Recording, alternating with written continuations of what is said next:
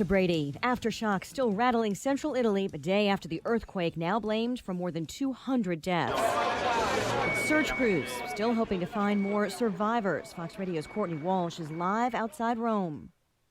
Yes, Lisa, well, rescuers continue to sift through collapsed buildings despite the aftershocks and uncertainty as to how many people were staying in the hilly towns near the epicenter of Wednesday's 6-point quake. But Lisa, there's been one bright spot in the search effort so far, a rescue yesterday evening of 10-year-old Giulia, extracted alive 17 hours after the earthquake that leveled the 3 towns in central Italy. Civil authorities this morning say 247 have perished so far, but another 265 injured are in the hospital, and some are critical. Lisa? Thanks, Courtney. At least 8 tornadoes cutting a trail of destruction in central Indiana, leveling one Starbucks where customers took shelter in the bathrooms. No serious injuries. Indiana Governor Mike Pence, Donald Trump's running mate, interrupting his latest campaign swing in North Carolina to head home and assess damage. Trump still working on outreach to minority voters. Later this morning, Donald Trump will meet at Trump Tower in New York with Black and Hispanic fellows of the GOP Leadership Initiative. Democratic nominee Hillary Clinton is widely outpolling Trump among minority voters. Last week, Trump began asking African-American voters for their support. His opponents have derided that effort as insincere and condescending. Fox's Rich Edson in Washington. Clinton set to take aim at Trump rally in Reno today after he called her a bigot yesterday. No claim of responsibility so far for the attack on the American University of Afghanistan, killing 12 people yesterday. 2 attackers and a suicide car bomber were also killed. You're listening to Fox News Radio. Fair and balanced.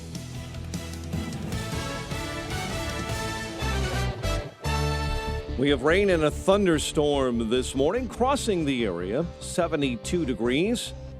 Our time is 5:02 on AM 560. The Answer. Good morning. I'm Mike Scott. Tornadoes that touched down in central Indiana left no one seriously hurt. Those twisters tore the roofs off apartment buildings, sending air conditioners slamming into parked cars, cutting power to thousands. Most of the injuries were in Howard County and included a resident trapped in a home by one of those storms. Indiana Governor Mike Pence.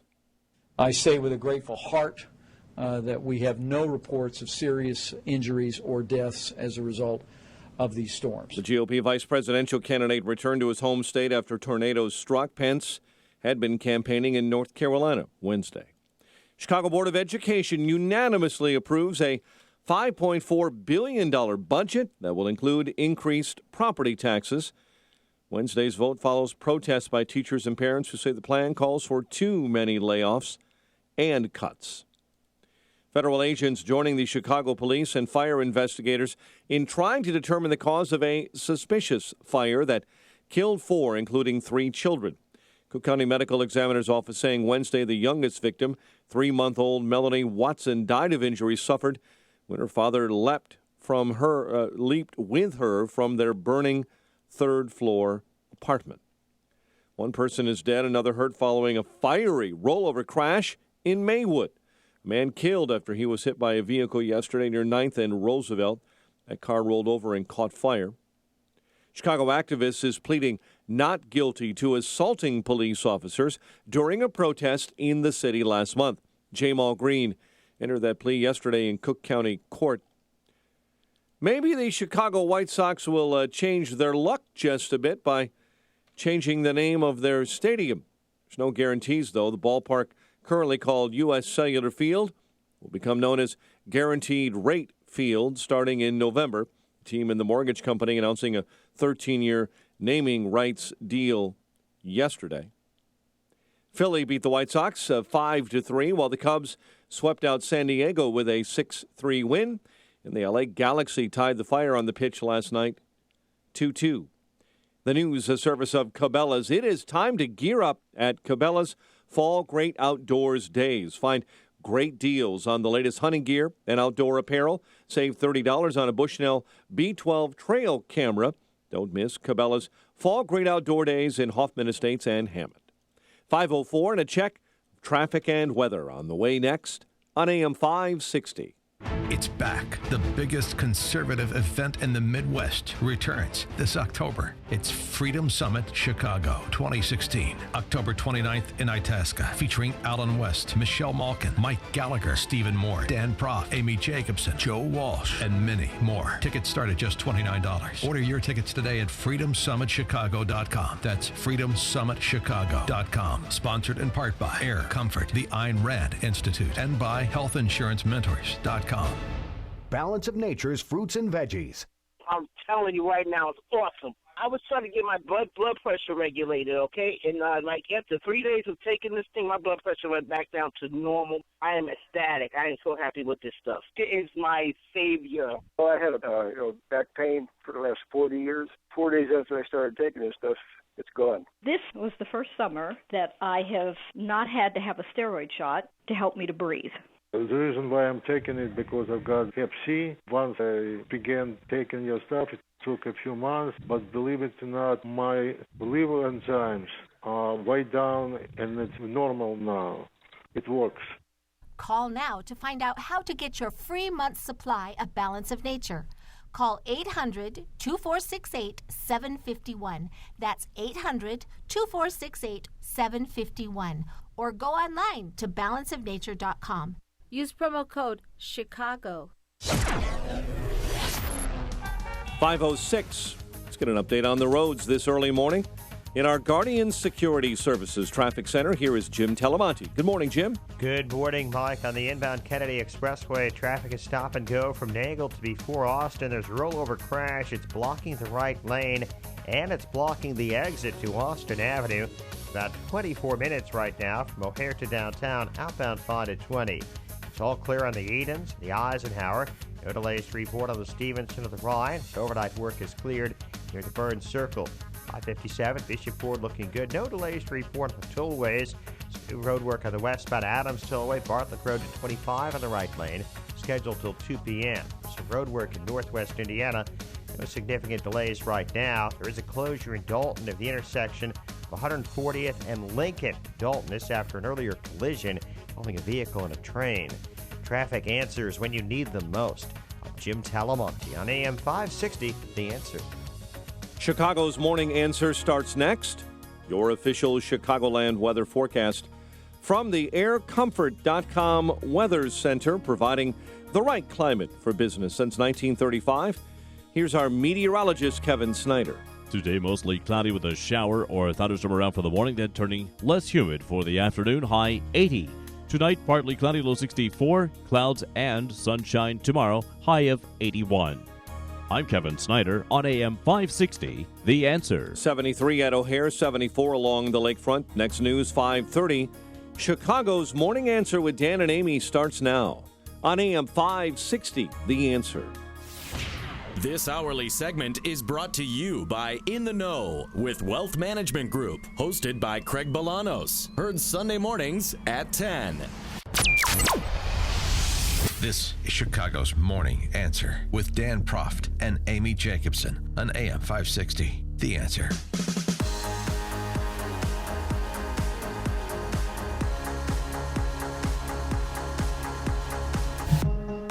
Good morning, Dan and Amy, except it's not Amy. It's Pat Hughes sitting in for Amy this morning. Pat Hughes, the co-founder of the Illinois Opportunity Project, of which I am also a co-founder.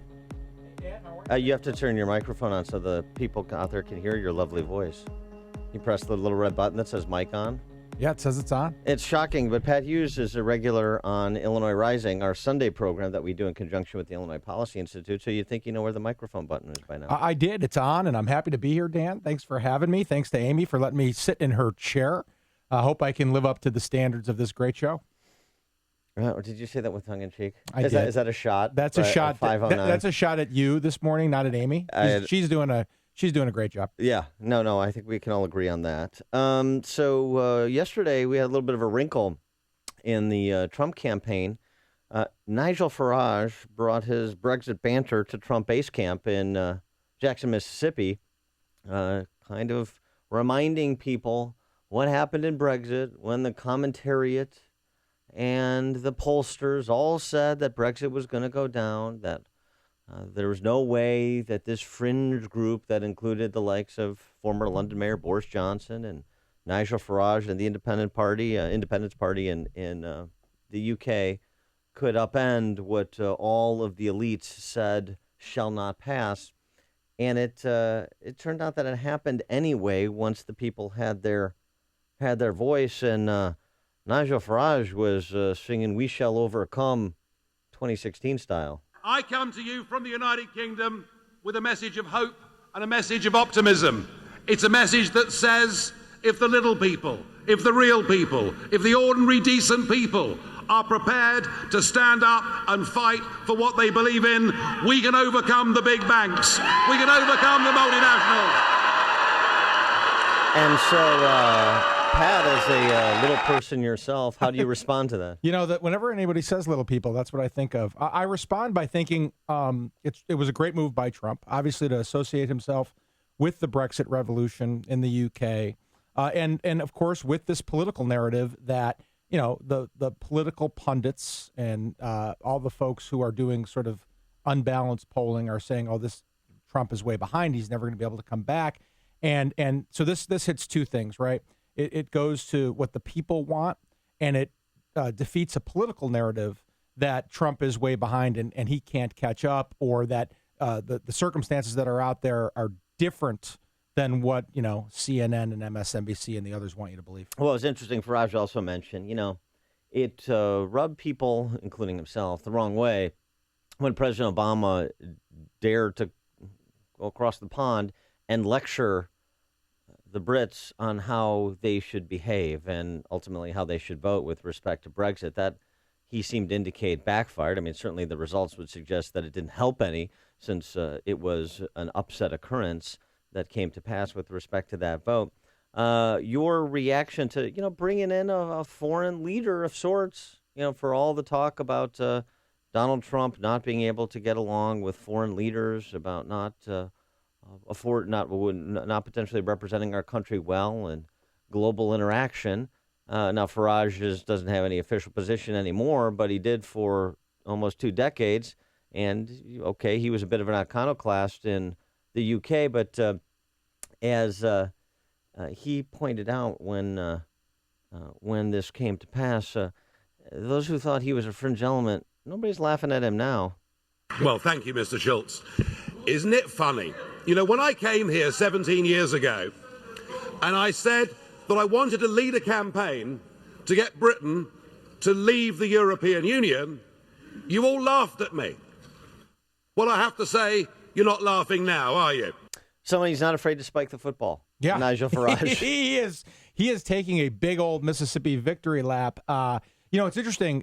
This is just like, obviously, politics locally or here, or when you have an office holder give an endorsement in an election. I mean, the idea that Cameron brought Obama over to sort of, you know, help the process with respect to people in the UK, you know, these folks who are sort of in this elitist idea of how they lead and who they are, have no understanding for how the people were reacting in this circumstance. And that's why bringing Obama over was just such an interesting choice. Well, and it's different here, too. Farage isn't coming over. What his remarks were yesterday in Mississippi, it's not a lecture. Here's what you should do.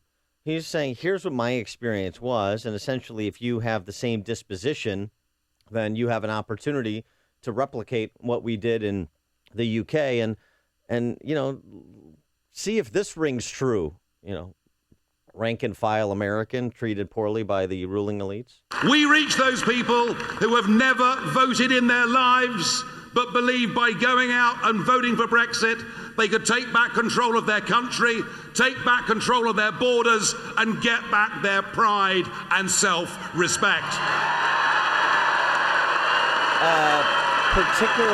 Particularly that last part. You like to talk while people are cheering in the background. You know, if you had an accent like this guy, you might be holding political office right now. He really sounds good when he talks. The accent could not overcome my personality, but you're right. Everything sounds better with a British accent. I think that's well established. But the last piece of what he said too, the idea of getting back your self-respect and your pride, not only in your country but how you're being treated in your country. That seems to me a thread that runs through this entire campaign cycle, to some extent on both sides, but particularly with respect to the rise of Trump. Yeah, there's no question. I mean, people have been, the way that the political and economic system has been set up, it's been set up for the people who are tied to government, who are tied to the political class, both locally here in Illinois and across the country. And Trump, and we've talked about this before, Trump has tapped into that very thing. And so bringing Farage over is such a smart move, because what he's saying is, look, the people have a different agenda. The people want something different. And in the end, the people have the power, Dan. If enough people get together, they can have Donald Trump as president. They can leave the European Union, right? So that's what he's trying to do. And frankly, he sounds like he's got that crowd jacked up and that they're responding to this. My question is, will this sort of good moment play nationally? Are enough people paying attention to Brexit and the parallels politically for this to have some legs going forward? Yeah, I mean, I think it garnered enough attention to be relevant, even to people passing attention. Number one. Number two, even if you weren't paying even passing attention, the underlying message Farage delivered yesterday is one that is going to ring true. So I don't know what was going on over there and all of the kind of the underlying issues with respect to the vote in Britain. But I do know that, for example, that riff that Farage just offered, boy, that sounds like my feeling right now towards my country, at least as it pertains to the political ruling class and to elites that are not technically part of the political ruling class, but are essentially appendages of. But I think that rings true, and I think this is why you find Trump, in addition to kind of Hillary's preternatural weakness as a candidate, why no matter almost what Trump does, no matter how many times he steps on landmines, he kind of dusts himself off and he picks himself back up and he's right back in the fight. And that's where we find ourselves today. I mean, with a lot of the recent numbers suggesting that the race is a dead heat. He's still got a ways to go in battleground states. But after the 2 weeks he had post-conventions, to be 2 weeks later in a dogfight with Hillary Clinton is something that those pollsters and the members of the commentariat that Farage was referring to, that has to baffle them. It has to baffle them. Here's something else that Farage said that I think people can identify with in this country, even if you weren't paying attention to Brexit. But I will say this. If I was an American citizen, I wouldn't vote for Hillary Clinton if you paid me.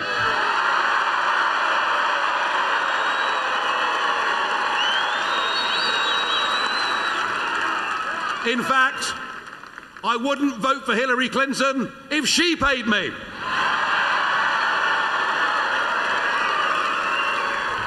That has certain appeal. I got to tell you, Dan, I've never met this guy, and this is the first hearing of these clips that I've heard so far. But I got to tell you, I love him. By the way, he would be the first illegal immigrant that Hillary Clinton would not allow to vote. Yes, that's right. That's right. Because she wouldn't get his vote. Just in listening to his clips, listening to the forcefulness of his speaking, how he's unafraid. The politicians are so afraid, and Trump is an unafraid politician, and he's unafraid. And I think that's part of what's speaking to people. This is what's keeping Trump. Trump's had a very good last week and a half, and I think that because his persona, what he's talking about, is tapping into this thing you talked about before, and now Farage sort of reinforces that with the way he talks in this moment. It's putting Trump back on the path to having an opportunity here. Well, there's two things about Farage as well. One, the clip we played from his victory speech at the EU speaks to stick-to-itiveness, right? Which is something that sometimes the center right has trouble doing in the same way the left does. Farage was in for the long haul. 17 years ago, I came to this body and said I was going to lead this independent movement to get out of the EU, and you laughed at me. 17 years later, I'm here and I won. I mean, that's essentially what he said. So that's one piece of it. The other piece of it is he's saying this, and Brexit occurred against the backdrop of just this week, the EU Commission President, Jean-Claude Juncker, I love saying that name. I can tell. Saying borders, national borders.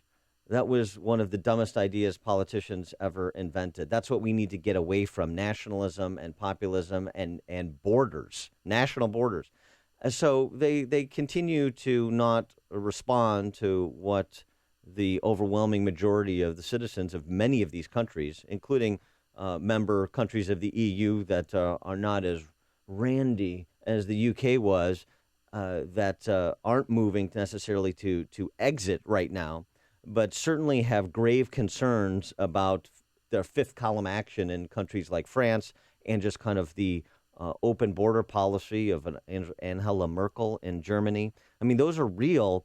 And despite the Brexit shot across the bow of the international elites, they continue on their merry way. And I think there's a similar feeling that no matter what you say and do, other than perhaps electing Donald Trump, the elites in the Beltway here are not going to get the message short of that either. It's incredible, and I can't even pronounce this guy's name, although I'll let you do it since you like to do it so much. It's incredible to me how out of touch, how purposefully out of touch politicians and leaders can be with what's going on in the world. I mean, what is his solution to having dangerous people who are not part of a society come on into a country and do the things that they're doing? What is his solution to political sovereignty? I mean, is his idea we're going to sing like "I Want to Buy the World a Coke"? Is that his idea? Well, that is, but I mean, it's world government. I mean, remember, this is always about power. But that's just ridiculous. It's not about. But I mean, you have to understand their perspective. Their perspective is not about the kumbaya moment, the buy the world a Coke and a smile moment. It's about consolidating power. It's nice to lord over the EU, but wouldn't it be nicer if we lorded over the entire world and consolidated power in a panel of mystics? Yeah, but don't they know that that's not going to happen? I mean, they can have the egotism and the disattachment or whatever the word might be. Do they know it's not going to happen? If they're alone in the dark, they should know that they should know that it's not going to happen because and that they'd be part of that elite that would get to rule over the entire world. When you have the world superpower ceding so much of its sovereignty to international organizations, why wouldn't they think it could happen? Tom in Deer Park, you're on Chicago's Morning Answer. Hey, Tom. Oh, good morning. Good morning. I got to thinking with your discussion. If you want a U.S. presidential election from someone overseas, maybe with an accent from the Commonwealth, go with Julian Assange. He was interviewed and said, as far as the election between Trump and Clinton, it's like having a choice between cholera or gonorrhea. Personally, I'd rather have neither. Okay, thanks for the call, Tom. I'm not sure who's cholera and who's gonorrhea, but we'll figure that out at the break. There's only one radio show in Chicago talking about today's biggest stories and telling you what they really mean. That show is this one, Chicago's Morning Answer on AM 560, The Answer. Read the weather and then talk to Jim Talamonte and say, read you what's today's forecast and tomorrow's forecast. You've never been a weather girl? And you do that now. Yeah. Today, mostly cloudy with a thunderstorm this morning, then becoming less humid. High of 80 tonight. Partly cloudy, low of 64. For those looking to figure out what they're going to do on a wonderful Friday, tomorrow will be pleasant with intervals of clouds and sunshine. High of 81, low tomorrow night of 67, and then the weekend looks pretty good. Now to Jim Jim Talamonte, after that read, we're going to have you read the weather and traffic as in addition to the traffic today, please. Thank you. Okay. All right, Dan, we'll be ready. Thanks. Good morning, gentlemen. Excellent. In Dalton, we've got a closure of Lincoln Avenue right near Park. This would be about 140th. There was an earlier collision involving a vehicle and a train. It's north of 142nd. Inbound Kennedy, traffic stop and go from before Nagel to just before Austin. There's a rollover crash blocking the two right lanes, also blocking the exit to Austin Avenue. About 25 minutes O'Hare to downtown. Inbound Ryan, just a little congested approaching downtown. The other expressways are still okay. I'm Jim Talamonte in the Guardian Security Services Traffic Center. On AM 560 The Answer, we talk about the important issues that affect your world. Things like the economy, education, and foreign policy. There's always so much going on in the news that we don't always have the time to focus in and talk about the big ideas behind the important issues. Enter Upstream Ideas online at upstream-ideas.com. Upstream Ideas, in partnership with the Illinois Policy Institute, provides the kind of information that informs the policy discussions happening here on AM 560. At Upstream Ideas, you'll broaden the debate, move beyond partisan assumptions, and challenge accepted beliefs. Upstream Ideas goes against the current and thinks upstream. Go online now at upstream-ideas.com. That's upstream-ideas.com. You'll be armed with new information and fresh perspectives to help encourage you to make the state of Illinois and the United States of America a bit freer, a bit more just, and a bit more civilized. Upstream-ideas.com. So glad I did it. I'm just mad at myself for waiting so long. Hi, Amy Jacobson here for CertaPro Painters. You know, our front porch had chipping and peeling. It looked old and run down, but thanks to CertaPro Painters, it looks brand new again. And trust me, my neighbors are happy I did it. And you know, it's not too late to book that painting project. But don't wait. Be sure to get on CertaPro Painters' summer painting schedule today. Call 800-GO-CERTA or visit CertaPro.com. That's Certa with a C. You know, CertaPro Painters will work around your busy schedule to get your home looking picture perfect for all your summer entertaining. That's why CertaPro Painters says we do painting, you do life. Each CertaPro Painters business is independently owned and operated. Whether it's residential or commercial, interior or exterior, it's not too late to get that painting project off your to-do list. Call now, 1-800-GO-CERTA, 1-800-GOCERTA, or visit CertaPro.com today. In 2012, Jim and Gayla Smith hosted the first Midwest Barbecue for the Brave fundraiser in their backyard to raise money to build handicapped accessible smart homes for severely injured veterans. They've raised and donated tens of thousands of dollars to Building for America's Bravest, a proud program of the Stephen Siller Tunnel to Towers Foundation, building custom-designed smart homes to help restore independence and improve the quality of life for our nation's most injured service members. And the help continues. The 2016 Midwest Barbecue for the Brave is Thursday, September 8th at CD&Me Special Events, 23320 South LaGrange Road in Frankfort, Illinois. Doors open at 6. General admission tickets are just $20 and includes a Famous Dave's barbecue sandwich, along with the sounds of classic Motown from our gang, and amazing raffle prizes, all for a great cause. Go to MidwestBBQ.org for more information and tickets, or get tickets at Ticketmaster. Don't miss the 2016 Midwest Barbecue for the Brave, helping to build smart homes for our American heroes. AM 560, The Answer. Good morning, Dan. And in for Amy this morning is Pat Hughes, co-founder of the Illinois Opportunity Project, which is a public policy advocacy organization. And Pat, we were talking about Nigel Farage being in town in Mississippi for Trump at a Trump rally yesterday, and just talking about kind of the issues that bind the Western countries together. One of them is the fight against ISIS. And boy, it was an interesting day yesterday, a terrible day. Again, 12 people killed, 36 others wounded when gunmen attacked American University of Afghanistan in Kabul. This is a university that was set up to provide kind of liberal arts courses modeled on the U.S. system in Afghanistan. Maybe even educate some girls. Wouldn't that be fun? That would be. About 1,000 students enrolled. No claim of responsibility yet, but you can expect that's forthcoming. Whether it's the Taliban or ISIS, you still have the underlying problem of political Islam, as I kind of reference it. It's not just the radical Islam. The real problem is not the religion. The problem is the religion as a political system, because it doesn't leave much room for peaceful pluralism, as we've seen. So there's one. Oh, by the way, I mean, to Jean-Claude Juncker over at the EU, he's got to have an answer, and so does the EU for things like this, and it's one of the reasons you saw the UK vote to leave the EU. French national stabbed a female British backpacker to death Tuesday at an Australian hotel while yelling Allahu Akbar. A 30-year-old British man is fighting for his life after getting stabbed up to 20 times while trying to intervene on the murder. He also injured 2 police officers during his transfer from the hospital to the jail. This is the murderer.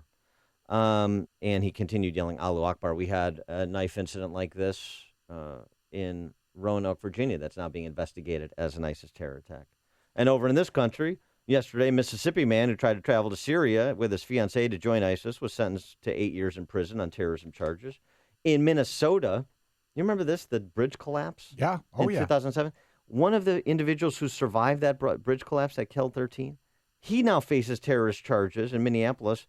Authorities saying he traveled to Syria to try and join ISIS, departing the U.S. just a few weeks after collecting more than $91,000 in settlement money for his injuries in the bridge collapse. Yeah, because he's sitting around planning jihad, but he can't do anything about it until he gets his settlement. And as soon as he gets his settlement, he's off and running.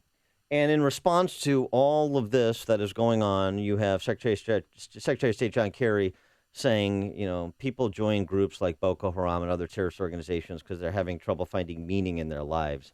Yeah, there's all kinds of psychoses associated with deciding that you want to murder other people in the name of God or in furtherance of any other stated objective. But it's the unwillingness to confront the evil. The unwillingness to confront the evil, no matter how much the evidence mounts or the body count mounts by this administration and by the left in general in this country and globally, continues to just amaze me. Before you see it on TV, share it on Facebook, or read about it in the paper, hear it here first. This is Chicago's Morning Answer on AM 560. The Answer. It's panic time. The boss just asked you when that new building will be completed, and you haven't even started yet. Well, don't panic. Call the name you know, General Steel. You've known General Steel for decades, and you know they'll save you about half the cost and about half the time of conventional construction. But did you know that General Steel has provided buildings for some of the biggest names in business and government? And did you know the General can provide pre-construction planning services for your total project? And I'll bet you didn't know you can get General Steel quality and save thousands. For example, a 40-foot by 60-foot building for under $22,000, or a 50 by 100 for under $35,000. That's right, 5,000 square feet for under $35,000. And all with General Steel's 50-year structural warranty. So don't panic. Call now and lock in some of the lowest prices this year. 866-96-STEEL. Call 866-96-STEEL today. Quick, the boss is coming. That's 866-967-8335. Hey, if your kids haven't started back to school yet, they will be in a matter of days. And it's hard to believe that it's back to school season already, but it is here. And for some parents, that's not exactly good news, especially if you're not happy with your child's school or teacher. Maybe it's time to make the switch this school year and send your child to a private school. Now, you can make that switch for half the price of the regular tuition when you simply visit halfpriceschools.com. At halfpriceschools.com, you'll find dozens of local private schools that are offering vouchers for a full year of tuition at, you guessed it, half the price. There's no catch. It's very simple. Find a school near you, purchase the tuition voucher, and make that school switch. HalfPriceSchools.com has schools located all across the Chicagoland area, including Kankakee, Palos Heights, Wheaton, Westchester, South Holland, Chicago, Arlington Heights, just to name a few.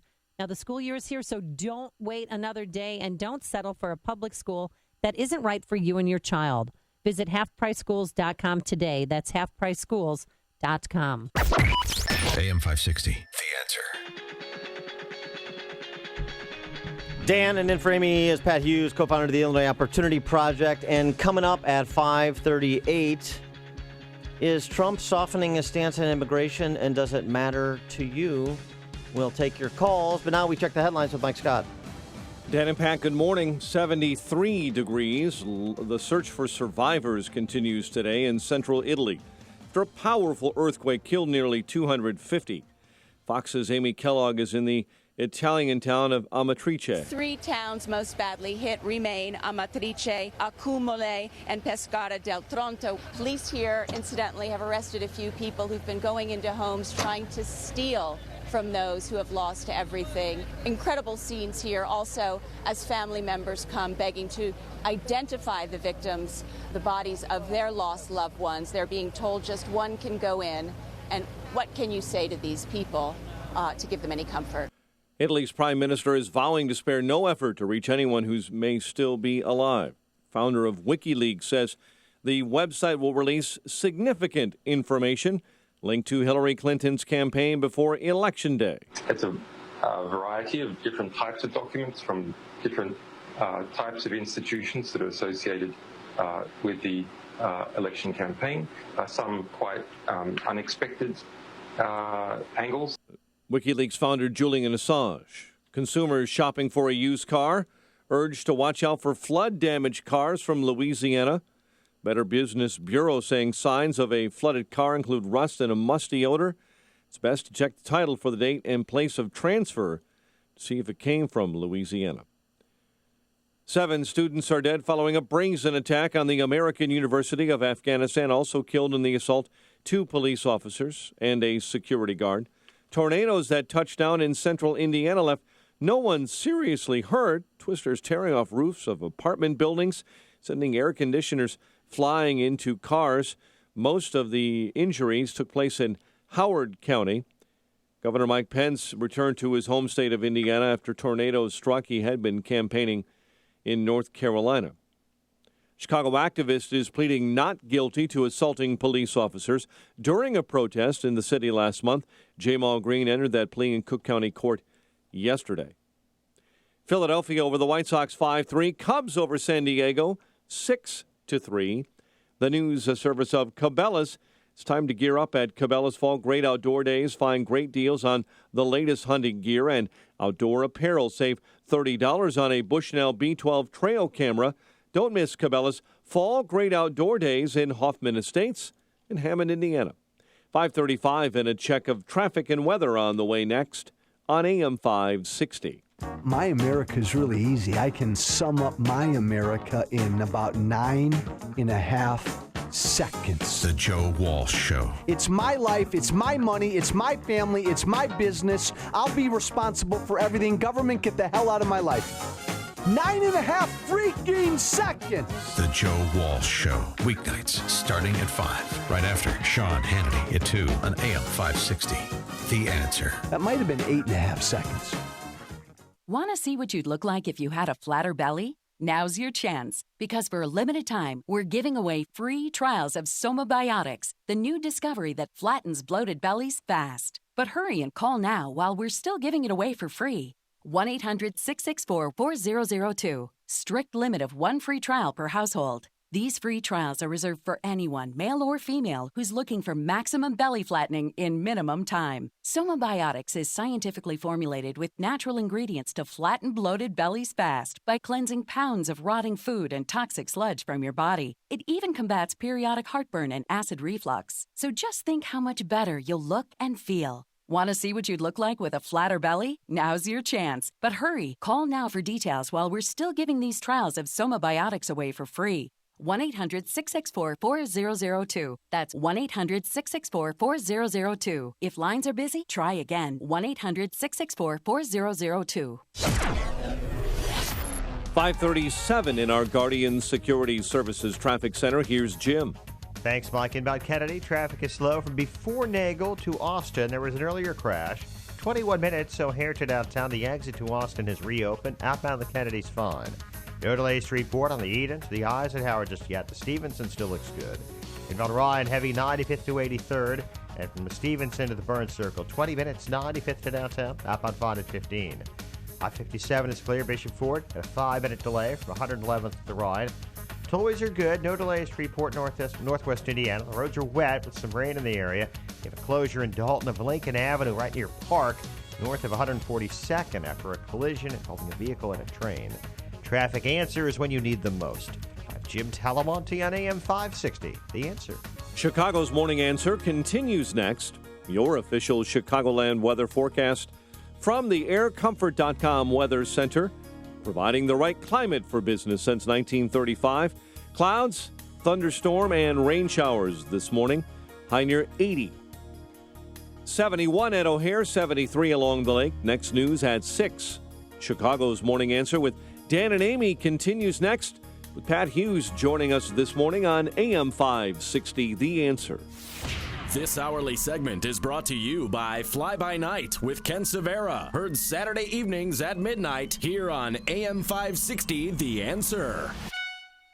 If you're talking about it, I'll be talking about it. Dennis Prager here. Join me this morning at 11, right here on AM 560, The Answer. Good morning, Dan, and in for Amy this morning, Pat Hughes. He is the co-founder of the Illinois Opportunity Project, which is a public policy advocacy organization advocating for economic liberty policies. Also, you may remember Pat Hughes from the 2010 campaign. He ran for United States Senate in the primary against Mark Kirk. And I lost. Yeah. Sadly.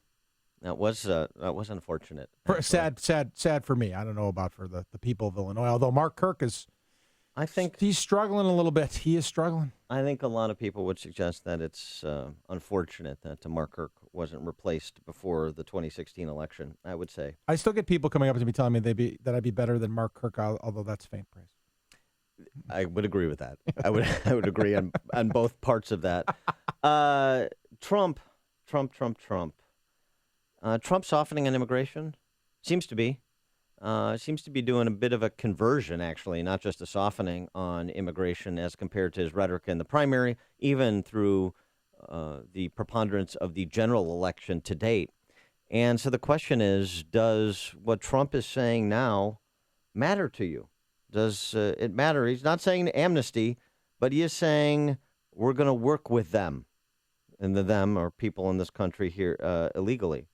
They'll pay back taxes. They have to pay taxes. There's no amnesty as such. There's no amnesty. But we work with them, said Trump, in multiple places, including with Sean Hannity the other night. And here's Trump with Bill O'Reilly on the same topic, talking about enforcing existing laws. Existing laws are good enough, and focusing on violent offenders. We're going to obey the existing laws. Now, the existing laws are very strong. The existing laws, the first thing we're going to do, if and when I win, is we're going to get rid of all of the bad ones. We got gang members, we have killers, we have a lot of bad people that have to get out of this country. We're going to get them out, and the police know who they are. They're known by law enforcement who they are. We don't do anything. They go around killing people and hurting people, and they're going to be out of this country so fast your head will spin. So there's no problem. I think that's the right rank order of priority, to focus on violent offenders who are in this country illegally. That makes sense to me. But the idea of paying back taxes and working with them, that sounds like a path to, if not citizenship, some type of normalization and permanency. Yeah, there's no question, Dan. And what's happening here is, Trump's got some new advisors. He's down in the polls. He had much, much stronger rhetoric in the primary campaign to a different electorate, and he's trying to appeal more broadly. The risk he runs, however, is it undermines the thing that makes him good as a candidate, which is, he tells it like it is. He has these specific policies. And this idea in immigration, now that his position seems to be, well, we're going to get all the rapists and murderers out of here. Well, that should just be policy, period. The real issue is whether people who break our immigration laws, whether they're the folks that should be forced to leave the country and come back legally, not just people who break our immigration laws and then commit violent felonies. Well, this is it, right? And this is why he referenced existing laws. And President Obama and President Bush, this is Trump saying in the same interview with O'Reilly, they used existing laws. They deported a lot of people, but we need to do a better job. Here's the focus on those who are violent offenders. And then we work with them. So the them necessarily has to be people whose only crime is coming to this country illegally and have otherwise been productive or at least peaceful while in this country. That's the them. I mean, is there so is that them okay? Text from 708 from a ardent Trump supporter. The shift on illegals troubles me, but what are we to do? He's the only option. And I suppose at this point, Trump and his campaign advisors understand that. So what are you going to do? Vote for Hillary Clinton? No, not going to vote for Hillary Clinton. But, I mean, if Trump's policy on immigration turns out to be not dissimilar from, say, Gary Johnson, do you vote for Gary Johnson? If Trump just walks away from his hardline rhetoric on immigration that you heard throughout the primary, do you walk away from Trump and skip the race? Well, I mean, because that matters. Yeah, it does. And he's running. This is the deal when anyone makes this kind of shift. He's running a risk, right? He's doing a calculation. Are the people I'm going to lose by doing this, will I gain a much larger group of folks? In other words, there's going to be people who are going to stick with me because I'm a Republican and because they're with me on a lot of other issues. Do I get enough broadening of my support by making this move? And then if a few people go to Gary Johnson or anybody else, or even Clinton, I can live with that if the numbers work out. And it's a dangerous play because he's undermining the narrative that makes him a candidate that's the candidate of Farage and Brexit, the candidate of the disenfranchised people who are worried about these issues. 312-642-5600 is the turnkey.pro answer line, 64636DA. the Turnkey.pro text line, your view on Trump's shift. I mean, and let's understand what this is. This is not an evolution. This is not a modulation. This is, just about a 180 from what he was saying before with respect to the them that he now wants to work with. And Charles Krauthammer pointed that out in no uncertain terms. Well, if this is evolution, this is like a platypus going to sleep and waking up as a pussycat. That has really never happened in the history of any of our species. This is not evolution. This is a complete turnabout. And the worst thing is not just that it's a change of policy. It's that look at what happens to the underlying logic. The logic of the policy was, this was the tent pole of his campaign. The politicians are idiots. The politicians are stupid. The politicians are sold out. They don't care about you. And what did he say? We don't have borders. We don't have a country. They're all flocking in. They're killers. They're rapists. And the country is a divided crime scene, as he said in his speech at the convention, as a result of this. And now he tells us, the laws are wonderful. As administered by Bush and Obama, I don't want to change any of it. I'll be a little more energetic. That undermines everything he's ever said, and you have to question, did he ever mean it? I think the answer is probably no. Yeah, I think the answer is probably no as well. I think he's seizing a market opportunity, and the market has changed based on the entrance of a new competitor, and so now he is shifting to address the market opportunity that still exists, and also the market challenge. And here's why I think he's shifting, and here's also why I think this is not dangerous. I don't have the same kind of gloomy prognosis of this shift that Krauthammer does. I agree that it's virtually a 180. I agree with that. But Trump is a cult of personality candidate. And so the people that are with him.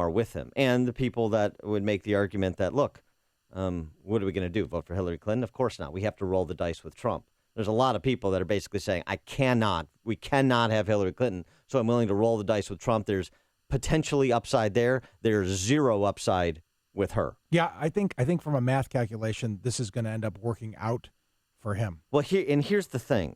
Bill Galston has an excellent piece in the Wall Street Journal today, Why Trump is Failing with College Grads. And we spent a lot of time talking about, because the media is obsessed with it, talking about white men without college degrees that are supporting Trump. But he's got a problem. He's got a demographic problem here. And the problem is that the support of white voters with a college education is also key. In 2012, Mitt Romney beat Obama by 14 points among college-educated whites. Right now, Trump is down double digits to Clinton among that same demographic. And in swing states like Pennsylvania, that we hope to be a swing state, buoyed in part by bringing kind of new people into the party, that's the disparity is even greater among college-educated whites. And Galston goes on looking at the numbers and the demographics, which have changed. The percentage of whites without a college education has declined. So, even if you overturn out that demographic as compared to historical election returns, it's not going to be enough if you're losing the white college-educated demographic by the numbers he's currently losing. And Galston goes on to say, if Trump were even modestly appealing to college-educated Republicans, Hillary Clinton wouldn't have a chance in these swing states. He also goes on to make this point. College-educated voters are far more likely to believe that life for people like them is better than it was 50 years ago, and that increased diversity has made the country better, unlike the less educated voters. They believe that trade has benefited their families' finances. So many of Trump's signature issues are bound to repel upscale Republicans, even as they mobilize some working class voters and even across party lines into people perhaps that have traditionally voted Democrat.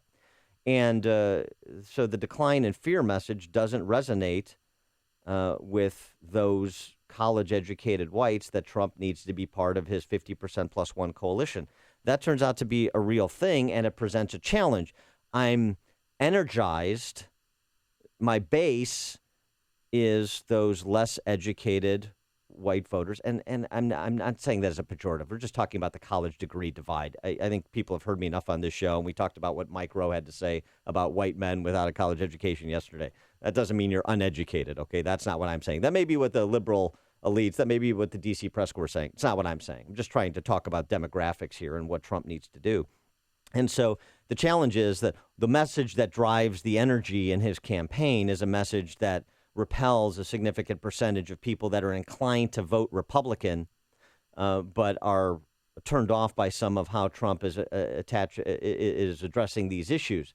And so he is making a turn, just as he's making a turn in terms of the direct appeal, the explicit appeal to black voters in urban centers, to minority families in urban centers, because he assumes he has the base.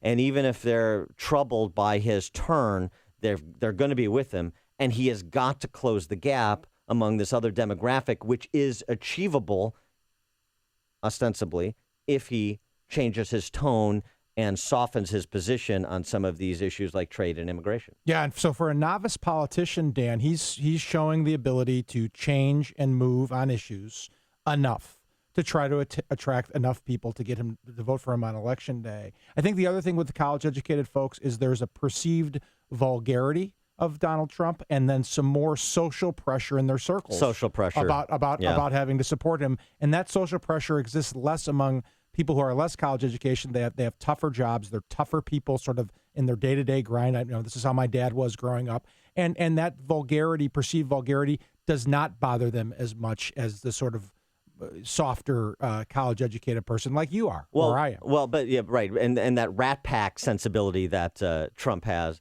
that doesn't really play well with college-educated white women as a monolith. I mean, we're just talking about the numbers here and kind of looking inside the demographics and where the splits are at this point.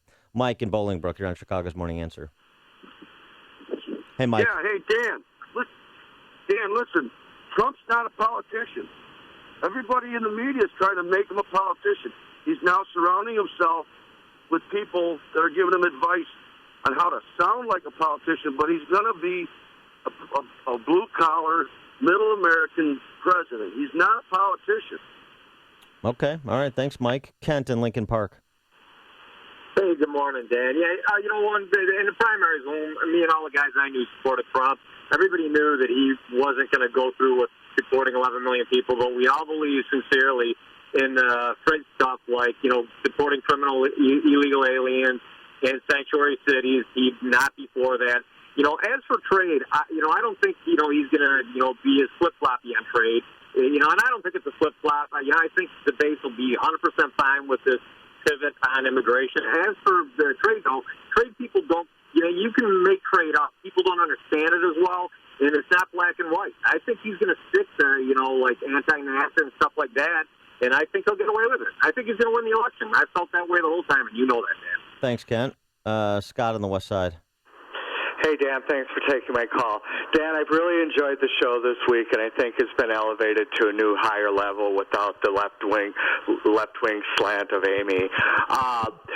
Trump is a chameleon, and he's flip-flopped on all the issues, not just this one.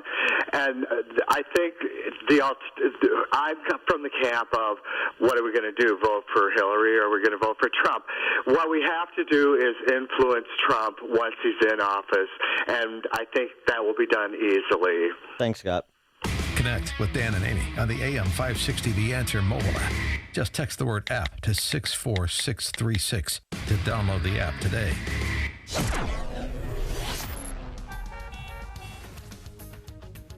So see how your second take goes. Screen test, Pat Hughes, take 2. Forecast for Chicago, Illinois. Today, mostly cloudy with a thunderstorm this morning, then becoming less humid, high of 80. Tonight, partly cloudy, low of 64. Should be a pleasant evening. Tomorrow, pleasant with intervals of clouds and sunshine, high of 81. Low tomorrow night of 67. Now we go to traffic with Jim Termonte. Excellent, Pat. I think meteorology's calling. Good morning. Good morning, Dan. 8094 westbound. Traffic is stop and go. Indianapolis Boulevard to the state line where there's a crash. 2 center lanes are blocked. Dalton, Lincoln Avenue remains shut down. Park Avenue at Catalpa north of 142nd after an earlier vehicle versus train collision. Lake Zurich crash southbound 12 at Cuba Road. Kennedy, looking okay. An earlier crash at Austin is gone. The Edens is fine. The inbound Eisenhower, heavy Manheim to 25th. 31 minutes, Thorndale to downtown. How about still good? Stevenson, 37 minutes, 3:55 to Lakeshore Drive. Ryan, 21 minutes, 95th to downtown. Bishop Ford Heavy, 23 minutes, 80-94 to the merge. Tollways are good. I'm Jim Talamonte of the Guardian Security Services Traffic Center. When you hear the word chiller, the first thing that pops into your mind may be a frozen drink from your favorite convenience store. If you run a business or you're a maintenance engineer, you know of a different kind of chiller, the mechanical one that keeps you, your employees, and customers cool in the summer. And with this summer predicted to be hotter than normal, you don't want to get stuck on one of those 90-plus degree days with no AC. Better call Air Comfort and get your chiller tuned up and running at peak performance. A professional inspection can find small problems before they become big problems, and proper maintenance can keep your system from wasting energy and money. Air Comfort will make sure your equipment is clean and obstacle-free. And if your AC is about to or has stopped working, they can install temporary solutions to keep you cool while the long-term fixes are put in place. The key is preventative maintenance, and Air Comfort can help. Schedule a comprehensive assessment of your mechanical system today. Call 708-345-1900 or visit aircomfort.com. Air Comfort, providing the right climate for business since 1935. You've heard the saying, your two best days are the day you buy a boat and the day you sell it. Well, timeshares are very similar to boats. The only difference is they don't sell. You buy that timeshare under the guise of investing in vacation, only to find out you're just investing in annual maintenance fees and repairs to a resort you can't even visit when you want. Then you try to sell it on an online auction site for $1 and still can't find anybody to buy it. This is where Timeshare Exit Team comes in. Timeshare Exit Team is the consumer protection company who will get you out of your timeshare safely, legitimately, and forever. Call 844-321-EXIT and schedule your free consultation. You'll sit down with them, review your contract and your options. Don't pay another year's worth of maintenance fees. Go to timeshareexitteam.com. Timeshare Exit Team has a 100% guarantee they'll get you out of your timeshare or give you a complete refund. Call 844-321-EXIT or visit timeshareexitteam.com. No one likes being stuck in traffic. It's the same gut-wrenching feeling you have when you're stuck with your company's health insurance plan. Like most employees, you worry about paying too much for health benefits and prescriptions. Unfortunately, you probably are. But the good news is you don't have to. I'm Jim Lorenz from Clear Insight, and I have helpful solutions to lower your costs and improve your employee benefit package. Don't change the prescription drug, change where you buy it. I will give you a tool that will provide the cost of your drugs at the pharmacies near you. You'll seek out a gas station just to save 10 cents a gallon. So why don't you do the same with your health insurance and prescription drug benefits that could save you hundreds? I apply the same concepts to your health benefits. With plan design and simple technology, we're able to grant the rewards that help keep that copay in your pocket. As someone who's been in the health industry for over 25 years, I know firsthand that one-size benefits do not fit all. Talk to your HR person or manager. Tell them to visit clearinsightbenefits.com. See how we can return benefits to your employee benefits package. Think you're fat? You might just be bloated. Find out by calling now for a free trial of New Biotics, the new breakthrough that flattens bloated bellies fast. For a free trial, call 1-800-791-5543. Strict limit of 1 per household. I used to be plagued by pot belly and constant bloating. After taking New Biotics, my belly flattened and continues to get flatter. My sense of bloating and discomfort is gone. If you've got a big belly, you might not be fat. You might just be bloated. New Biotics is scientifically formulated with natural ingredients to flatten bloated bellies fast by cleansing pounds of rotting food and toxic sludge from your body. It even combats periodic heartburn and acid reflux. If your belly flattening results are too dramatic, simply reduce use to every other day. Think you might be bloated? See how much flatter New Biotics makes your belly. But hurry, call now for details while we're still giving it away for free. 1-800-791-5543. That's 1-800-791-5543. 1-800-791-5543. You always listen to AM 560, The Answer. You've heard all about Turnkey IT, Chicagoland's leading IT service provider for small business. Turnkey provides world-class support and customizable plans for businesses with 5 to 100 users. And with some of Turnkey IT's programs, you get all new equipment, free security, and antivirus protection. Sound great? Then why haven't you called Turnkey IT? There's really no excuse. Turnkey IT is setting you up with their best offer yet. Through the summer, all AM 560 listeners receive their first month of service for just $1. Your business will receive comprehensive coverage, including unlimited help desk and online support, network hosting, and antivirus protection its first contracted month for just $1. Ready to make the switch? It's easy. Visit turnkey.pro now. That's turnkey.pro. And tell them AM560 The Answer sent you. Get ready to focus on the important things of your business and leave the technical stuff to the pros. Visit turnkey.pro today. Kaminsky Field, as President Obama terms it, has a new corporate sponsor and thus a new name. What name should it have? We'll take your calls at 6:06. But now let's check the headlines with Mike Scott. Dan, here are the stories that we're following at this hour, including tornadoes touching down in central Indiana and a new budget for CPS. WIND Chicago News Time, 6 o'clock. Fox News Radio, I'm Lisa Brady. The round-the-clock search for more earthquake survivors continues in central Italy, where one 10-year-old girl buried for 17 hours was pulled out alive yesterday. But at least 247 are dead. Fox Radio's Courtney Walsh is live outside Rome. Yes, Lisa. Well, rescuers continue to sift through collapsed buildings despite the aftershocks and uncertainty as to how many people were vacationing in this devastated area right before school reopens. Many have fled the area. Others spent the night in tent cities or cars. Monica, a quake survivor from the hard-hit town of Amatrice, said the aftershocks rocked her car at dawn as she tried to sleep. But that was nothing after losing so many friends and family. She feared her town, a haven for tourists and famous for its chefs and tomato bacon pasta, would be abandoned forever. Lisa? Thanks, Courtney. Meantime, an ancient city in Burma cleaning up from yesterday's quake there, now blamed for at least 4 deaths. A string of tornadoes pulling Donald Trump's running mate off the campaign trail and home to Indiana. Hoosiers are breathing a sigh of relief, but there's a lot of hurting families across this state. Governor Mike Pence noting no reports of serious injuries. He will survey damage today. Trump holds a meeting this morning with Black and Hispanic officials aimed at continuing minority outreach. Next month, Trump plans to visit some of the nation's most economically depressed inner cities, including Detroit, to argue Clinton and liberal policies are holding back minorities there. Fox's Rich Edson, Trump calling Hillary Clinton a bigot at one rally yesterday. Her campaign says he's leading a hate movement and that she'll address that at a rally today in Reno. A woman falls to her death from a zip line at a state park in Delaware. Happened yesterday afternoon on the Go Ape Treetop Adventure at Lums Pond Park. The woman falling about 40 feet. The same group operates attractions at other parks. It's under investigation. Fox News Radio, fair and balanced. Rain showers, 73 degrees at 6:02 on AM 560. The Answer. Good morning. I'm Mike Scott. Tornadoes that touched down in central Indiana left no one seriously hurt, but brought Governor Mike Pence back off the campaign trail. I say with a grateful heart that we have no reports of serious injuries or deaths as a result of these storms. There were about a dozen people hurt in Howard County. The GOP vice presidential candidate returning last night after tornadoes struck the state. He had been campaigning in North Carolina.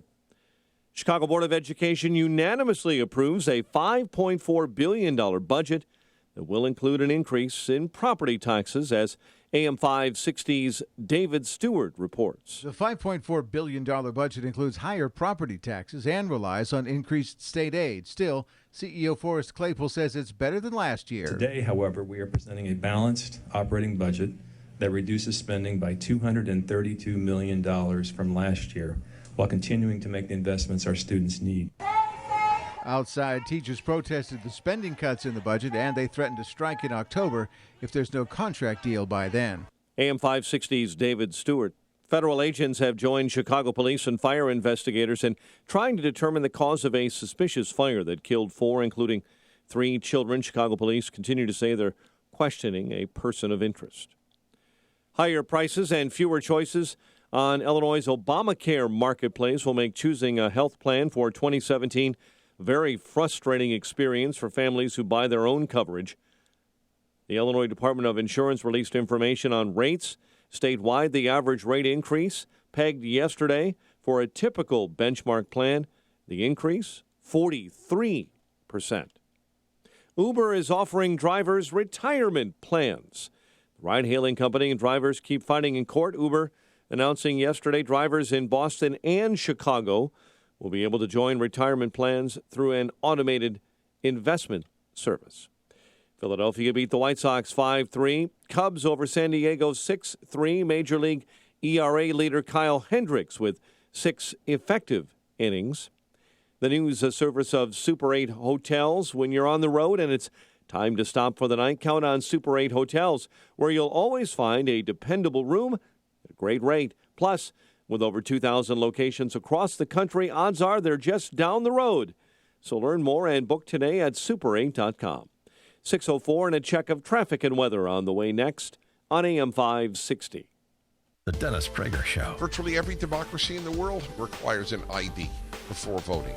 The left likes to compare America to Europe. Well, in Europe, you show an ID when you vote. Who the hell is this judge to tell North Carolina how to set its election unless it violates the Constitution? How does it violate the Constitution to ask for a voter ID? There's a preview of the future if Hillary Clinton wins. The Dennis Prager Show. Weekdays at 11, right before Sean Hannity at 2 on AM 560. The Answer. Hiring people is probably the worst part of my job. It's such a hassle, the searching, the sorting through resumes. Most people don't have the right experience. We started using ZipRecruiter about 3 months ago. Right from the start, you could tell it was going to make hiring a lot easier. One click and my job was posted to 100+ job boards, all the top sites. All of the candidates came to my dashboard, and it's easy to compare them. Thumbs up if I liked them, thumbs down if I didn't. No emails and attachments, printing up docs, phone calls, none of that. And I couldn't believe the number of great applicants we got. I had the person we needed within 1 week. I don't know how we hired before ZipRecruiter. Whether you're looking to fill one position or 20, find the best candidates with ZipRecruiter, where your job is just one click away from 100+ job sites. ZipRecruiter, the fastest way to hire. And right now you can try ZipRecruiter free. Just go to ZipRecruiter.com/radio offer. That's ZipRecruiter.com/radio offer. ZipRecruiter.com/radio offer. 6:06 in our Guardian Security Services Traffic Center. Here is Jim Talamonte. Thanks, Mike. 8094 westbound traffic is stop and go from Kennedy Avenue to the state line with a crash now on the right shoulder. On Kennedy, heavy Austin to Lawrence, 22 minutes. O'Hare to downtown, outbound 21. Edens is fine. Eisenhower, inbound delay start at Wolf. It's 36 minutes. Thorndale to the post office, outbound 30. Stevenson, 42 minutes. 355 to Lakeshore Drive, outbound it's okay. Ryan is 23 minutes. 95th to downtown. I-57, 21 minutes. I-80 to the merge. Bishop 423. Traffic service of Bank of America. On cash back at Costco, Sam's Club, and BJ's today, use your Bank Americard Cash Rewards Visa credit card. Earn 2% cash back at wholesale clubs. Learn more at bankofamerica.com/getcashback. Traffic answers when you need them most. I'm Jim Talamonte on AM 560, The Answer. Chicago's Morning Answer continues next. Your official Chicagoland weather forecast from the AirComfort.com Weather Center, providing the right climate for business since 1935. Here's meteorologist Kevin Snyder. After a morning shower or thunderstorm, it remains mostly cloudy for the rest of the day. Less humid with a high 80. Partly cloudy night, low 64. Clouds and sun tomorrow, high 81. And a mostly cloudy night, low 67. Then a shower or thunderstorm Saturday, high 82. I'm Kevin Snyder on AM 560, The Answer. Currently mostly cloudy and 71. Next news at 6:30. And Chicago's Morning Answer with Dan and Amy continues next on AM 560, The Answer. Listen to AM 560 on your mobile device. Now available on iHeartRadio. Online at iHeartRadio.com. Good morning. Welcome to your Thursday morning briefing. Here's what you need to know to start your day. But I will say this. If I was an American citizen, I wouldn't vote for Hillary Clinton if you paid me. I wouldn't vote for Hillary Clinton if she paid me. We're going to obey the existing laws. Now, the existing laws are very strong. The existing laws, the first thing we're going to do, if and when I win, is we're going to get rid of all of the bad ones. We got gang members, we have killers, we have a lot of bad people. Well, you know, if this is evolution, this is like a platypus going to sleep and waking up as a pussycat. That has really never happened in the history of any of our species. This is Chicago's Morning Answer with Dan Proft and Amy Jacobson on AM 560. The Answer.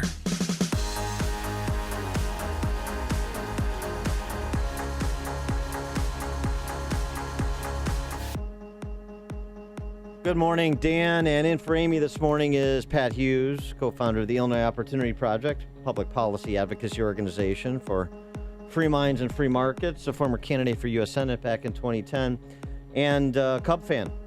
Big Cub fan. Yeah. This is our year. This is our year, Dan. Yeah, boy. Never heard that before. 81 and 45. Yeah. It's been a heck of a... You're doing a heck of a job, Brownie, but you gotta win in October. So we're built for October. That's what they've been saying for 108 years. I'm an optimist. I'm a Cub fan. Yeah. Well, the story yesterday of note and the intersection between sports and public policy was the news that Kaminsky Field, as President Obama terms it because he's a moron, and by the way, shouldn't it be renamed Kaminsky Field so President Obama stops looking so ignorant? Only if he wears those jeans to Kaminsky Field when he goes there. Remember those jeans? Sure. Sure I do. When he whipped in that heater that he throws. 42 miles an hour. I've got 9-year-olds that throw harder than that. Yeah, the girls. That I practice. Yeah, the girls are much faster than President Obama. So that's being renamed to Guaranteed Rate Field. The cell is gone. U.S. Cellular, no longer the corporate sponsor. Guaranteed Rate mortgage outfit, now the sponsor.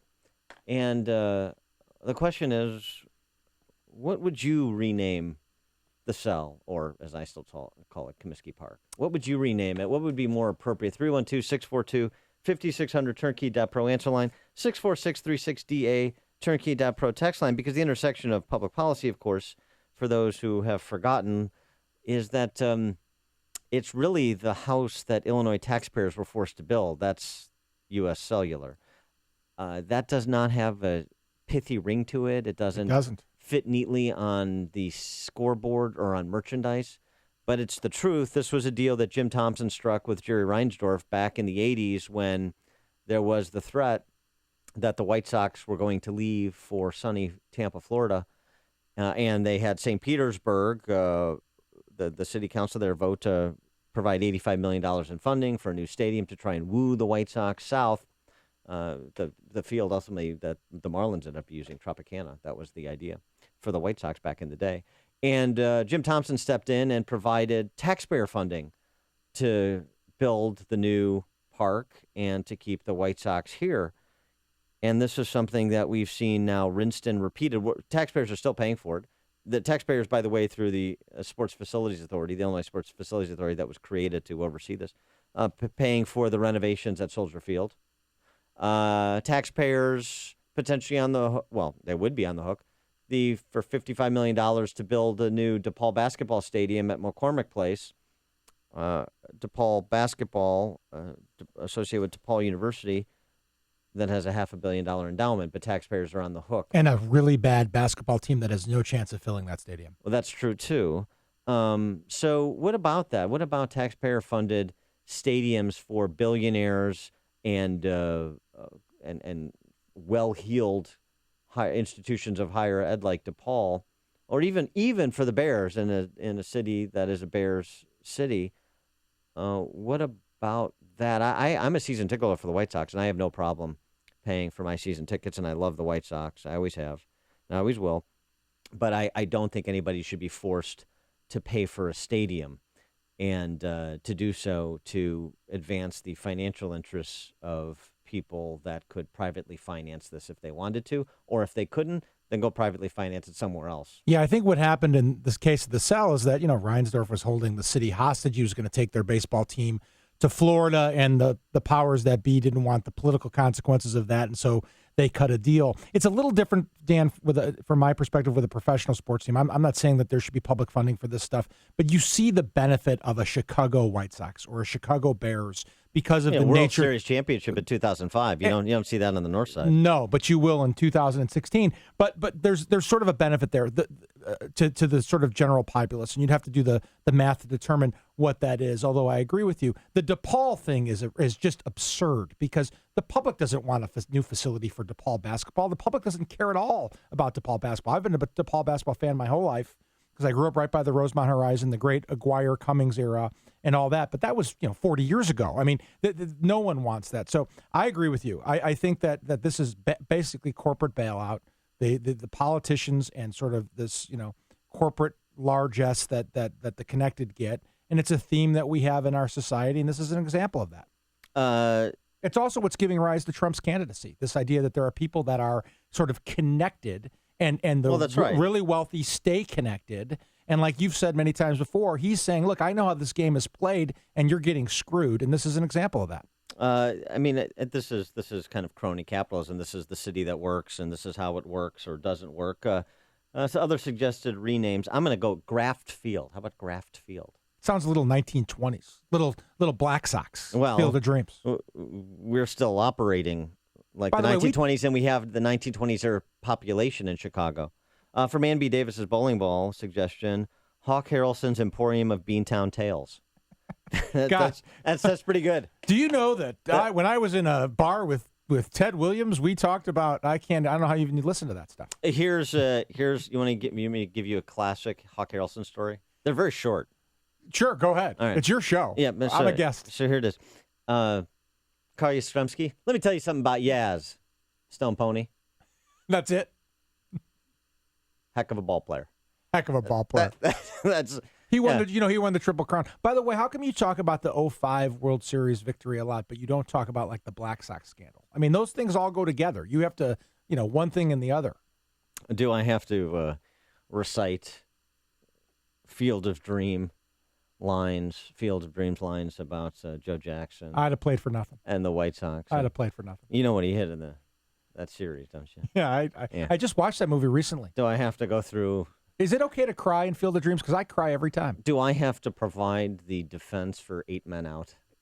Do I have to do that? Stick with Field of Dreams. It's a better movie. Let's see. What else? I can't explain why one texter from 773 suggests why we call it Lovelace Field. Cannot explain that. And I don't think you should talk more about that at all. No. Guaranteed Rate Field should be nicknamed The Great. Grate.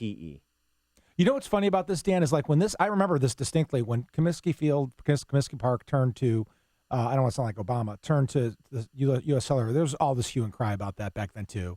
And then it became the Cell, and everybody just called it the Cell. I don't know what they're going to call this, but eventually people are just going to move on and call it whatever they call it. Well, I mean, I still call it Comiskey Park. What about Legoo Field, in honor of the Legoo family, the father and son that leapt from the seats heroically, and without shirts, without any protection on, they attacked an umpire. Yeah. Let me tell you something. If they had shirts on, not as courageous. But when you're going bareback, drunken bareback, and attack the umpire, the umpires make mistakes, Dan. They need to be held accountable. There's no question about it. And I'll tell you what, that's what being a Sox fan is about. It is. You are all in.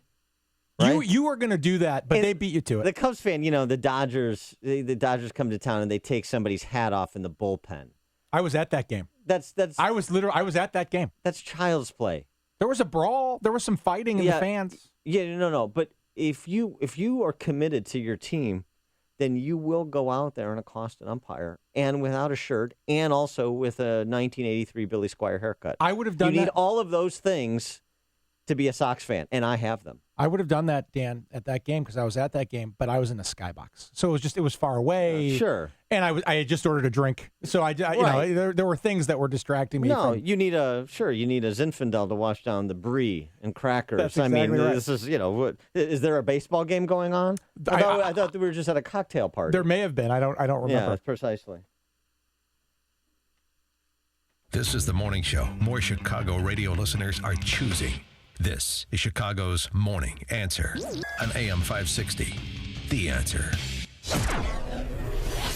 The weather for today in Chicago, mostly cloudy with a thunderstorm this morning, then becoming less humid. High of 80. Tonight, partly cloudy, low of 64. Tomorrow, pleasant with intervals of clouds and sunshine. High of 81. Low tomorrow night is 67. Now, Jim Telemonte with the traffic. Good morning, Pat and Dan. Got delays on 8094 westbound. From around Kennedy Avenue to the state line, there's a crash now on the right shoulder. The Eden's looking pretty good inbound, little congested approaching the junction. It's clear outbound. Kennedy slow, the River Road toll to Central. 25 minutes O'Hare to downtown, outbound 22. The Eisenhower is 42 minutes, Thorndale to the post office. Outbound 34, inbound Stevenson to Leicester at Harlem. 45 minutes, 355 to Lakeshore Drive. The Ryan is 23 minutes, 95 to downtown. I-57, 25 minutes, I-80 to the Verge. Bishop 421, Lakeshore Drive southbound at Fullerton. There's a crash on the exit ramp. I'm Jim Talamonte of the Guardian Security Services Traffic Center. Oh, I love my SolaTube. It's so simple that it's genius. In only 2 hours, it transformed the darkest room of my house. Now, you've heard me talk about SolaTube and this amazing technology. Here's how it works. There's a small roof dome which captures sunlight.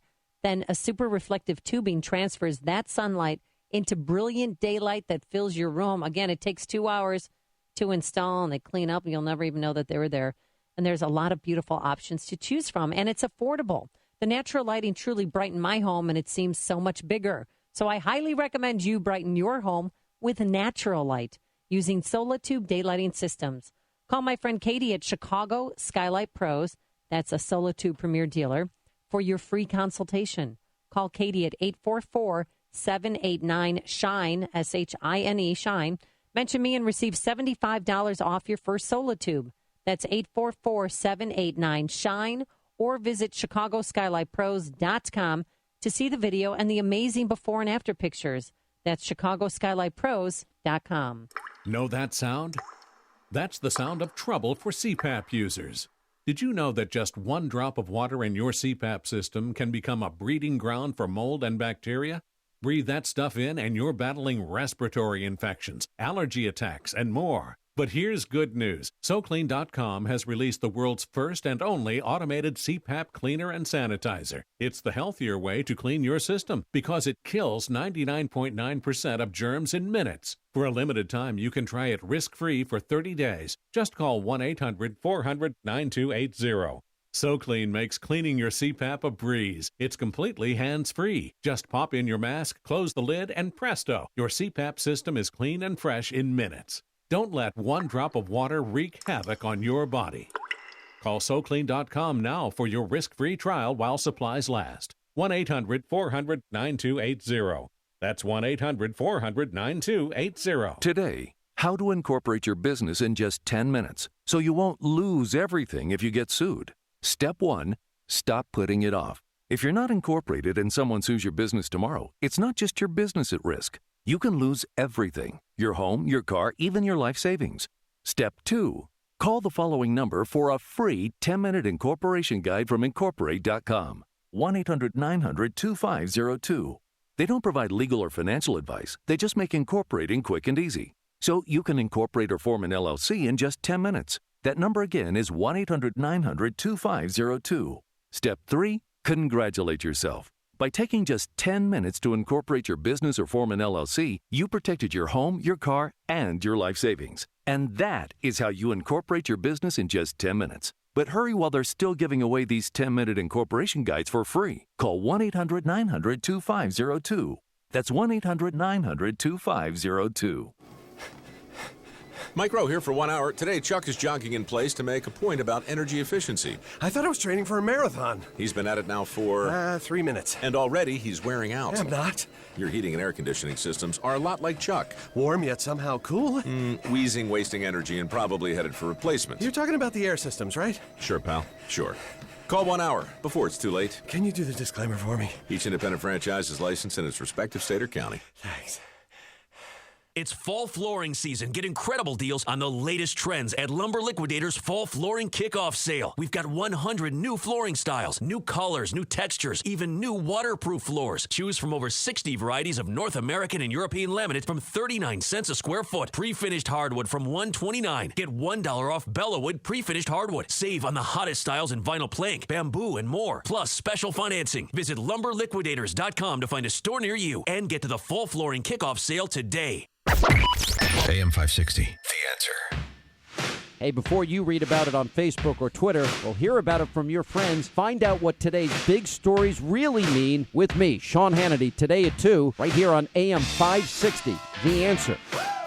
Dan, and in for Amy is Illinois Opportunity Project co-founder Pat Hughes. You know what that song is, right? That's The Stroke by Billy Squier. That is Billy Squier, whose career is over. Who I pay tribute to with my haircut. And by the way, One of the great albums of the 80s, Don't Say No, Billy Squier. Then it had the He stroke. had a nice little run there until he made some embarrassing video and his career fell apart. Lonely as the Night. How Yeah, about that? All right, we were talking about renaming Kaminsky Field, as President Obama terms it, to Guaranteed Rate Park and what it should be named. And I was telling the story about the Legee or Legoo. I kind of like Legoo. That sounds more appropriate, but it may be Legee. This is a decade plus ago. So I'm relying on my memory, which, according to Mike on the North Side, is faulty. Mike on the North Side, you're on Chicago's Morning Answer. Yeah, good morning. The story is the Legees jumped out and they attacked the coach for the Kansas City Royals. Oh, Tom Gamboa. Oh, yeah. Oh, I conflated the story because, about the same time, I think was it the same season? There was, when the Royals were in town, an attack on Laz Diaz, an umpire, by White Sox fans as well. So not by those two guys. No, but this is what. Yeah, it's not the Legees. You should learn a lesson from this. This is what happens when you have mullet night. So maybe you should not have mullet nights at your conservative symposiums. Yeah, it's a fair point, Mike. Thank you for the correction. I conflate. When you have so many fans attacking so many people, participants in the game, and it happens so frequently, you forget it's understandable who attacked who. It's but understandable. I apologize, and I apologize mainly to the Legoo father and son team that attacked Tom Gamboa because I didn't mean to not memorialize their commitment to the Chicago White Sox. If they're listening, they're gonna sue you for getting that wrong. Right. Yeah. If they're not in prison. I don't remember, because it wasn't a father-son team, I don't remember who attacked Major League umpire Laz Diaz in the other Royals game. I was conflating with the Gamboa attack. But we'll get the details on that. We'll go through all of the attacks that have happened on the field at Comiskey throughout the course of this 4 hours. And, we'll continue to take your calls on suggestions for the names. I mean, you have every right. You paid for the park, so you have the right to name it. So feel free to call in with your suggestions for what we should rename Comiskey or the Cell or Guaranteed Rate. 312-642-5600, turnkey.pro. Answer line. And, Pat, there's this. You have a shoe full of children at home. I've got a few, 3 of them. And they're all going to matriculate in an institution of higher learning? Because they take after their mother, they're smart, so that's good. So there's a little bit of hope, and then that hope is quickly dashed. But let's start with the hope. Let's start with a hopeful note, and the hopeful note comes from the Maroons down in Hyde Park. The University of Chicago sent a letter to the students and incoming freshmen. Our commitment to academic freedom means that we do not support so-called trigger warnings. We do not cancel invited speakers because their topics might prove controversial. And we do not condone the creation of intellectual safe spaces where individuals can retreat from ideas and perspectives at odds with their own. This letter from Dean of Students Jay Ellison to the undergrads at University of Chicago.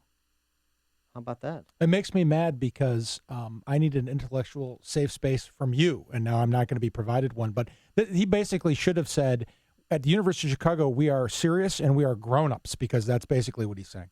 Yeah, and this was this letter to freshmen. But this is kind of the state of academia. This is a seminal moment.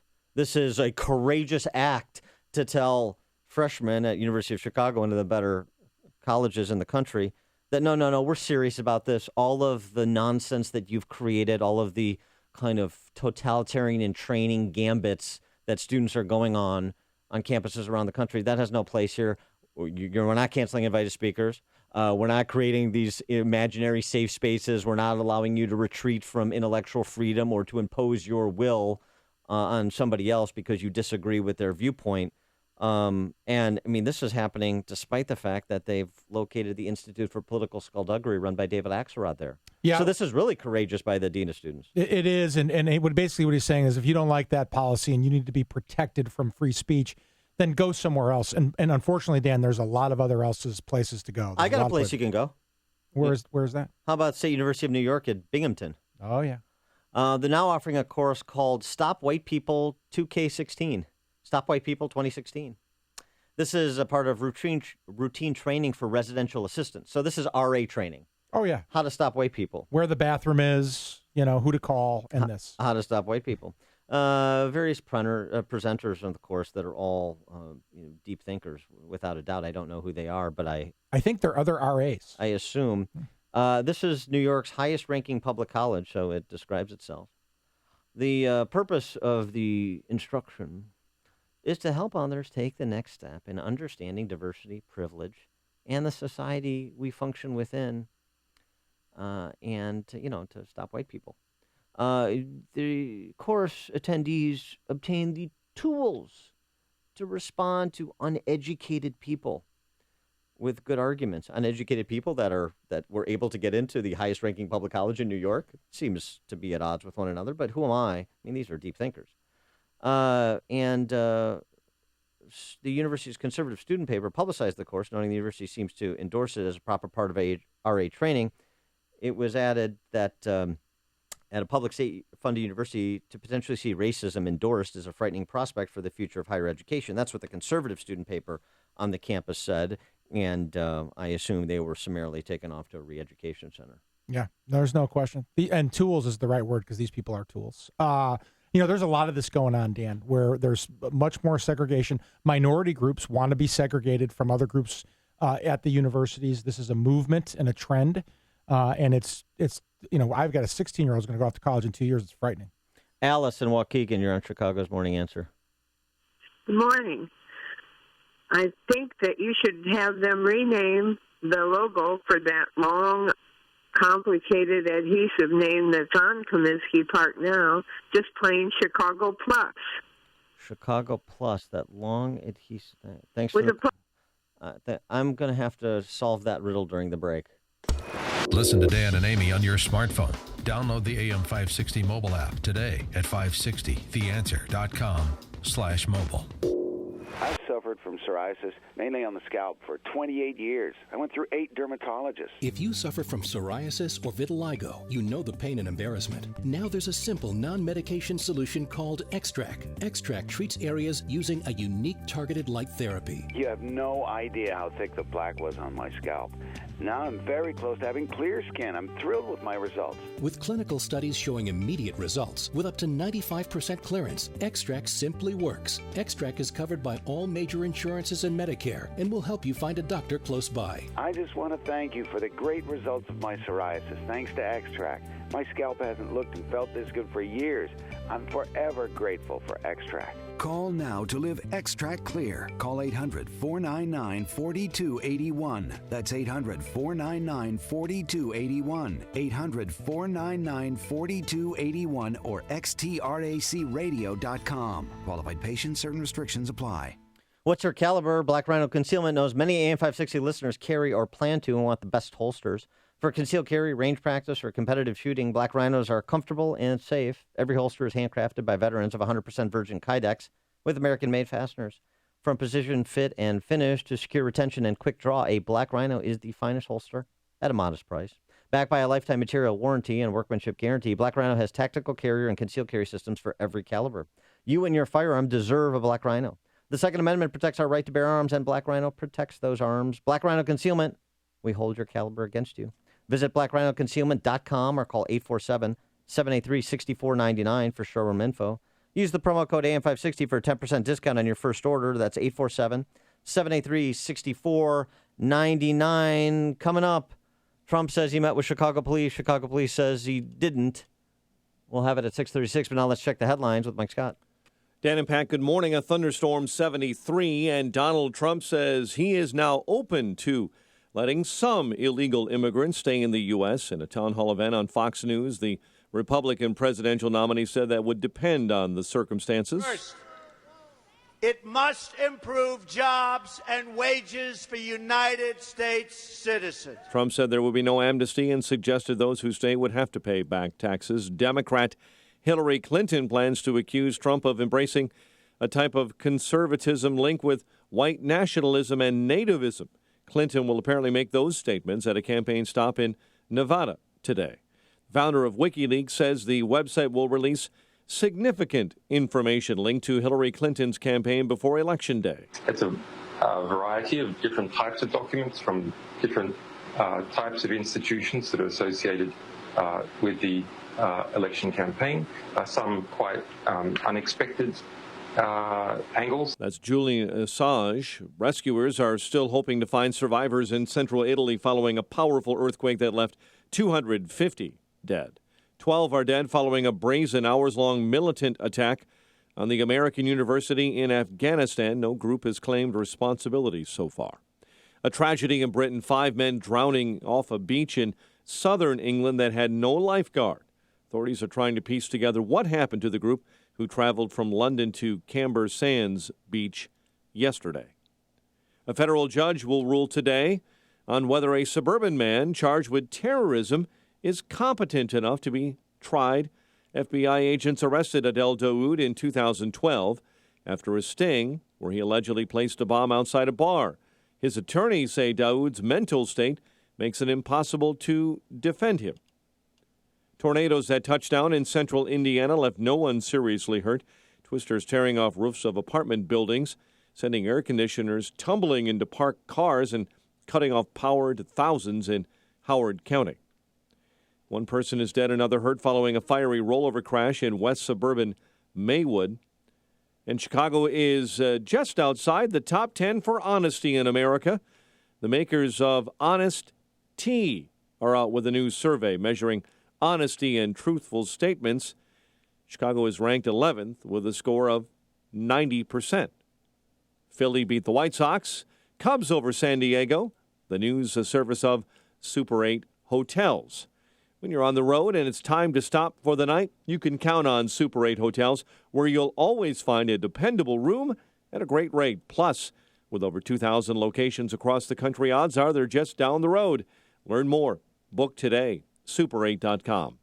6:35 and a check of traffic and weather on the way next on AM 560. Sean Hannity addresses the Republican establishment. But when Hillary appoints liberal activist justices, remember, you helped create that. You helped build that. When no wall goes up and somebody crosses the border and commits an act of terror, well, you help build that. If America is not energy independent in the next 8 years, you can pat yourselves on the back for that. If there are restrictions on our Second Amendment rights, I'd say you played a part in that. The Sean Hannity Show. Afternoons at 2, right before Joe Walsh at 5 on AM 560. The Answer. Cabela's Fall Great Outdoor Days are finally here. Find great deals on all your favorite brands. Don't miss out on their largest sale of the season at Cabela's in Hoffman Estates and Hammond. I have actually been on Balance of Nature for a year now. I have MS, and I recently had an MRI. This is the first year that I've had a stable MRI, so I'm thrilled. When I have an MRI with MS, usually there are glowing spots that come through, which is damage on the nerves in my brain and my spinal cord, and when they're glowing, it means they're active. And then my last MRI, they pulled it up, and I honestly couldn't believe that it was my MRI. There was nothing glowing. And in fact, the dark spots were shrinking. They were healing. And the doctor actually said to me, I think we're in remission. I was so happy. I had no idea that that could be my reality. Call now to find out how to get your free month's supply of Balance of Nature.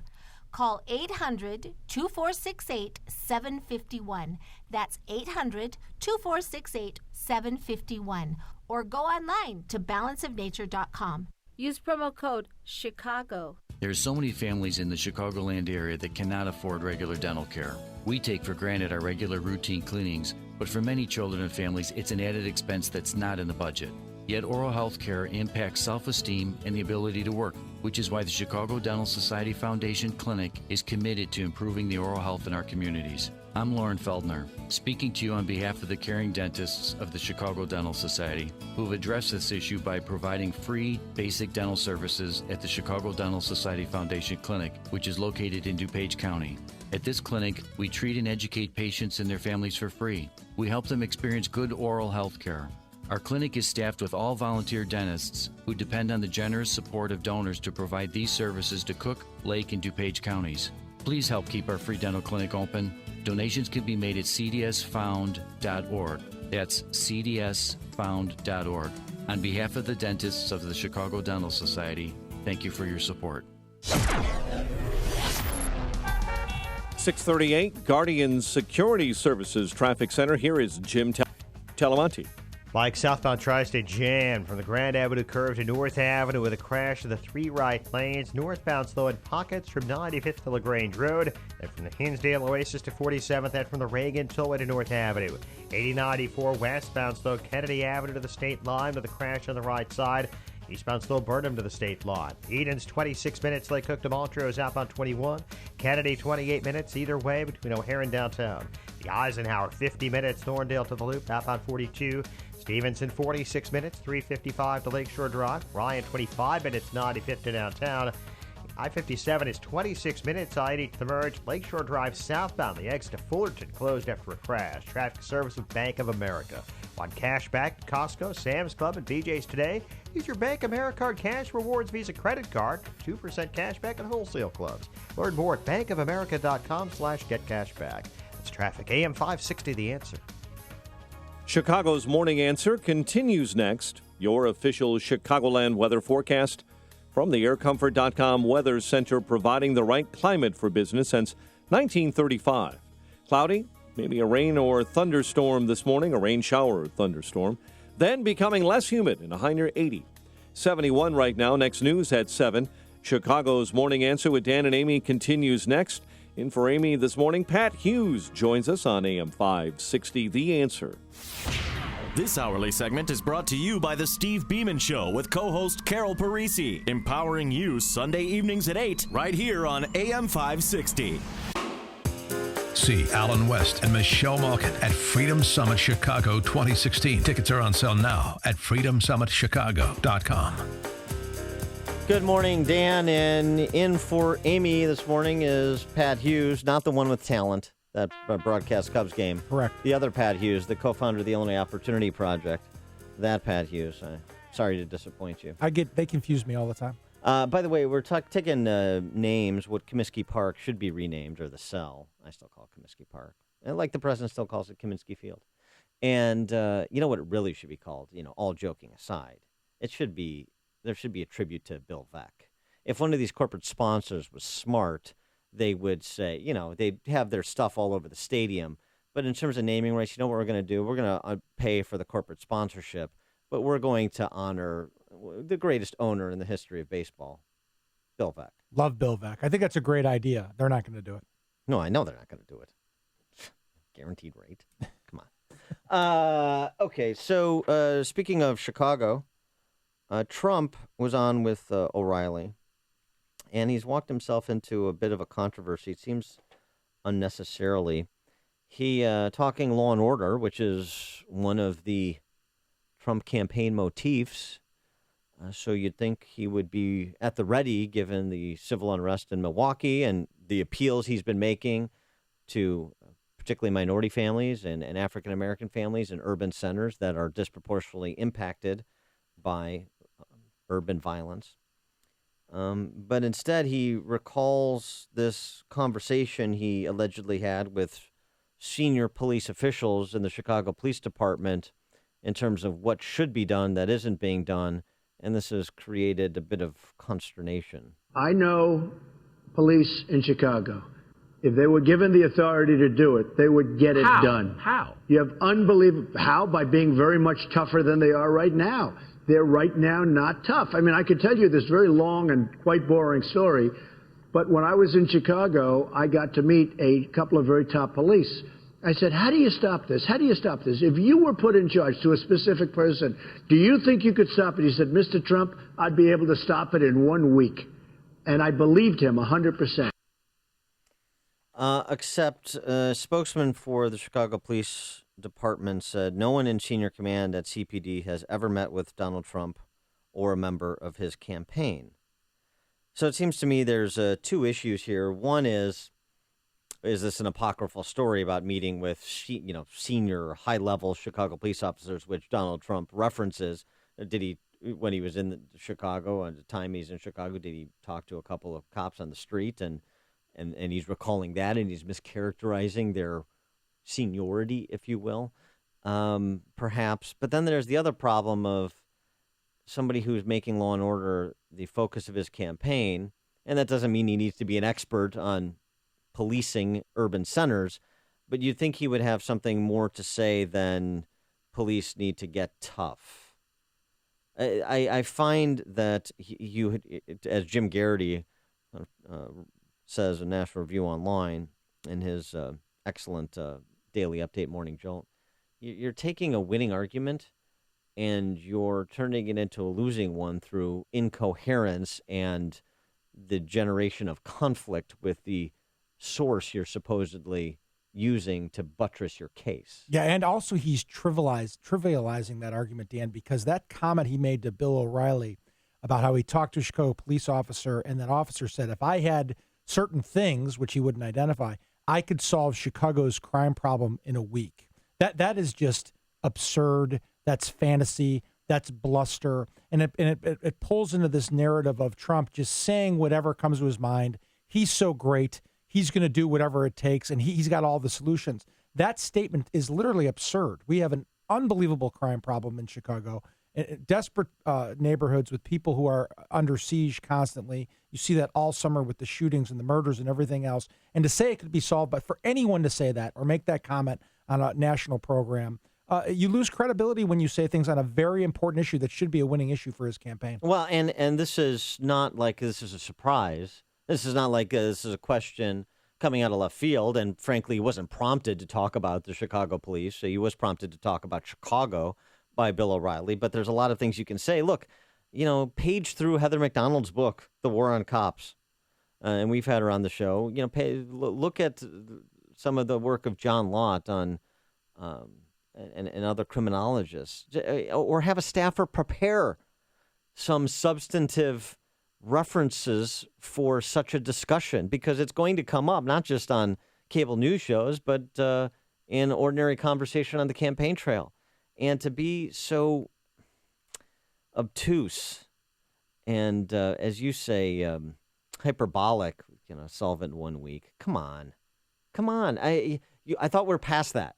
I thought we're getting to scripted Trump, who's got a couple of important things to say, and he makes sure he says them, whether it's on the trail or on the O'Reilly factor. And to create now this controversy with the Chicago Police Department, who you didn't speak with on your winning issue, it's just it's another unforced error. John in Marengo, you're on Chicago's Morning Answer. Hey, Dan. Hey, John. I love you. You are great. Thank I'm you. so glad that Amy's gone this week. But here's the thing, Dan.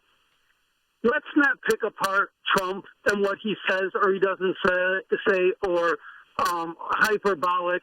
How about this? How about talk about Hillary? What is Hillary doing? Talk about Hillary all the is time. not doing a damn thing. She doesn't even have a press conference.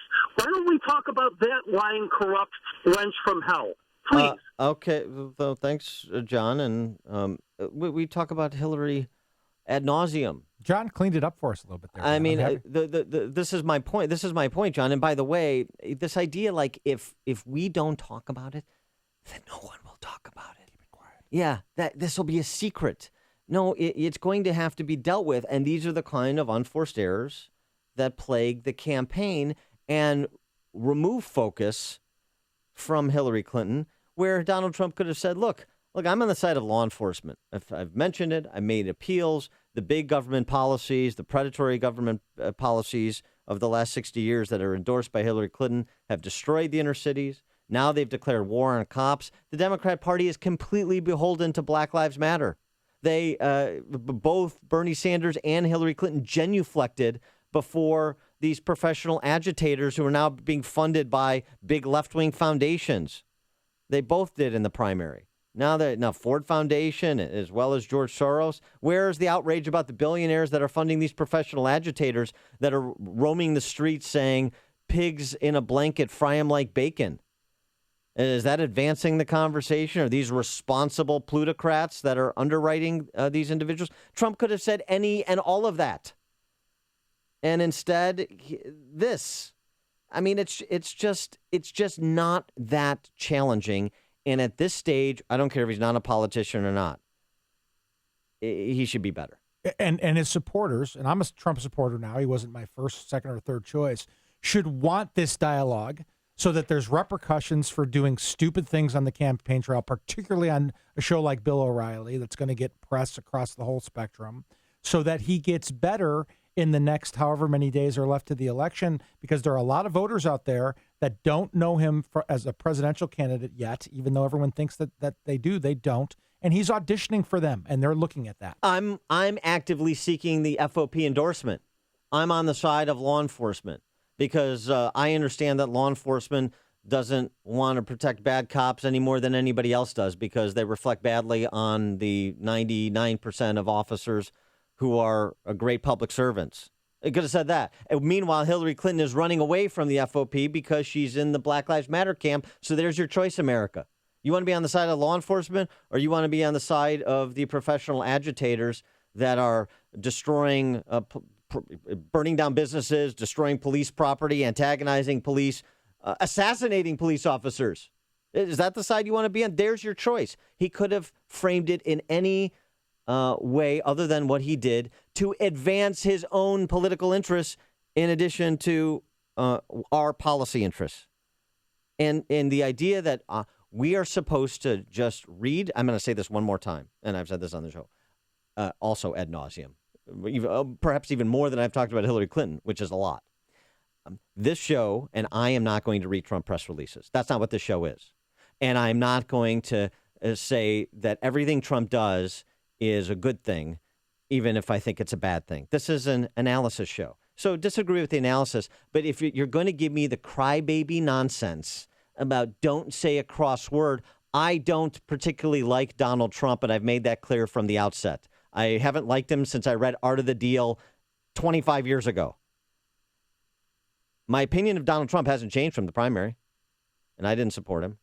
But his opponent has, and that turns out to make all the difference. So understand my perspective and make your case, but don't give me this, it's only sunshine and goodness with Donald Trump, because you're just not going to get that here. So just so we understand one another. Tim and Carol Stream, you're on Chicago's Morning Answer. Hi. Good morning, Dan. Yeah, Trump wasn't my first, second, or third pick either, but right now he's the best horse in the race. I got 2 points. Number one, let's give him the benefit of the doubt. Let's say he did meet with a senior official from the police department. Could any of them admit to that and keep their job here in Chicago with Rahm Emanuel doing shake-ups in the police department? I mean, they'd be gone tomorrow. And the second point is this. How can New York clean up their police, their murder rate in a city that's 4 times larger than Chicago, but yet Chicago is so complex, we can't clean it up here. You're right. I don't understand that. You're right, Tim. Thanks for the call. Particularly on the last point, you're absolutely right. There's no excuses for what has happened to Chicago and the shooting galleries that go uninterrupted on the south and west sides. There's no excuse for it. Tiny Dancer doesn't have any excuse. Mayor Daley before him. There is no excuse. It's absolutely right. A murder per capita rate higher than New York and L.A. combined. It's a disgrace. Joe on the south side. Joe on the south side, you're on Chicago's Morning Answer. Hey, good morning, Dan. You know what? That comment, I think, actually is not the worst thing that Trump said, because I guarantee someone did tell him that whenever he was in Chicago in March or April. Possibly. And, I think if you talk to, you get that daily caller, Mike, from the Northwest side, I kind of assume he's the police or retired police.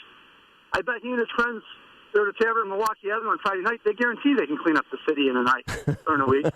And they're not that the police aren't tough, it's that their hands are tied. And I think that's right. Probably what he said and where it's coming across. And I don't think that he's that far off or should be taking heat for some conversation that probably really did happen with a guy. Oh, thanks for the call, Joe. It's not that I don't think he was taking a shot at police officers. I think he was, what's the description for Trump to be as, euphemistic as possible. I just think it's ham-handed. There's such an opportunity to drive this debate and frame the choice, and it's missed when you are imprecise with language. Al in Norwood Park. Hi there, Dan. Love your show. Thank you. I think you're right. It wasn't a super eloquent comment from Donald Trump, but I've noticed over the campaign he has a way, whether it's on purpose or not, I'm not sure, of just saying something, highlighting an issue, and all of a sudden there's a brand new national dialogue and debate over the issue. And I think if people across the country paid attention to this comment and liked it or not, but we end up talking about the serious problems that Chicago has, and we actually have a serious debate about what it takes to stop it, then in a sense he did more for helping the cause by making just kind of a silly, ineloquent comment than anybody who's been being really serious for a long time has ever done. Thanks I don't know if that makes sense, but that's kind of how I feel about it. Yeah, I hear what you're saying. Thanks for the call, Al. I appreciate it. I mean, the idea of shining a spotlight on Chicago, you're right. I like that, and that's great. Everything Trump says is going to receive attention. So why not? So why not say it correctly? Why not say the right thing? It's going to get the. Al makes a nice point, but it's going to. And he's from Norwood Park, where I'm from. Anything he says is going to get attention. So why not do the narrative that you just laid out? If it's going to get attention, why not have it be the right messaging anyway? Here's your binary choice, America. Correct. You're with me and law enforcement, or you're with Hillary and Black Lives Matter. You make the choice. The stories you need to know to start your day. This is Chicago's Morning Answer on AM 560. The Answer. Chicagoland weather, mostly cloudy with a thunderstorm this morning and then becoming less humid. High of 80. Tonight, partly cloudy, low of 64. Tomorrow, pleasant with intervals of clouds and sunshine, high of 81. Low tomorrow night, 67. Now traffic with Jim Talamonte. And it's jammed on the southbound tri-state from Irving Park to North Avenue with a crash in the 3 right lanes. Northbound slow 95th to LaGrange Road from the Hinsdale Oasis to 47th and Roosevelt to North Avenue. Eastbound Adams Tollway, it's a mess. 53 to Gulf Road with a crash in the 2 left lanes. Delays on the Veterans Memorial from Ogden to before Butterfield. Crash in the right lane. 8094 still slow westbound Kennedy Avenue to the state line. Crash on the right shoulder. Eden's 26 minutes, Lake Cook to Montrose. Kennedy 38 minutes, O'Hare to downtown outbound 40. The Ike 50 minutes, Thorndale to the Loop outbound 42. Stevenson 47 minutes, 355 to Lakeshore Drive outbound 40. And Ryan 25 minutes, 95th to downtown. I'm Jim Talamonte, Guardian Security Services Traffic Center. I'm Lou Dobbs. We'll have the Durable Goods Report today, a merger in the world of self-driving cars, and those stories are next. Bill Bennett here to tell you about Augusta Precious Metals. What if you could store your IRA or 401k where you can see, touch, and hold it in person in the form of physical gold and silver coins? I know I would, and you can't do that with stocks. With the Augusta Gold and Silver IRA, you can transfer retirement savings into physical coins and store them where you can actually see them. Free shipping, zero management fees, and Augusta pays all upfront costs. Getting started is absolutely free. Rated A+ with the Better Business Bureau. Enjoys a 98% 5-star customer satisfaction rating with TrustLink.org. Trust Augusta.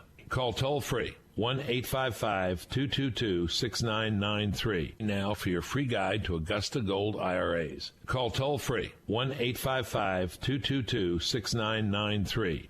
That's 1-855-222-6993 or visit AugustaPreciousMetals.com. Investors are awaiting Federal Reserve guidance on the direction of interest rates. Investors will also have the latest reading on durable goods today, as well as the latest weekly jobless claims. Delphi joining with Israeli software maker Mobileye to build an autonomous driving platform. It is the latest example of the auto industry joining forces with a tech company in a push for self-driving supremacy. Qatar's Sovereign Wealth Fund has bought a piece of New York's Empire State Building. The fund bought almost 10% in the company that owns the building, paying $622 million. McDonald's has recalled millions of fitness bands that it's been giving away in Happy Meals. The burger chain says those bands may cause skin irritation or burns to children. McDonald's had already said it would stop distributing the bands. Please join us for Lou Dobbs tonight, 7 and 11 Eastern on the Fox Business Network. This is the Lou Dobbs Financial Report. Oh, I love my SolaTube. So simple that it's genius. In only 2 hours, it transformed the darkest room of my house. Now, you've heard me talk about SolaTube and this amazing technology. Here's how it works. There's a small roof dome which captures sunlight. Then a super reflective tubing transfers that sunlight into brilliant daylight that fills your room. Again, it takes 2 hours to install, and they clean up, and you'll never even know that they were there. And there's a lot of beautiful options to choose from, and it's affordable. The natural lighting truly brightened my home, and it seems so much bigger. So I highly recommend you brighten your home with natural light using SolaTube daylighting systems. Call my friend Katie at Chicago Skylight Pros, that's a SolaTube premier dealer, for your free consultation. Call Katie at 844-789-SHINE, S-H-I-N-E, SHINE. Mention me and receive $75 off your first Solotube. That's 844-789-SHINE, or visit ChicagoSkylightPros.com to see the video and the amazing before and after pictures. That's ChicagoSkylightPros.com. No matter what type of business you're in, having a strong business banking partnership can help your bottom line. I'm Jeff Boundy, president of Cornerstone National Bank and Trust Company. We strongly believe that trust, service, and relationship are the cornerstone of a successful business banking partnership. Customers like Rick Williams of Pump Supply agree. Hi, my name is Rick Williams, owner of Pump Supply Incorporated. As a business owner, I recognize the importance of relationships. I need a bank that understands my business and is able to respond quickly and creatively to the needs of my company. Cornerstone has been a valuable business partner and has helped me grow my company and seize opportunities as I come across them. Whether it's providing a line of credit or financing the acquisition of equipment or real estate, Cornerstone has been there for me every step of the way. Thanks, Rick. Please visit cornerstonenb.com, or I invite you to give me a call at 847-654-3000 to explore a business banking partnership. Equal Opportunity Lender. Member FDIC. Should the Clintons voluntarily shut down their foundation before federal agents do? We'll ask Michael Barone at 7:07, but now we check the headlines with Mike Scott. Dan, here are the stories we're watching right now. The Board of Education approves a Chicago public school budget. One Chicago activist is pleading not guilty to assaulting Chicago police officers. Cubs sweep the Padres, and the Phillies top the White Sox on a cloudy day. WIND Chicago News Time, 7 o'clock. Fox News Radio, I'm Lisa Brady. The pharmaceutical company under fire over the soaring price of EpiPens, just announcing a new plan to help cover more of the cost. Fox's Ginny Cosola has it live. Lisa, the maker of the EpiPen auto-injector, Mylan, now says it will expand existing patient assistance programs. The pen delivers epinephrine to stop a severe allergic reaction. A savings card will reduce the cost by 50%, and Mylan will also expand who's eligible. A family of four making almost $100,000 a year will pay nothing out of pocket. Patients can also order the injector directly from the company. But the New York Times says a generic was rejected by the FDA. A non-generic was recalled because of dosing problems, effectively giving Mylan a monopoly. Lisa? Thanks, Ginny. The earthquake that laid waste to small towns in central Italy now blamed for at least 247 deaths. As the search continues for more survivors, Fox Radio's Courtney Walsh is live outside Rome. Yes, Lisa. Well, the aftershocks continue to rattle central Italy. Over 450 since the quake leveled 3 towns yesterday at dawn. Some shocks felt as far as the capital in Rome. Rescue operations continue, however, despite uncertainty as to how many people were vacationing in this devastated area. Many have fled. Others spent the night in tent cities or cars. Monica, a quake survivor from the hard-hit town of Amatrice, who slept in her car, said the aftershocks were nothing after losing so many friends and family. Lisa? Thanks, Courtney. Escalating rhetoric on the campaign trail. Hillary Clinton is a bigot. Donald Trump at a Mississippi rally saying Hillary Clinton sees people of color only as votes as he pledges to offer a better future. Clinton's campaign says Trump is leading a hate movement. At least 8 tornadoes in central Indiana. Trump's running mate, Governor Mike Pence, to survey damage today. Fox News Radio, fair and balanced.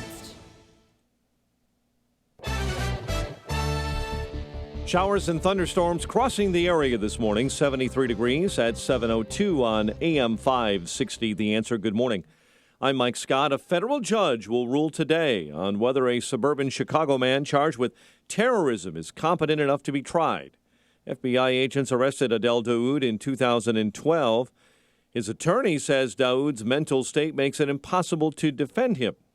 Daoud has been reported to have said that aliens and the Freemasons are after him.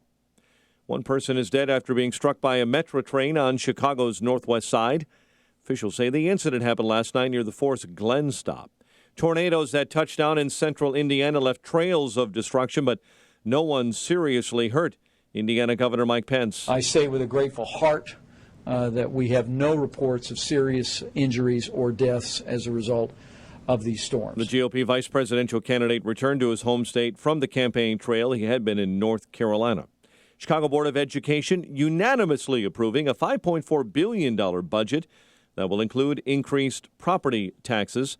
Civic Federation says the budget relies on money from the state that may not materialize. Federal agents have joined Chicago police and fire investigators in trying to determine the cause of a suspicious fire that killed 4, including 3 children. Chicago police say they're questioning a person of interest. And Governor Bruce Rauner's administration says a pending move by Illinois' largest public pension fund could increase the state's required payment by hundreds of millions. It says that it would have a devastating impact on education and social services. The Teachers Retirement System Board is scheduled to vote Friday on whether to adjust its expected rate of return on investments. Now, some analysts are pressuring them to lower assumptions to ensure there's enough money to pay out benefits. Rauner's office says the lack of public discussion amid a budget crisis is troubling. Illinois is the worst funded state pensions in the nation, with $111 billion in unfunded liability. Philadelphia over the White Sox 5-3. Cubs over San Diego 6-3.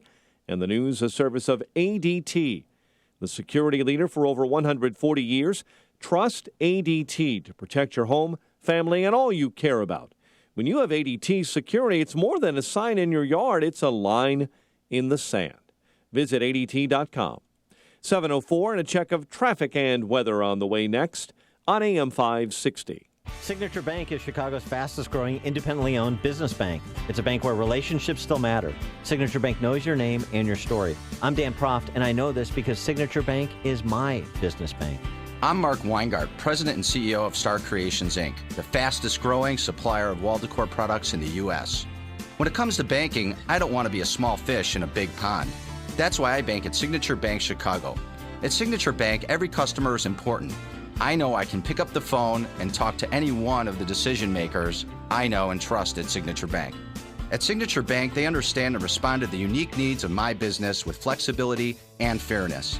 I'm proud to bank with Signature Bank because I know they're deeply invested in the success of Star Creations. Signature Bank is looking for their next success story. Learn more about turning your business vision into reality. Visit signature-bank.com. Signature Bank, helping local businesses succeed. Member FDIC, Equal Housing Lender. Hiring people is probably the worst part of my job. It's such a hassle, the searching, the sorting through resumes. Most people don't have the right experience. We started using ZipRecruiter about 3 months ago. Right from the start, you could tell it was going to make hiring a lot easier. One click and my job was posted to 100+ job boards, all the top sites. All of the candidates came to my dashboard, and it's easy to compare them. Thumbs up if I liked them, thumbs down if I didn't.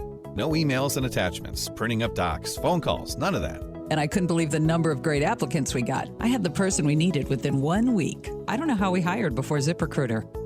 Whether you're looking to fill one position or 20, find the best candidates with ZipRecruiter, where your job is just one click away from 100+ job sites. ZipRecruiter, the fastest way to hire. And right now you can try ZipRecruiter free. Just go to ZipRecruiter.com/radio offer. That's ZipRecruiter.com/radio offer. ZipRecruiter.com/radio offer. 7:06 in our Guardian Security Services Traffic Center. Here is Jim Talamonte. Thanks, Mike. The Tri-State southbound is jammed from just past 190 to North Avenue with a rollover crash in the 3 right lanes. Northbound stop and go 115th to 31st and Roosevelt to North Avenue. But Adams told slow Beecham to Gulf after a crash. Veterans Memorial slow Boughton to Finley after a collision. Edens is 25 minutes. Lake Cook to Montrose outbound 26. Kennedy 45 minutes. O'Hare to downtown outbound 58. The Eisenhower 53 minutes. Thorndale to the post office outbound 45. Stevenson 47 minutes. 355 to Lakeshore Drive outbound 40. Ryan 25 minutes. 95th to downtown. Traffic service of Amtrak. Great memories are made on trains, not in traffic. Experience travel the way it should be. Go from Chicago to Washington, D.C. for $78 with Amtrak Saver Fares. Look now at Amtrak.com/SaverFares. See where the train can take you. Restrictions apply. Traffic answers when you need them most. Jim Talamonte on AM 560, The Answer. Chicago's Morning Answer continues next. Your official Chicagoland weather forecast from the AirComfort.com Weather Center, providing the right climate for business since 1935. Here's our meteorologist, Kevin Snyder. Today, mostly cloudy with a shower or a thunderstorm around for the morning, then turning less humid for the afternoon, high 80. Tonight, partly cloudy, low 64, clouds and sunshine tomorrow, high of 81.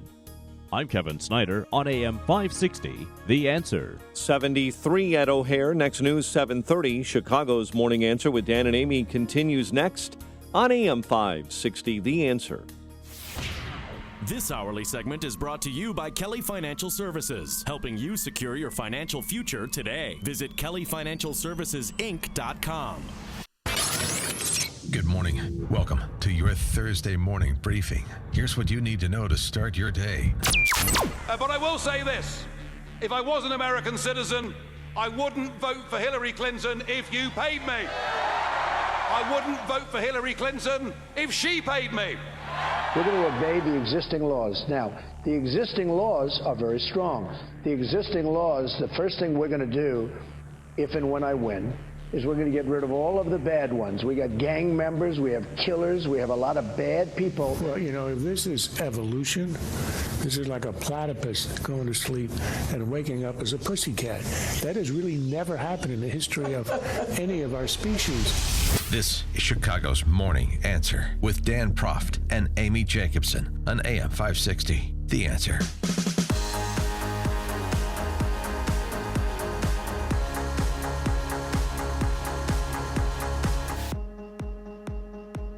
Good morning, Dan. And in for Amy this morning is Pat Hughes. He's the co-founder of the Illinois Opportunity Project, illinoisopportunity.org. He's also a former United States Senate candidate, ran in 2010 against Mark Kirk.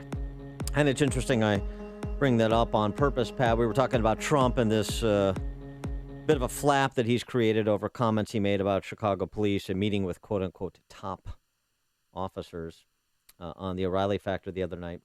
Got an email. Sounds like you're back to picking Trump apart, this time for his police comments.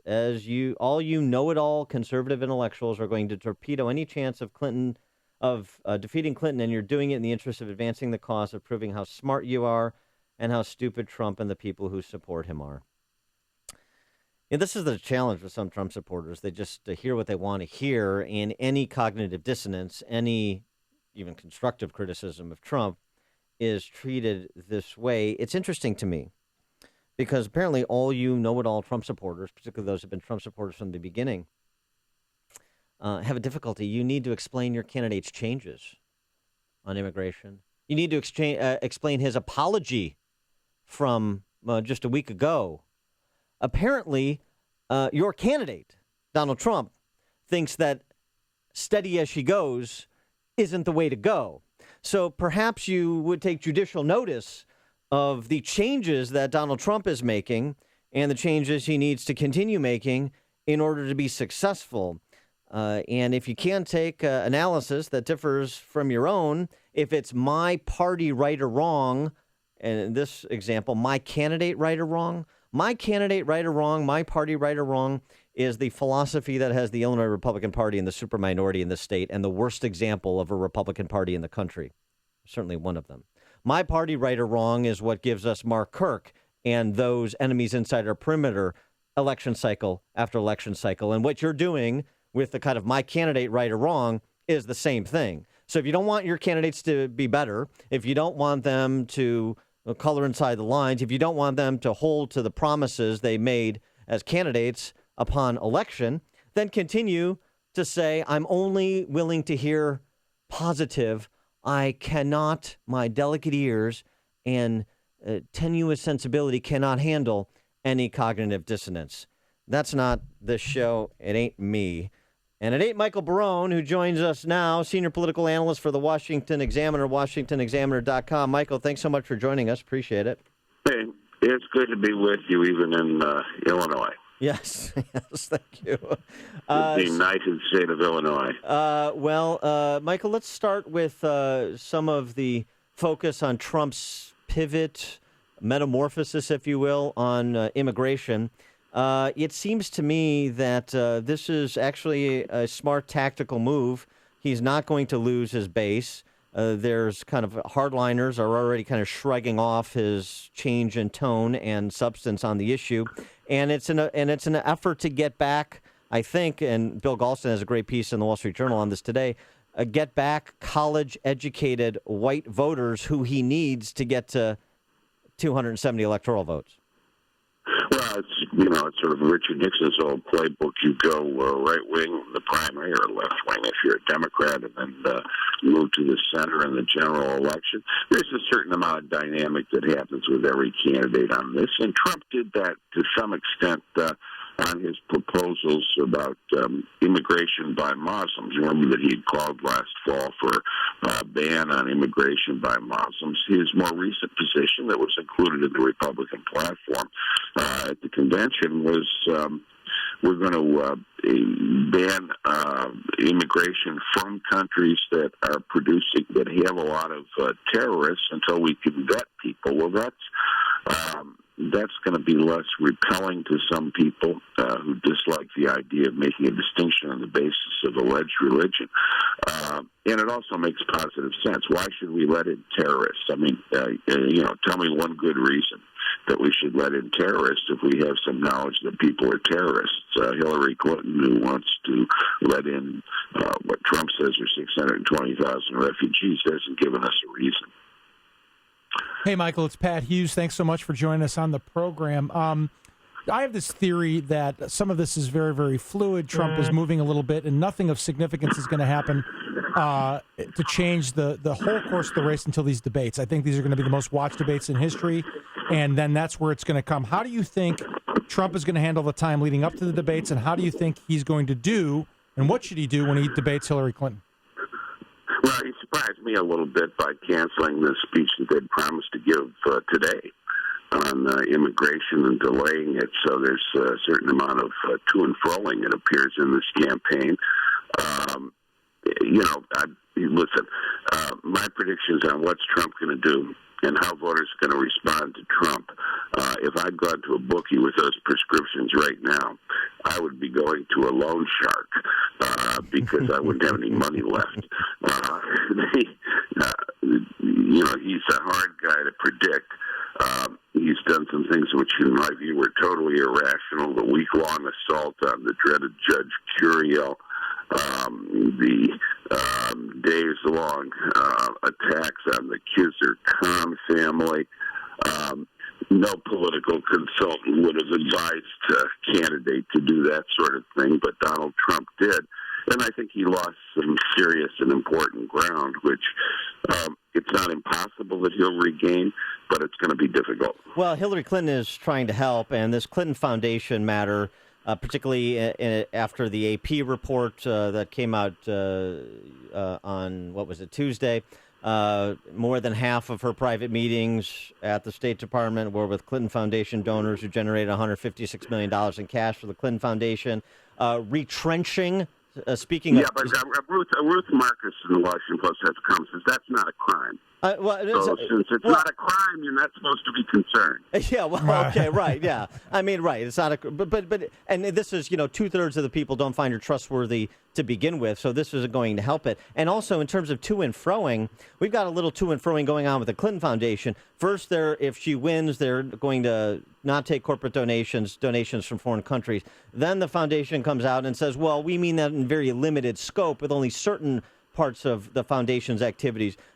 Chelsea Clinton, as well as Bill, will leave the board. Now, yesterday, Wall Street Journal reporting... It's really important whether or not they're on the organization chart as the board. Well, right, and that's really important. And Chelsea is not going to... Wall Street Journal reporting Chelsea is now not going to leave the board. So this seems to be like the gift that keeps on giving for Trump.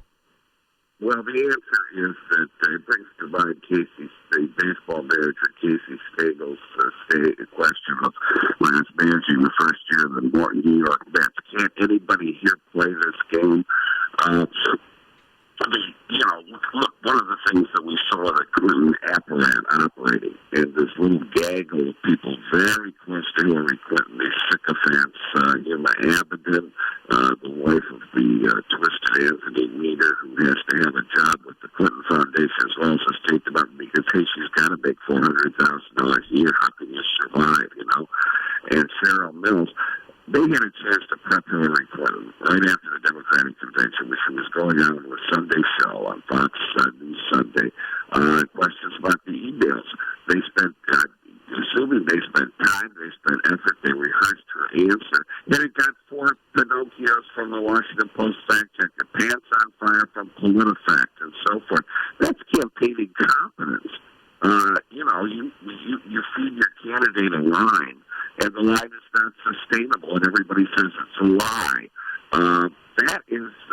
That's a real problem in that campaign. Every campaign needs somebody, people on the inside, who will say, look, this line of thought, this line of argument that you're advancing is just not going to work.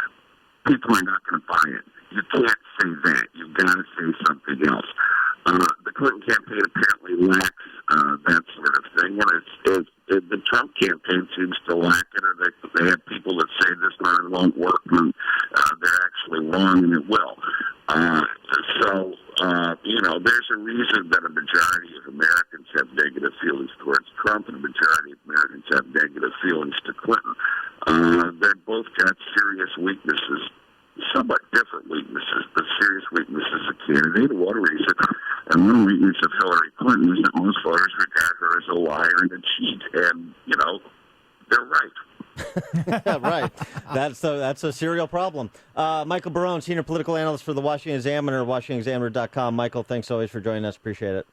Thank you. Thanks. Bye-bye. And he joined us on the Turnkey.pro answer line. Connect with Dan and Amy using the AM560 mobile app. Download it today at 560theanswer.com/mobile. Forecast for Chicago today, mostly cloudy with a thunderstorm this morning, then becoming less humid, high of 80. Tonight, partly cloudy, low 64. Tomorrow, pleasant with intervals of clouds and sunshine, high of 81. Low tomorrow night, 67. Now to traffic with Jim Telemonte. Thanks, Pat. Dan, Tri-State southbound jammed from south of 190 to North Avenue with a crash now moved to the right shoulder. Northbound, we see heavy delays from 115th to 31st, Roosevelt to North Avenue. Eastbound Adams Tollway slow Roselle to Gulf after a crash. Reagan Tollway stop and go Naperville Road to 355 and 83 to the Tri-State. Veterans Memorial, Fountain and Finley after a crash. Edens, 22 minutes Lake Cook to Montrose, outbound 31. Kennedy, 45 minutes, O'Hare to downtown, outbound 58. The Eisenhower's 57 minutes, Thorndale to the Loop, outbound 55. Stevenson, 48 minutes, 355 to Lakeshore Drive, outbound 45. The Ryan, 25 minutes, 95th to downtown. I'm Jim Talamonte in the Guardian Security Services Traffic Center. If you're considering purchasing your first firearm or adding to your collection, here's your opportunity to save. In August, Schrenk's Smoke & Gun is offering a 10% discount on all store-owned used firearms. And that includes Schrenk's selection of clearance guns. You've heard that Schrenk's carries the largest selection of new, used, and consignment firearms in Lake County, including pistols, rifles, shotguns, hard-to-find calibers, collectibles, and older functioning hunting rifles. With hunting season rapidly approaching, you want to get your rifle inspected and cleaned by Schrenk's qualified gunsmith. Purchase optics from Schrenk's, and they'll mount and bore sight your new scope at no charge. And cigar lovers will appreciate Schrenk's humidors. Save 10% on used firearms. Visit smoketheletterN.gun.org or call 847-662-4034. Schrenk's Smoke & Gun in Waukegan, your family-owned gun store since 1964. That number again, 847-662-4034 or online at smoketheletterN.gun.org. You desperately need workers. You don't have time to find them. Let us handle it. We did it 425,000 times last year. This is Terry Greeno. My company is Express Employment Professionals. We know how to find the right people for your business. If you own or run a business in McHenry or Kane County, let us be your partner. Be it finance, accounting, administrative, manufacturing, engineering, we've got you covered. We help make this critical part of your business better so you can focus on running your business. It's simple. We put great companies and great people together. If you own or run a business in McHenry or Kane County, give us a try. Find out why we are the go-to company for great employees. Check us out at expresshires.com. Contact the go-to company for great employees in McHenry or Kane County. Contact Express Employment Professionals, 815-788-8556, 815-788-8556. You've heard the saying, your two best days are the day you buy a boat and the day you sell it. Well, timeshares are very similar to boats. The only difference is they don't sell. You buy that timeshare under the guise of investing in vacation, only to find out you're just investing in annual maintenance fees and repairs to a resort you can't even visit when you want. Then you try to sell it on an online auction site for $1 and still can't find anybody to buy it. This is where Timeshare Exit Team comes in. Timeshare Exit Team is the consumer protection company who will get you out of your timeshare safely, legitimately, and forever. Call 844-321-EXIT and schedule your free consultation. You'll sit down with them, review your contract and your options. Don't pay another year's worth of maintenance fees. Go to timeshareexitteam.com. Timeshare Exit Team has a 100% guarantee they'll get you out of your timeshare or give you a complete refund. Call 844-321-EXIT or visit timeshareexitteam.com. Scoundrels are not exclusive to politics. They're smart enough to occupy necessity service industries like the automotive business. As a real estate broker, my car is a lifeline and a total necessity to my business and my family, which is why I had to seek out an honest, truthful auto service provider. For over the past decade, I've put my trust in Craigies Mobile Service Center on Lake Street in Addison. Craigies handles full auto repair on foreign and domestic vehicles. They pride themselves on providing you the best cost-effective auto repair and expert advice. Craigies has full service bays and truck lifts that can service and manage your whole fleet. They also provide priority service for your business and can track each vehicle, alerting you to the repair before you need it, keeping your guys on the road. Since 1959, Craigies Mobile Service Center has thrived through 10 presidential administrations, giving you reputable, dependable, and honest auto repair. Do yourself a favor. Just go into Craigies on Lake Street in Addison. See my guy Vic. He'll set you up. Tell him Sean from Elmwood Park sent you. I approve of this message, unlike the two presidential candidates. Balance of Nature's fruits and veggies.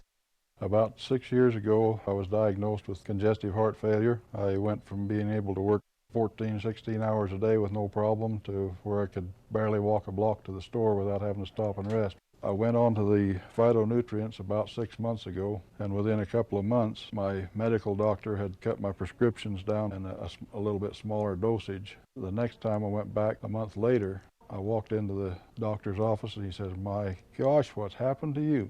You don't even look like the same person." He looked at my legs and the swelling had gone down, my blood pressure was down. The venous stasis ulcers that I had had on my legs for the last 4 or 5 years because of the poor circulation were all healed, and I'm feeling far better. Call now to find out how to get your free month's supply of Balance of Nature. Call 800-2468-751 or go online to balanceofnature.com. Use promo code CHICAGO.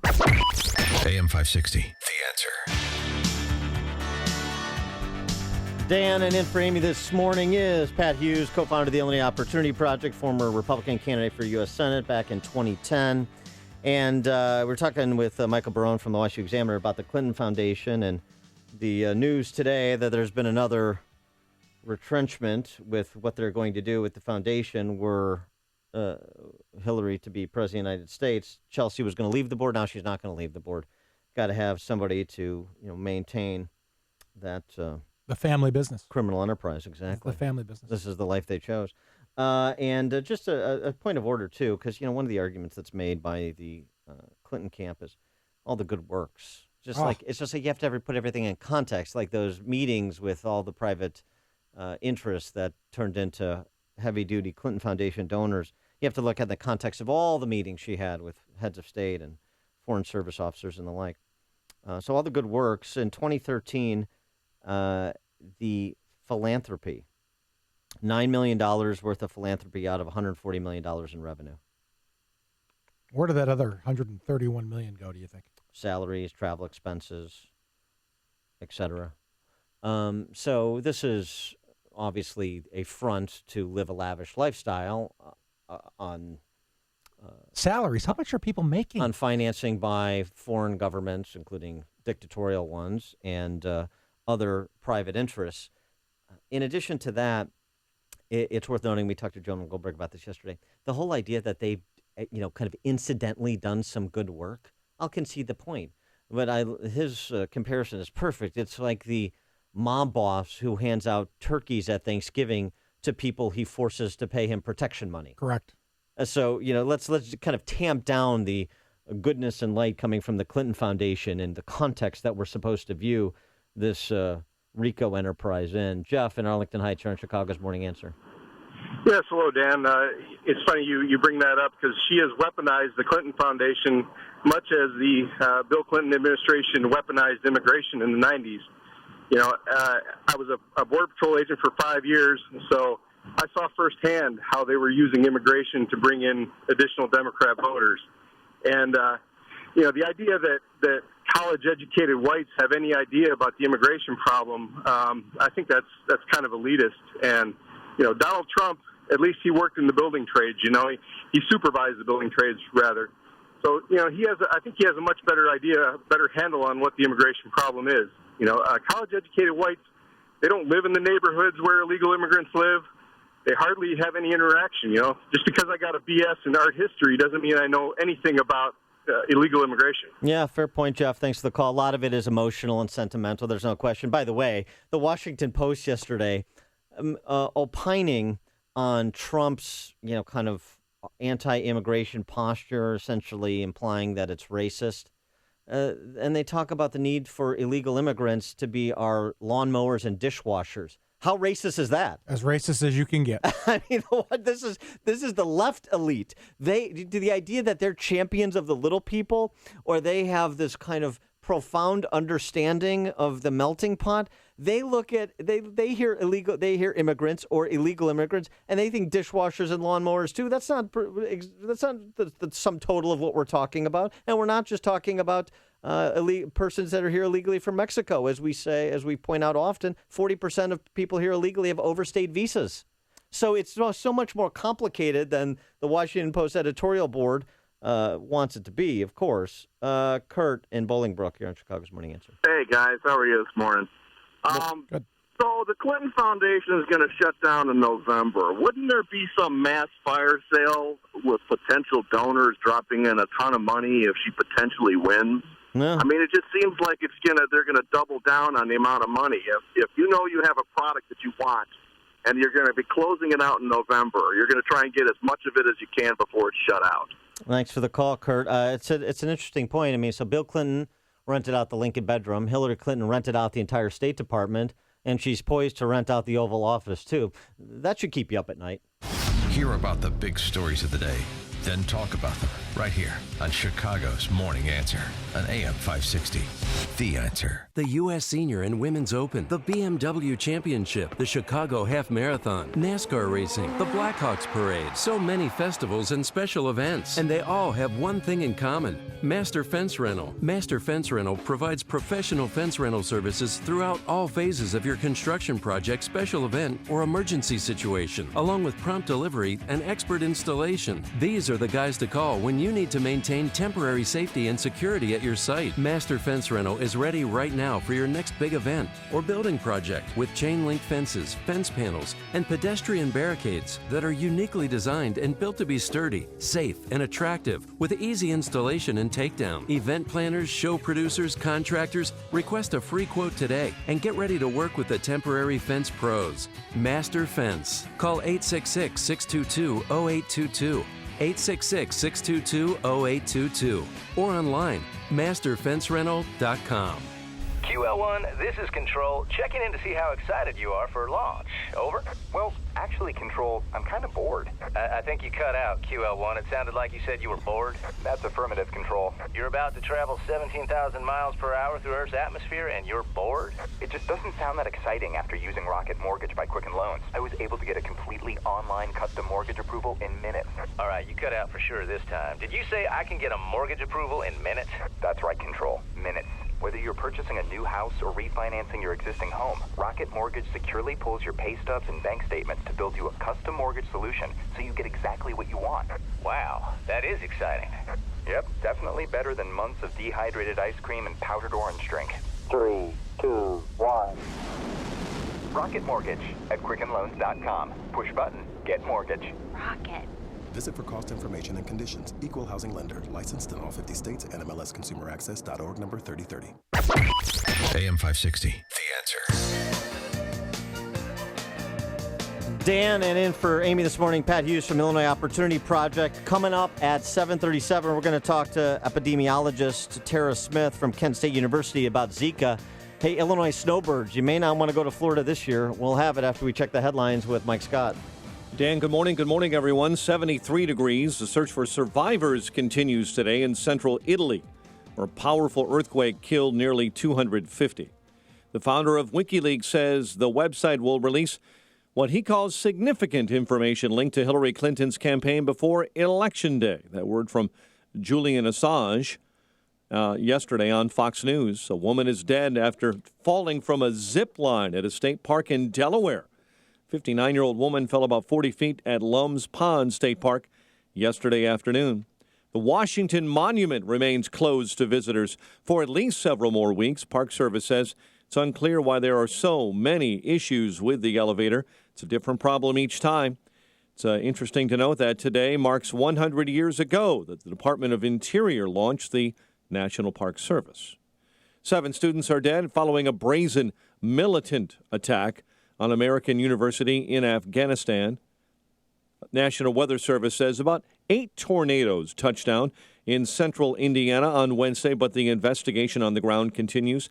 About a dozen were injured. GOP vice presidential candidate and Indiana Governor Mike Pence will assess storm damage later today.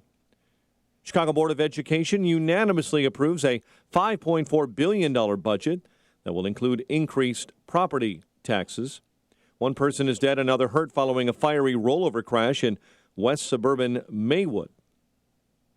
Philadelphia beat the White Sox 5-3, while the Cubs topped San Diego 6-3. The news, a service of ADT. ADT, the security leader for over 140 years. Trust ADT to protect your home, family, and all you care about. When you have ADT security, it's more than a sign in your yard. It's a line in the sand. Visit ADT.com. 7:34 and a check of traffic and weather on the way next on AM 560. Cabela's Fall Great Outdoor Days are finally here. Find great deals on all your favorite brands. Don't miss out on their largest sale of the season at Cabela's in Hoffman Estates and Hammond. Mike Rowe here with a quick IAQ test for my buddy Bill. Wait, I didn't study. IAQ stands for Indoor Air Quality, something 1 hour excels at. Well, I aced my SATs, so... Yes or no? Do you breathe inside your home? Yeah. And what do you breathe? Air. And what's in that air? Air? Sorry, we were looking for dust mites, household pollutants, even formaldehyde. Wait, I need to move. Or you could call 1 hour and improve your IAQ. That sounds smarter. Let's see how you do with the disclaimer. Each independent franchise is licensed in its respective state or county. Not bad.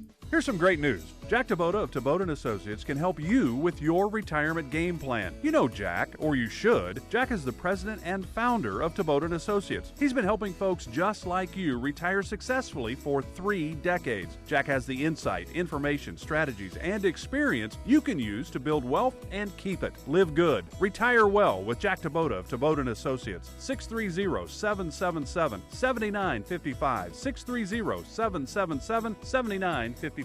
No matter what type of business you're in, having a strong business banking partnership can help your bottom line. I'm Jeff Boundy, president of Cornerstone National Bank and Trust Company. We strongly believe that trust, service, and relationship are the cornerstone of a successful business banking partnership. Customers like Rick Williams of Pump Supply agree. Hi, my name is Rick Williams, owner of Pump Supply Incorporated. As a business owner, I recognize the importance of relationships. I need a bank that understands my business and is able to respond quickly and creatively to the needs of my company. Cornerstone has been a valuable business partner and has helped me grow my company and seize opportunities as I come across them. Whether it's providing a line of credit or financing the acquisition of equipment or real estate, Cornerstone has been there for me every step of the way. Thanks, Rick. Please visit cornerstonenb.com, or I invite you to give me a call at 847-654-3000 to explore a business banking partnership. Equal Opportunity Lender. Member FDIC. 7:36. Let's get an update on the roads at our Guardian Security Services Traffic Center. Here's Jim. Thanks, Mike. Tri-State southbound slow from 2E to the Bensonville Bridge. There was an earlier crash at North Avenue. Northbound very slow, 115th to 31st at Roosevelt to North Avenue. Edens is 21 minutes. Lake Cook to Montrose outbound 31. Kennedy 45 minutes. O'Hare to downtown outbound 55. Don Eisenhower 58 minutes. Thorndale to the post office 43 from Manheim. Outbound 55 to Thorndale. Stevenson looking at 50 minutes, 3:55 to Lakeshore Drive, outbound 40. Ryan, 25 minutes, 95th to downtown. Eastbound I-80 slow for Des Plaines River Bridge to 30 with a crash in the left lane. Traffic service of Super 8 Hotels. When you're on the road, it's time to stop for the night and count on Super 8 Hotels. You'll always find a dependable room at a great rate. Plus, with over 2,000 locations across the country, odds are they're just down the road. So learn more and book today at super8.com. Traffic answers when you need them most. I'm Jim Talamonte on AM 560, The Answer. Chicago's Morning Answer continues next. Your official Chicagoland weather forecast from the aircomfort.com Weather Center, providing the right climate for business since 1935. Cloudy, rain, maybe a thunderstorm this morning, then becoming less humid. High near 80. 73 at O'Hare. Next news at 8. Chicago's Morning Answer with Dan and Amy continues next with Pat Hughes joining us this morning on AM 560, The Answer. This hourly segment is brought to you by the Business Insanity Radio Show with Barry Moltz, Sunday nights at 11. It's all about getting your business unstuck and moving forward. Malkin at Freedom Summit Chicago 2016. Tickets are on sale now at freedomsummitchicago.com. Good morning, Dan. And in for Amy this morning is Pat Hughes. He's the co-founder of the Illinois Opportunity Project, which is a public policy advocacy group flacking for free market solutions to public policy challenges. And Pat, this whole Zika virus thing is there's so much information that seems to conflict on Zika. You had many world-class athletes decide to skip the games in Rio because of the Zika virus down there. You've got travel advisories to South Florida because the Zika virus has moved into this country as we expected it would. There's cases in Texas I've read about as well. And there's even studies out that say Zika's impact may not be limited to children or pregnant women that is carrying a child, but could have long-term adverse health effects on adults. So to try and make sense of all of this and get to the science, we're happy to be joined by Dr. Tara Smith from Kent State University. She's an epidemiologist and a expert in infectious diseases. Dr. Smith, thanks so much for joining us again. Appreciate it. Thank you for having me. Good morning. Good morning. So let me start with the adult side of this, because this is something that is quite troubling. This research from Rockefeller University and the La Jolla Institute for Allergy and Immunology, which I follow very closely, of course. You should have been a doctor. That there's evidence that Zika could do damage to adult brain stem cells, and the implications of that, perhaps long-term, deadening portions of the brain of adults, or the brains of adults. Is that possible? Are you familiar with this research, and how concerned should adults be? Yeah, that's a study that came out about a week ago or so. It's in mice. So it's definitely troubling. It's concerning, but not everything that we see that happens in a mouse model is directly applicable to human infections. So it's something that, they're studying, that they're looking at, that certainly they're keeping an eye on adults who have been infected with Zika to see what happens long term. But right now, we just really don't know how serious this could be in adults. We know it can. Oh, go ahead. No. So what do we know? I know we've talked to you before, and I know the first recognition of the existence of the Zika virus dates back 70, 80 years. But what do we know about this most recent strain that we've seen in Central and South America and now in the southern portion of the United States as well? Has there been a mutation that makes this strain of the Zika virus more potent, more damaging, or do we even know? We don't think so. We really don't know yet. We're still studying that. We think that it's probably more likely that it's just its appearance in a new population that hasn't been exposed to it before. So the previous Zika virus research took place in Africa, where the African strain of this virus had been circulating for, who knows how long, centuries, millennia longer. Whereas this is completely new to South America, to North America. So this population hasn't been exposed to it, hasn't had any immunity, and is now being exposed, as adults and pregnant women. So we don't think it's necessarily anything with the strain, but just the completely susceptible population that is being exposed to this right now. Dr. Smith, I read just recently this morning that they're spraying in Miami Beach, they're removing standing water. How effective are pesticides? How effective are sort of the remediation efforts? And should people be comforted by the idea that we have a way to sort of abate this with some proactive action? Mm-hmm. They're still pretty effective, and they're using some different things locally so that they should know, what works well in that particular area of the country or of the state. So they have, experts in mosquito control who are out doing this. So, I think people that are in those areas should be comforted that they're going out to do these things, but everyone needs to pitch in. It takes more than just pesticides because those aren't going to reach everywhere. So people need to, do some of the common sense things. Remove any kind of standing water that you have, flower pots, bird baths, things like that, where mosquitoes could breed.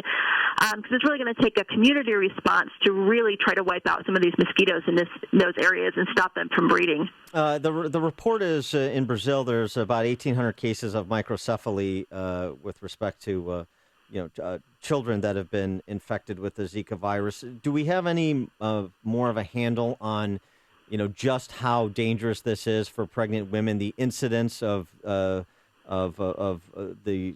deformation that results from the Zika virus? Yeah, we're still trying to figure that out too. Unfortunately, it seems that actually it can be more severe than we even thought. Not only as far as effects in the developing fetus that are severe and noticeable like microcephaly, but more mild things that may affect fetuses even later in gestation. So with other viruses that affect developing fetuses, it's usually within the first 3 to 4 months of development that it's really the worst. And with Zika, it looks like even later in pregnancy, up to 6 months, 7 months, it can have at least some effects on the developing fetus. So we're still trying to understand all of that and still obviously paying a lot of attention to what's happening in Brazil and Colombia and even now in Puerto Rico, as we've had over 10,000 cases of Zika virus there and about 1,000 or so, I think, in pregnant women. And the symptoms, just to refresh people's recollection, the symptoms are symptoms similar to the flu, right? Yeah, it has a fever, muscle aches. It differs from the flu a little bit in that there's typically a rash involved as well as skin rash. But you can have people that are not symptomatic as well but are infected with Zika. So we're trying also to figure out as well, if those people, if you have a pregnant woman who tests positive for Zika but doesn't show any symptoms, does that also put her fetus at risk? And that's something we're also still trying to figure out.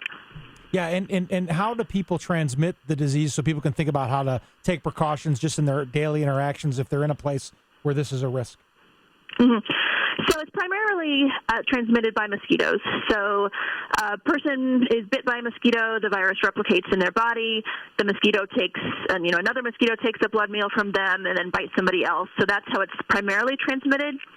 But we're also seeing that Zika can be transmitted sexually, like an STD, like HIV or others, where it can spread primarily from man to woman, but potentially also from females to males. So sexual transmission is a secondary way that it can be transmitted. Is the likelihood, just kind of based on mapping the spread of viruses like Zika, is the likelihood that we'll ultimately have cases in every state in the union, that it ultimately will make its way to the Midwest and the rest of the nation? So this is something that's not going to be limited to Florida or Texas trying to deal with.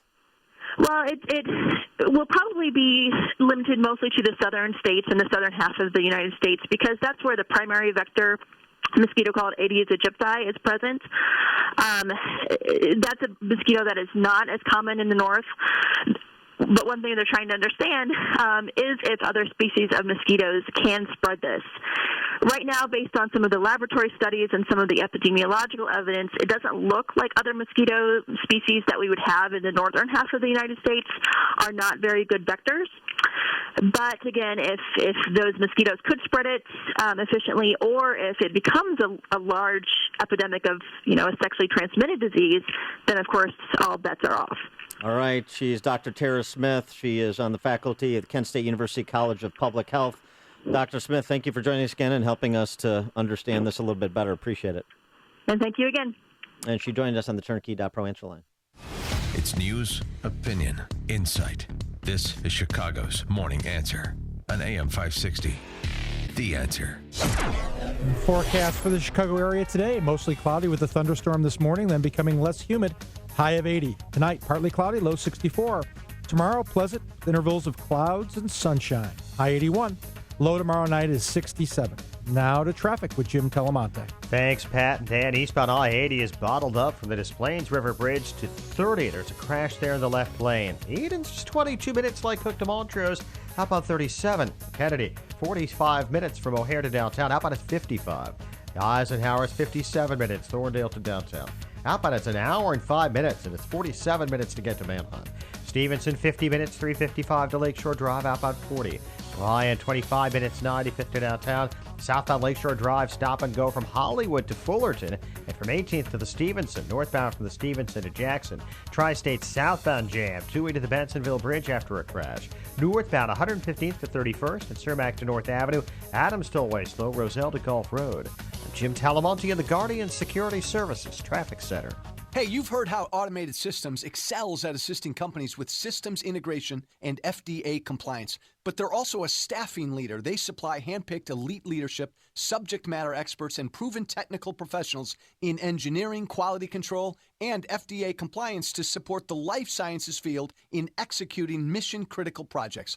ASI provides highly specialized pros to deliver projects on time and budget. Don't pay a lot more to a big consulting firm, and don't trust the big temp agencies to supply the talent you need. Call Laz, my friend Laz at Automated Systems, when failure isn't an option. ASI is retained by all of Chicagoland's Fortune 500 life sciences companies, from big pharma to startups, and excel through a culture of excellence in execution. For a staffing, compliance, or automation evaluation, call Laz now at Automated Systems at 844-HIRE-ASI or visit AutomatedSYS.com. That's 844-HIRE-ASI or AutomatedSYS.com. My name is David Hochberg, and I'm Vice President of Lending at Pearl Mortgage. If you're looking to secure a reverse mortgage, give me a call. Hal called Chicago's hometown bank. You know, the one that counts your change for free for a reverse mortgage. Hal thought Chicago's hometown bank's closing costs were excessive, so he called for a free consultation. I reviewed Hal's loan documents and confirmed that Chicago's hometown bank was charging him over $9,500 in closing costs, which is ridiculous.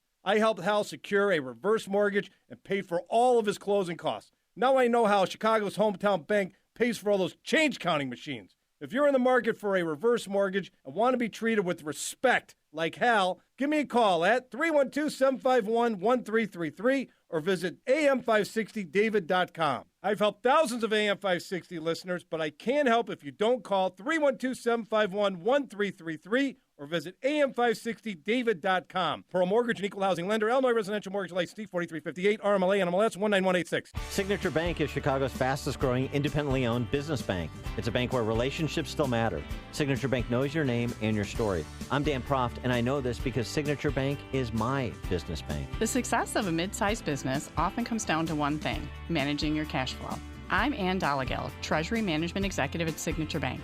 At Signature Bank, we take a personalized and proactive approach to structuring your cash management solutions to keep your financial assets safe and working for you. Our automated accounts receivable and accounts payable technology allows your business to grow without adding to your overhead expenses. And what truly sets Signature Bank apart is our personal approach. We get to know your business by rolling up our sleeves to work alongside you. Call me today for a review of your company's operational challenges. Signature Bank is looking for their next success story. Learn more about turning your business vision into reality. Visit signature-bank.com. Signature Bank, helping local businesses succeed. Member FDIC, Equal Housing Lender. AM 560, The Answer. Dan, and in for Amy is Pat Hughes, co-founder of the Illinois Opportunity Project this morning. And Pat, when the hits keep on coming for Obamacare, it's like Obama's version of the Clinton Foundation, except this is inflicted on all of us. Yeah, it's worse. And we know what the costs are. We know what's happening in health insurance, the consolidation, insurers pulling out of the marketplace, insurers going under, many of them reaping what they have sown by being early advocates for the backdoor government takeover of health insurance. Well, the content of the Affordable Care Act website has changed markedly. This was noted by Weekly Standard. You go to healthcare.gov and you look for the section that references how you can keep your doctor, and you're not going to find that section because it's gone. Just before the enrollment began last year, the Can I Keep My Own Doctor, that was later revised to How to Keep Your Doctor, that was dropped. Now the same link takes users to a section entitled How to Pick a Health Insurance Plan. And it includes this description on the whole keep your doctor issue. To be certain your doctor is included in your plan's network, contact the plan or provider for the most up-to-date information. So you're no longer in charge of keeping your own doctor. It's not your choice anymore, as if you didn't know that through experience. That's the choice of your plan or provider that is being government directed. Yeah, so when Obama made that statement, if you like your doctor, you can keep your doctor, that ended up not being true. What's worse, Dan, is it was never going to be true. Everyone knew when they looked at the structure of Obamacare going forward that ultimately this would have to be the case. And the president, of course, knew it. Of course he knew it. And he said it anyway to assuage the concerns of people who like their insurance, who like their doctor.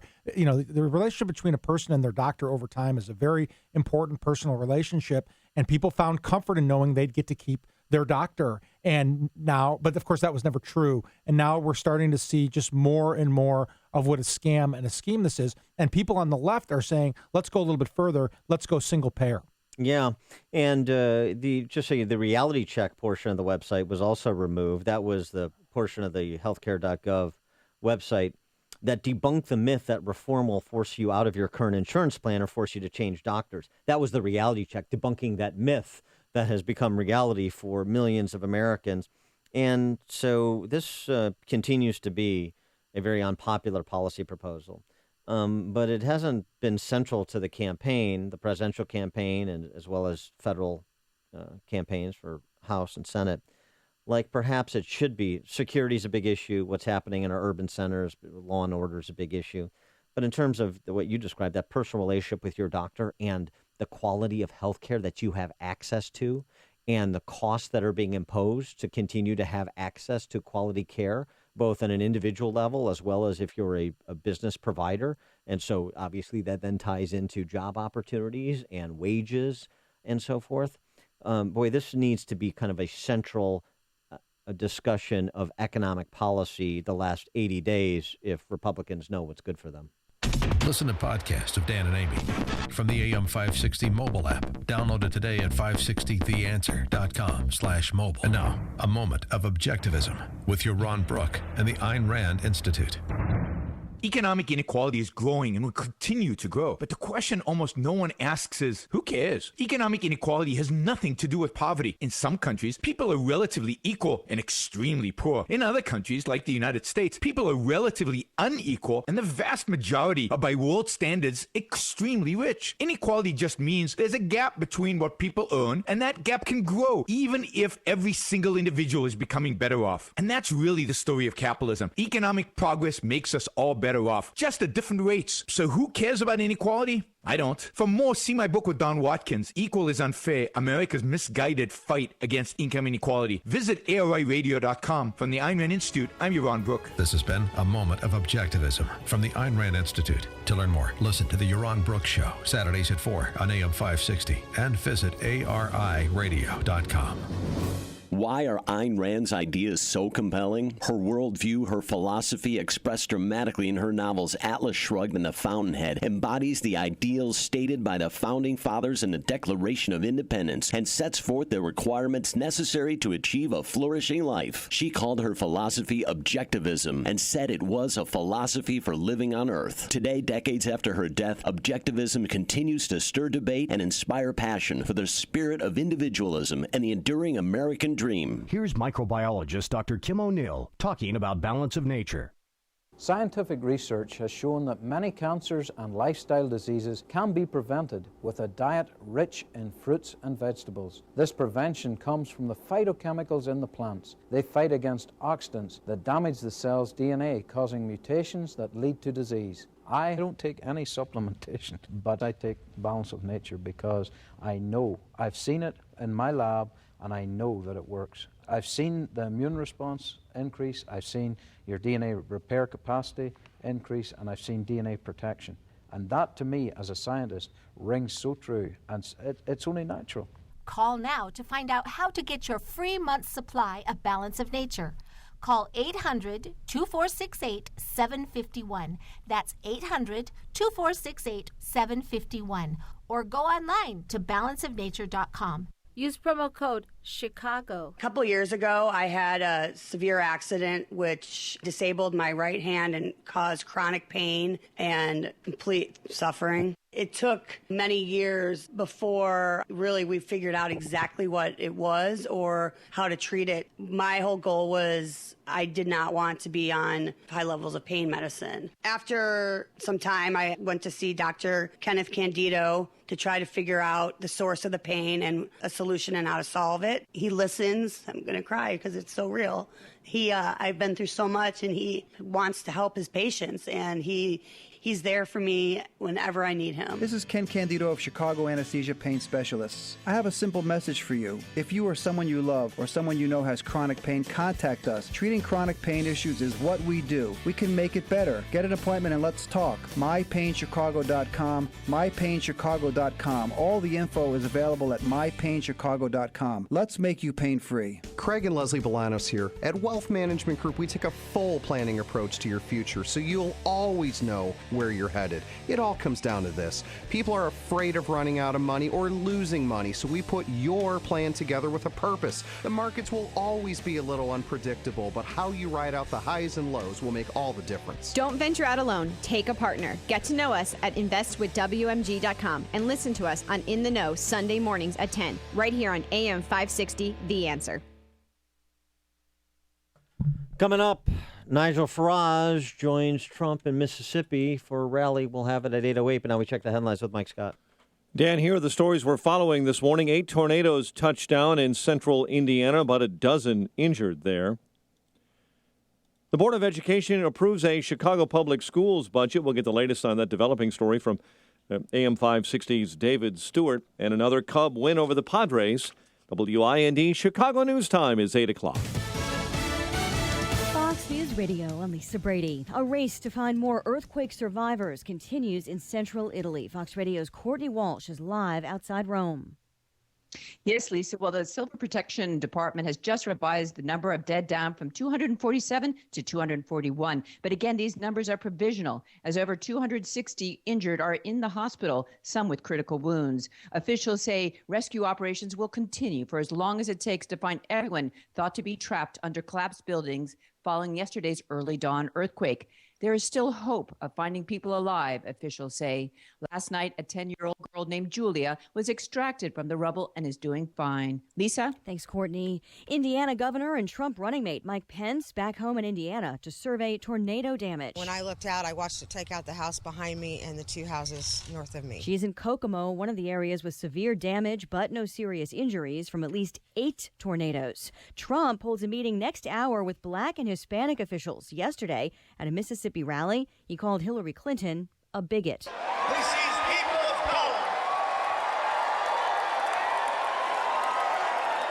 only as votes, not as human beings worthy of a better future. Clinton telling CNN Trump is peddling bigotry. He is taking a hate movement mainstream. He's brought it into his campaign.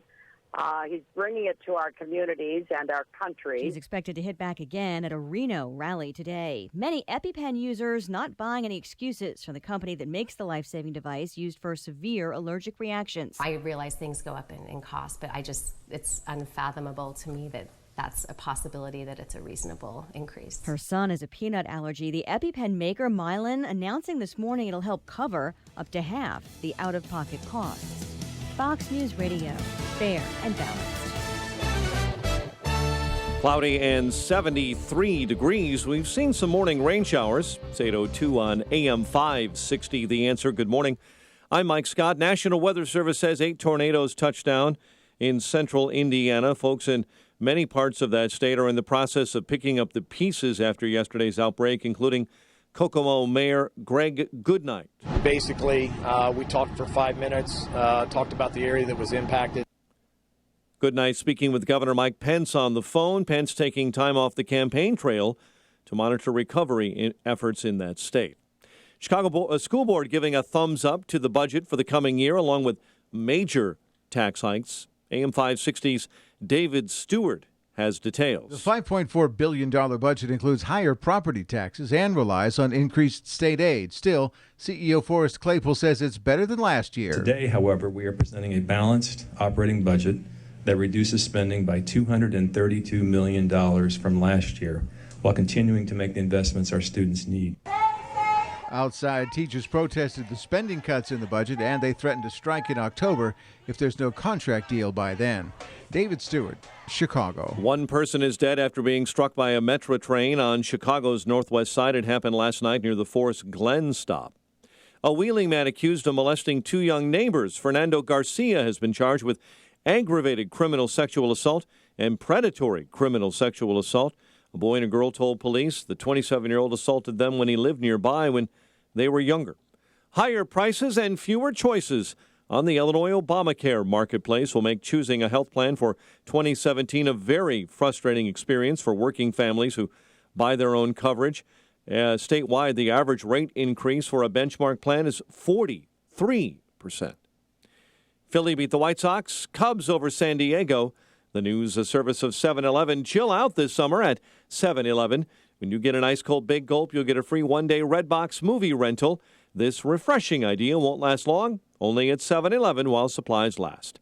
Subject to additional terms, charges apply for additional nights. 8:04, time for the AM 560 Business Beat from the Fox Business Network and a service of Turnkey.pro. Here's Jenny Casola. From the Fox Business Network, in response to the dramatic increase in the price of the EpiPen to hundreds of dollars, the maker of the EpiPen auto-injector, Mylan, now says it will expand existing patient assistance programs. The pen injects epinephrine to stop a severe allergic reaction. A savings card will reduce the cost by 50%. Mylan will also expand who is eligible for the patient assistance program. The merger of DuPont and Dow Chemical could receive more scrutiny here in the U.S. Senate Judiciary Committee Chairman Chuck Grassley of Iowa says farmers are concerned the merger will eliminate competition and they will have to pay more for agricultural products. And a federal judge has thrown out a lawsuit that claimed Starbucks was defrauding customers by adding too much ice to its cold beverages. The judge says even children know they can increase the volume of a cold beverage by requesting no ice. With the Fox Business Report, I'm Jenny Cosola. It's 8:05 in Chicago. A check of traffic and weather on the way next on AM 560. Marxists, socialists, and communists forget the government doesn't have any money. The Dave Ramsey Show. Except money it took from someone who is producing money. Government creates no money. The only way the government has money is if it took it from one of us. And so the only way that it would have money to give these people is if it took more from the other people. Thus, Marxism, communism. Dave Ramsey, weeknights starting at 7. Presented by Wintrust Community Bank on AM 560. The Answer. Hiring people is probably the worst part of my job. It's such a hassle, the searching, the sorting through resumes. Most people don't have the right experience. We started using ZipRecruiter about 3 months ago. Right from the start, you could tell it was going to make hiring a lot easier. One click and my job was posted to 100+ job boards, all the top sites. All of the candidates came to my dashboard, and it's easy to compare them. Thumbs up if I liked them, thumbs down if I didn't.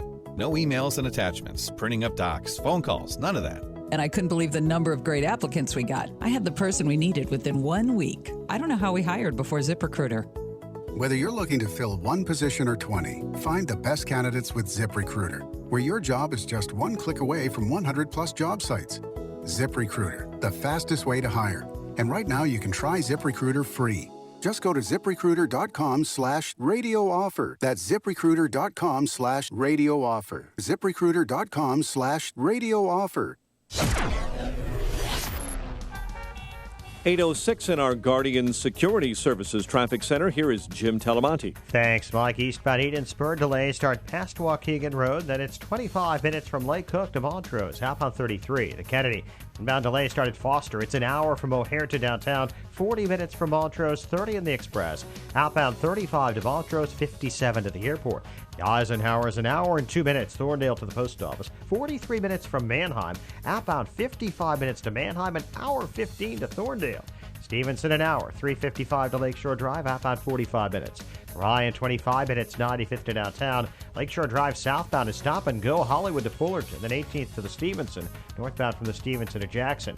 Tri-State southbound clogged up from Bussey to the Bensonville Bridge, northbound 111th to 31st, and Cermak to North Avenue. Eastbound Adams Tollway slow. Beecham to 53 and Bussey to Lee. Reagan Tollway Roosevelt to the Tri-State Veterans Memorial. I-55 to St. Charles and Army Trail to 290. Traffic answers when you need them most. Jim Talamonte on AM 560, The Answer. Chicago's Morning Answer continues next. Your official Chicagoland weather forecast from the AirComfort.com Weather Center. AirComfort.com, providing the right climate for business since 1935. Here's meteorologist Kevin Snyder. After a morning shower or thunderstorm, it remains mostly cloudy for the rest of the day. Less humid with a high 80. Partly cloudy night, low 64. Clouds and sun tomorrow, high 81. And a mostly cloudy night, low 67. Then a shower or thunderstorm Saturday, high 82. I'm Kevin Snyder on AM 560, The Answer. 73 at O'Hare. Next news, 8:30. Chicago's Morning Answer with Dan and Amy continues next on AM 560, The Answer. This hourly segment is brought to you by HealthQuest Radio with Dr. David Kolbaba. HealthQuest Radio is heard Saturday mornings at 11 o'clock here on AM 560, The Answer. Good morning. Welcome to your Thursday morning briefing. Here's what you need to know to start your day. But I will say this. If I was an American citizen, I wouldn't vote for Hillary Clinton if you paid me. I wouldn't vote for Hillary Clinton if she paid me. We're going to obey the existing laws. Now, the existing laws are very strong. The existing laws, the first thing we're going to do, if and when I win, is we're going to get rid of all of the bad ones. We got gang members, we have killers, we have a lot of bad people. Well, you know, if this is evolution, this is like a platypus going to sleep and waking up as a pussycat. That has really never happened in the history of any of our species. This is Chicago's Morning Answer with Dan Proft and Amy Jacobson on AM 560, The Answer.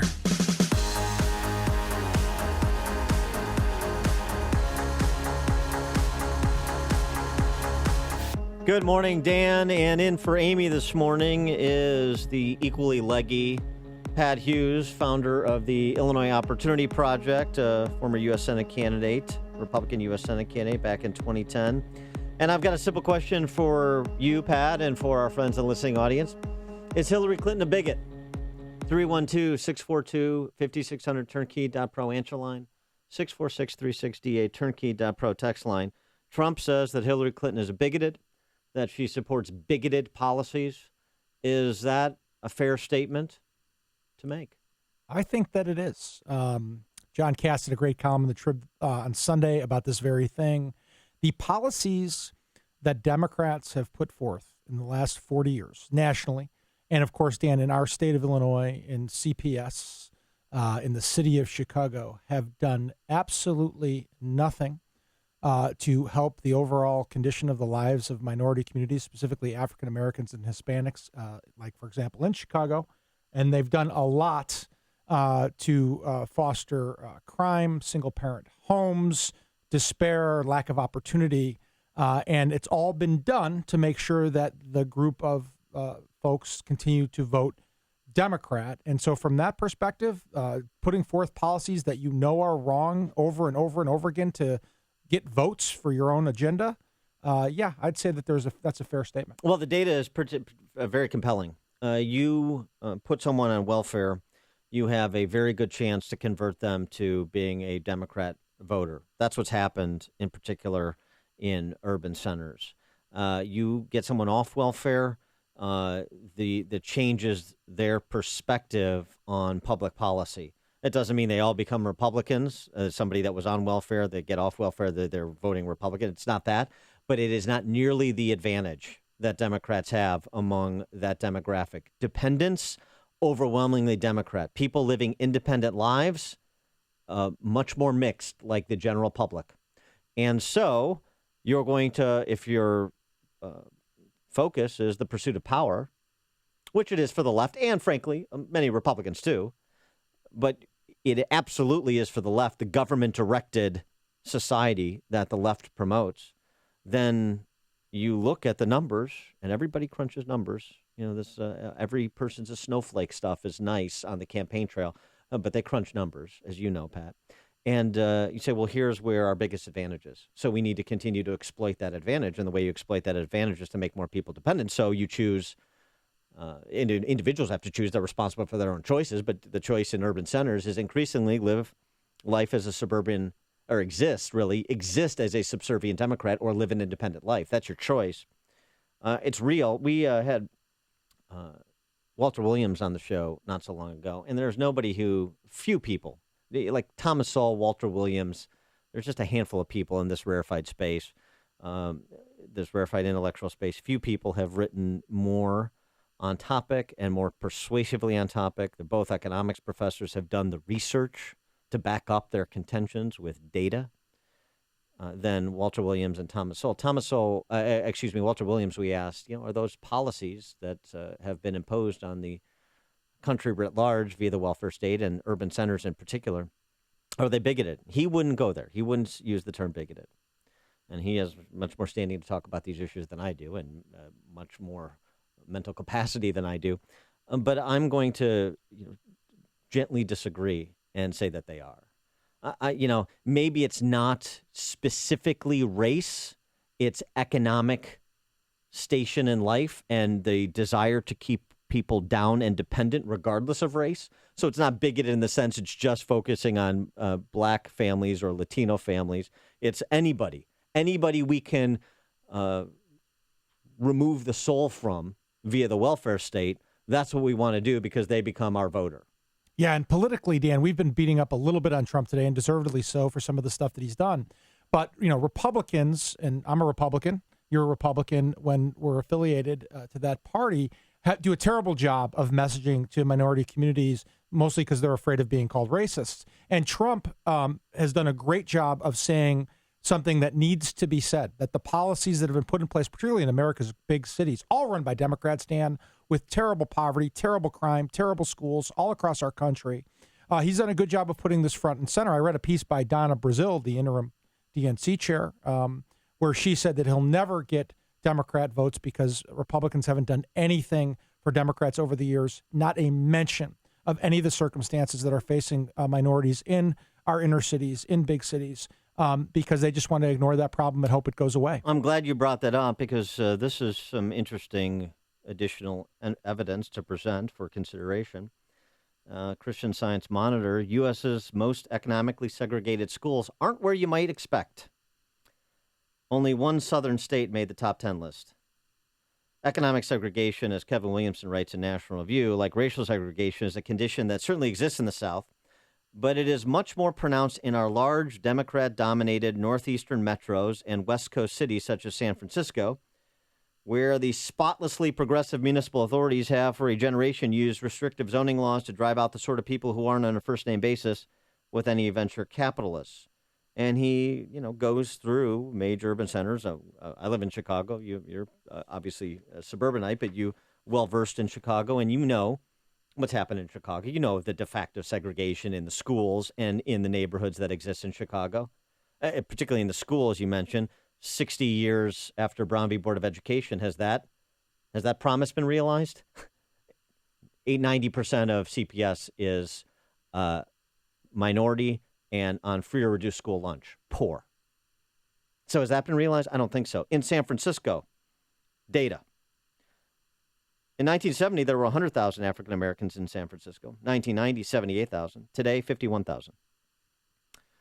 There is a great deal more to what ails the poor and long-suffering African American communities than housing policy, writes Kevin Williamson, and he's right about that.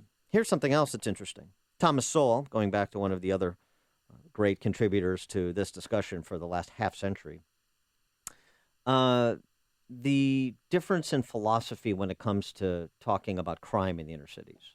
And this was demonstrated during the unrest in Milwaukee a couple weeks ago. The police chief of the city of Milwaukee versus our friend, Milwaukee County Sheriff David Clark, and looking for root causes. Flynn looking for root causes. Clark looking to enforce the law. Right. And in terms of root causes, Sol writes, the hard fact is that the murder rate in the country as a whole was going down during those very decades when social problems in the slums were supposedly being neglected. Homicide rates among black males went down 18% in the 1940s and by 22% in the 1950s. It was in the 1960s, when the ideas of Chief Justice Warren and others triumphed, that this long decline in homicide rates among black males reversed and skyrocketed by 89%, wiping out all the progress of the previous 20 years. That's the introduction of the Great Society, which turned out to be not so great. The same reversal in the country at large saw murder rates by 1974 more than twice as high as in 1960. This was after the murder rate had been cut in half from where it had been in the 1930s. Ghetto riots, which erupted in the 60s, were blamed on poverty and discrimination, but what were the facts? Poverty and discrimination were worse in the South than the rest of the country, but ghetto riots were not nearly as common in the South. And he goes through the data to support those contentions, which turn out to be true. And this is the tragedy of what has come to pass in our urban centers, the predatory big government policies, as I describe them, is that you saw literacy rates and safety rates, if you will, the decrease in violent crime, or the incidence of violent crime, better during Jim Crow, when we had institutional racism and de jure segregation, than after 45 years of Great Society programs. Is there a bigger indictment of those programs? And if you're unwilling to rethink and recast those programs, then what does it say about you? You don't care about the evidence, and even more importantly, you don't care about the people who have suffered at the hands of predatory big government. And that's what Trump is referencing, I believe, when he calls Hillary Clinton a bigot. And I think he's absolutely right to do so. Dan in Lake Forest, you're on Chicago's Morning Answer. Good morning. Morning. To be a bigot, you're intolerant of others' views, and you probably stick to what you believe. Hillary's worse than that. She's a demagogue who preys on prejudices and the ignorance of her constituents, and she's a charlatan who swindles everybody through deception. So she's worse than a bigot.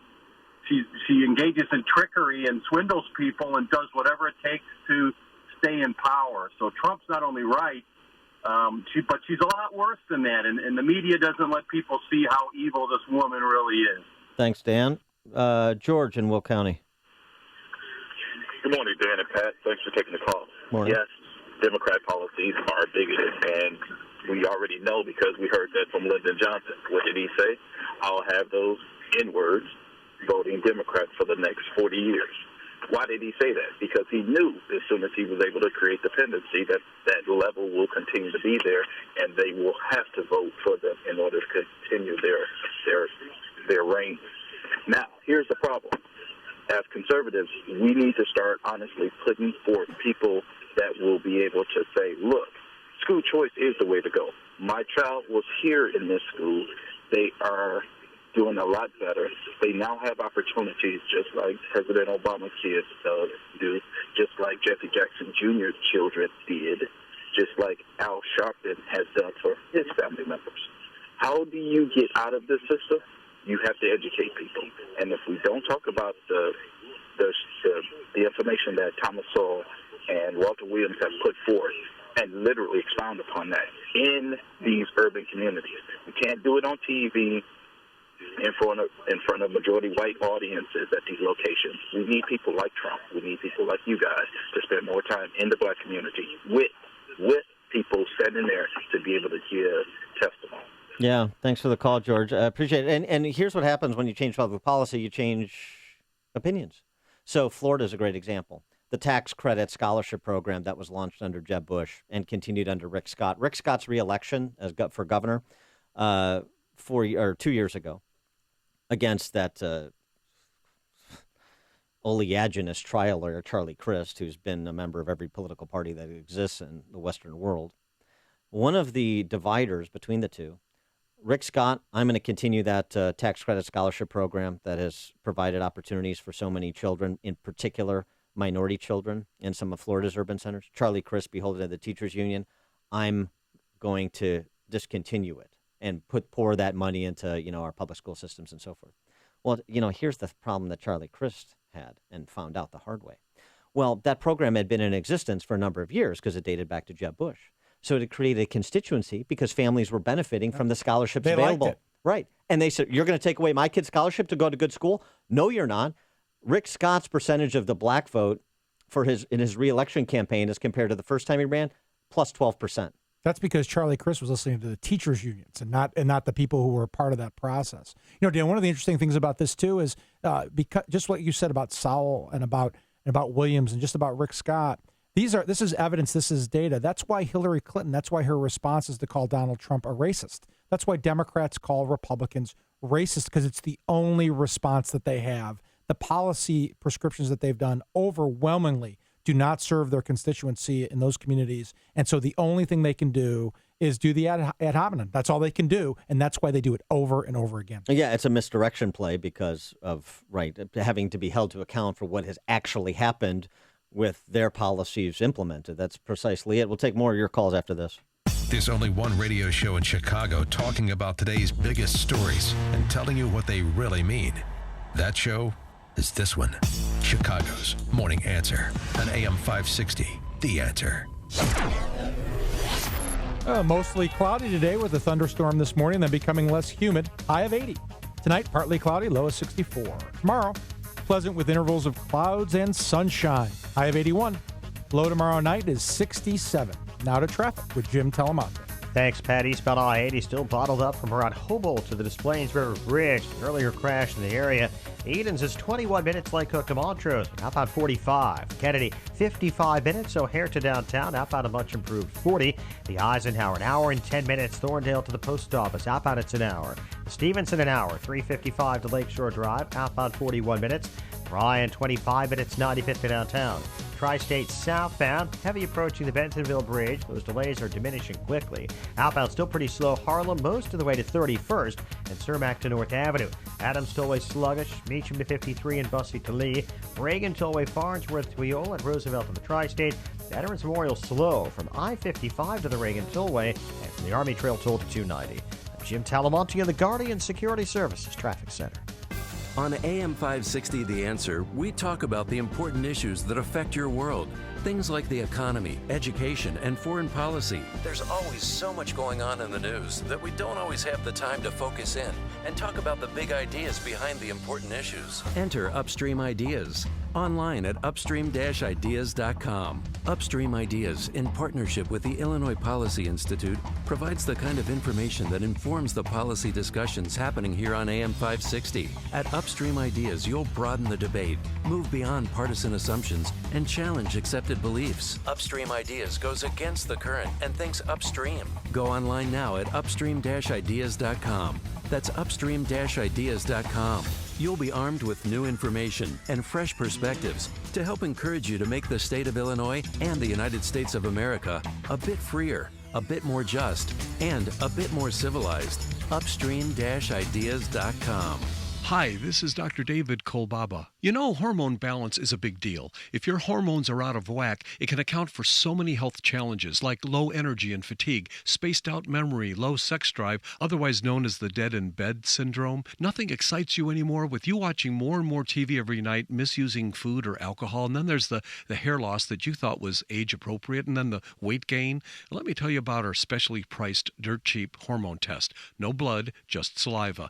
Interesting that with over 33 years in private practice, I've never seen normal hormone test results in the first go-around. And that's why you need to have us help you balance your hormones once and for all. So call our HealthQuest radio hotline at 800-794-1855. You can't get any cheaper than dirt cheap. No blood, just spit. Call 800-794-1855. Oh, and be sure to listen to HealthQuest Radio with me, Dr. David Kolbaba, this Saturday morning at 11. But for now, call 800-794-1855. I've been taking the Balance of Nature fruits and veggie capsules for many years. What hooked me was something I wasn't expecting. I was playing golf with one of my friends, and midway through the round, he looks over at me and says, "What's going on here? You're killing me. Did you get new clubs or something?" It dawned on me that the only thing I'm doing different is taking Balance of Nature. I've been a 15 handicap golfer for a long time. 3 months after I started taking the fruits and veggies, I started dropping strokes off my handicap. Even my sons noticed I was playing better. I told them, when I started getting enough fruits and veggies in my diet, I felt better. Better concentration, better swing. When you feel better, you play better. Call now to find out how to get your free month's supply of Balance of Nature. Call 800-2468-751 or go online to balanceofnature.com. Use promo code CHICAGO. AM 560, The Answer.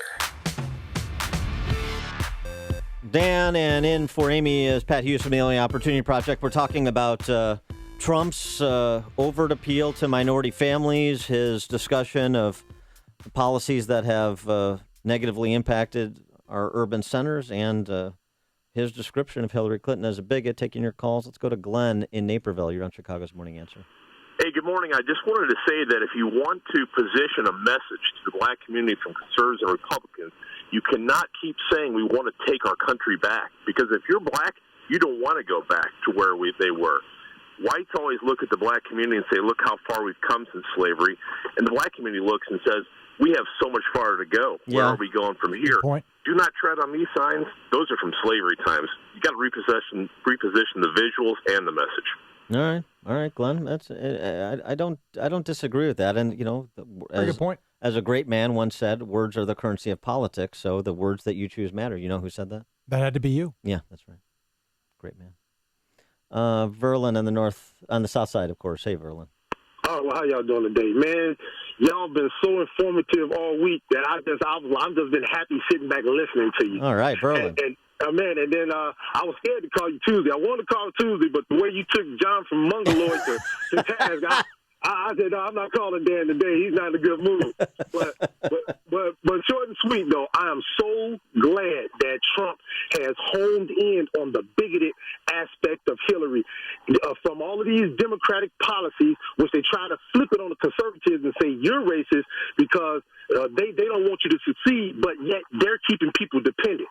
I just want, when the first debate to come, I want him to go all the way back 40 years and home in on how she was a bigot in the beginning and been a bigot all this time so people can truly understand who's the racist, not these insensitive words that he might have said. No, who's the true racist? And this is what I've been hoping for so long. Thank you. Thanks, Verlin. Yeah, and that gets them back on their heels like it did Hillary in the primary when Bernie Sanders pulled this old chestnut out and accused Hillary Clinton and Bill Clinton of being racist when they had their first go-around in the White House. Not just gangs of kids anymore. They are often the kinds of kids that are called super predators. No conscience, no empathy. We can talk about why they ended up that way, but first we have to bring them to heel. So I think actually Trump has a bit of an opportunity to do a pincer movement on Hillary Clinton from the right and the left. Before you see it on TV, share it on Facebook, or read about it in the paper. Hear it here first. This is Chicago's Morning Answer on AM 560. The Answer. If you're serious about selling your home, now is the time. Supply is low and it's a great seller's market in many Chicagoland neighborhoods. I've done the research, and along with my Salem Radio colleagues, Mike Gallagher and Michael Medved, we all recommend that you call Saul. Saul Z and the Z team are so good that if they don't sell your home in 59 days, they'll sell it for free, guaranteed. Saul is ranked 106 out of 1.2 million agents by the Wall Street Journal. His proven marketing system is so effective that he sells on average a home every single day, attracting multiple full-price offers. That demand helps sell your home fast and at the highest price. It's a no-brainer. If I were selling a home in Chicagoland, I'd call Saul. Go online to callsaul.net or call Saul now at 888-346-0666. That's callsaul, S-A-U-L.net, or 888-346-0666. You'd better call Saul. What I care about is MyPillow. And guess what? If you haven't bought one yet, you are in luck. For August only, when you buy one premium MyPillow, you still get the second one free, but you'll also receive 2 additional Go Anywhere MyPillows for free. So you're actually getting 2 premium and 2 Go Anywhere MyPillows for the price of 1. It's the best offer ever, and nearly every AM 560 host endorses MyPillow because it is the best. The National Sleep Foundation agrees because they made it their official pillow. It's washable to remove all the icky stuff that causes allergies, acne, and asthma, so it's healthy, and you'll sleep better. So visit MyPillow.com, click the radio listener special tab, and use the promo code Amy. You will get 2 premium MyPillows and 2 Go Anywhere pillows for the price of 1, or you can call 800-489-0201, mention the radio listener special, and use the promo code Amy. That's MyPillow.com or 800-489-0201. AM 560, The Answer. Coming up, we'll talk to Steve Cortez, a member of Donald Trump's Hispanic Advisory Council and a Trump surrogate. But now we're going to check the headlines with Mike Scott. Dan Cloud, 73 degrees, and the search for survivors front and center this morning in central Italy, where a powerful earthquake has killed 241.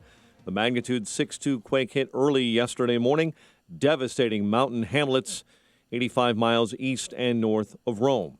12 victims are dead in a brazen, hours-long attack, a militant attack likely inspired by the Taliban on American University in Afghanistan.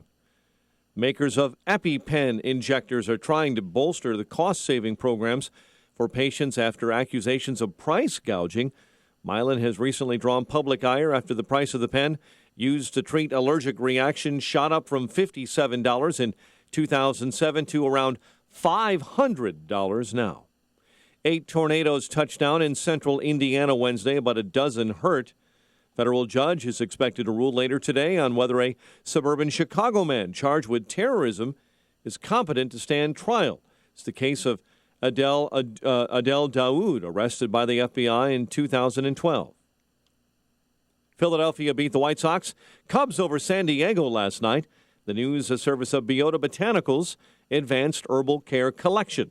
Safe and effective, Biota is a worldwide favorite when it comes to combating thinning damaged hair. Visit BiotaUSA.com. That's BIOTAUSA.com.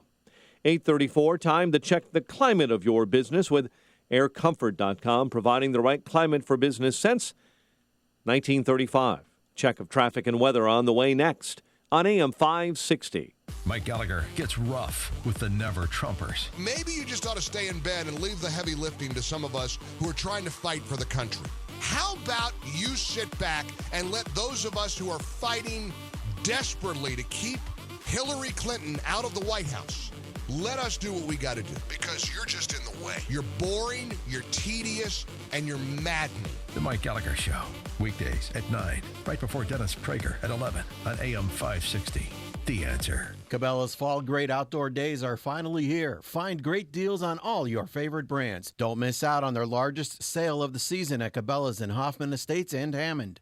A storm is on the horizon, and you need to keep the lights on no matter what. Your business relies on the power being on 24/7. It's the lifeblood of your data and computer systems. Weather-related outages from the power company are not acceptable. Your need for a source of power that's reliable 24/7, along with round-the-clock service that can dispatch technicians to your site immediately, is mission critical. Your business needs Charles Equipment Energy Systems on speed dial. These are the big boys, not residential or solar, but reliable industrial generators for emergency backup or events. When you need more than a 100-foot extension cord plugged into a small engine generator, call Charles Equipment Energy Systems. They keep the lights on with rental generators for job sites or power outages. They'll also keep you cool this summer with temporary air conditioners for any situation, big or small. Call 630-834-6000. That's 630-834-6000 or charlesequipment.com. charlesequipment.com. Reserve now for summer festival season.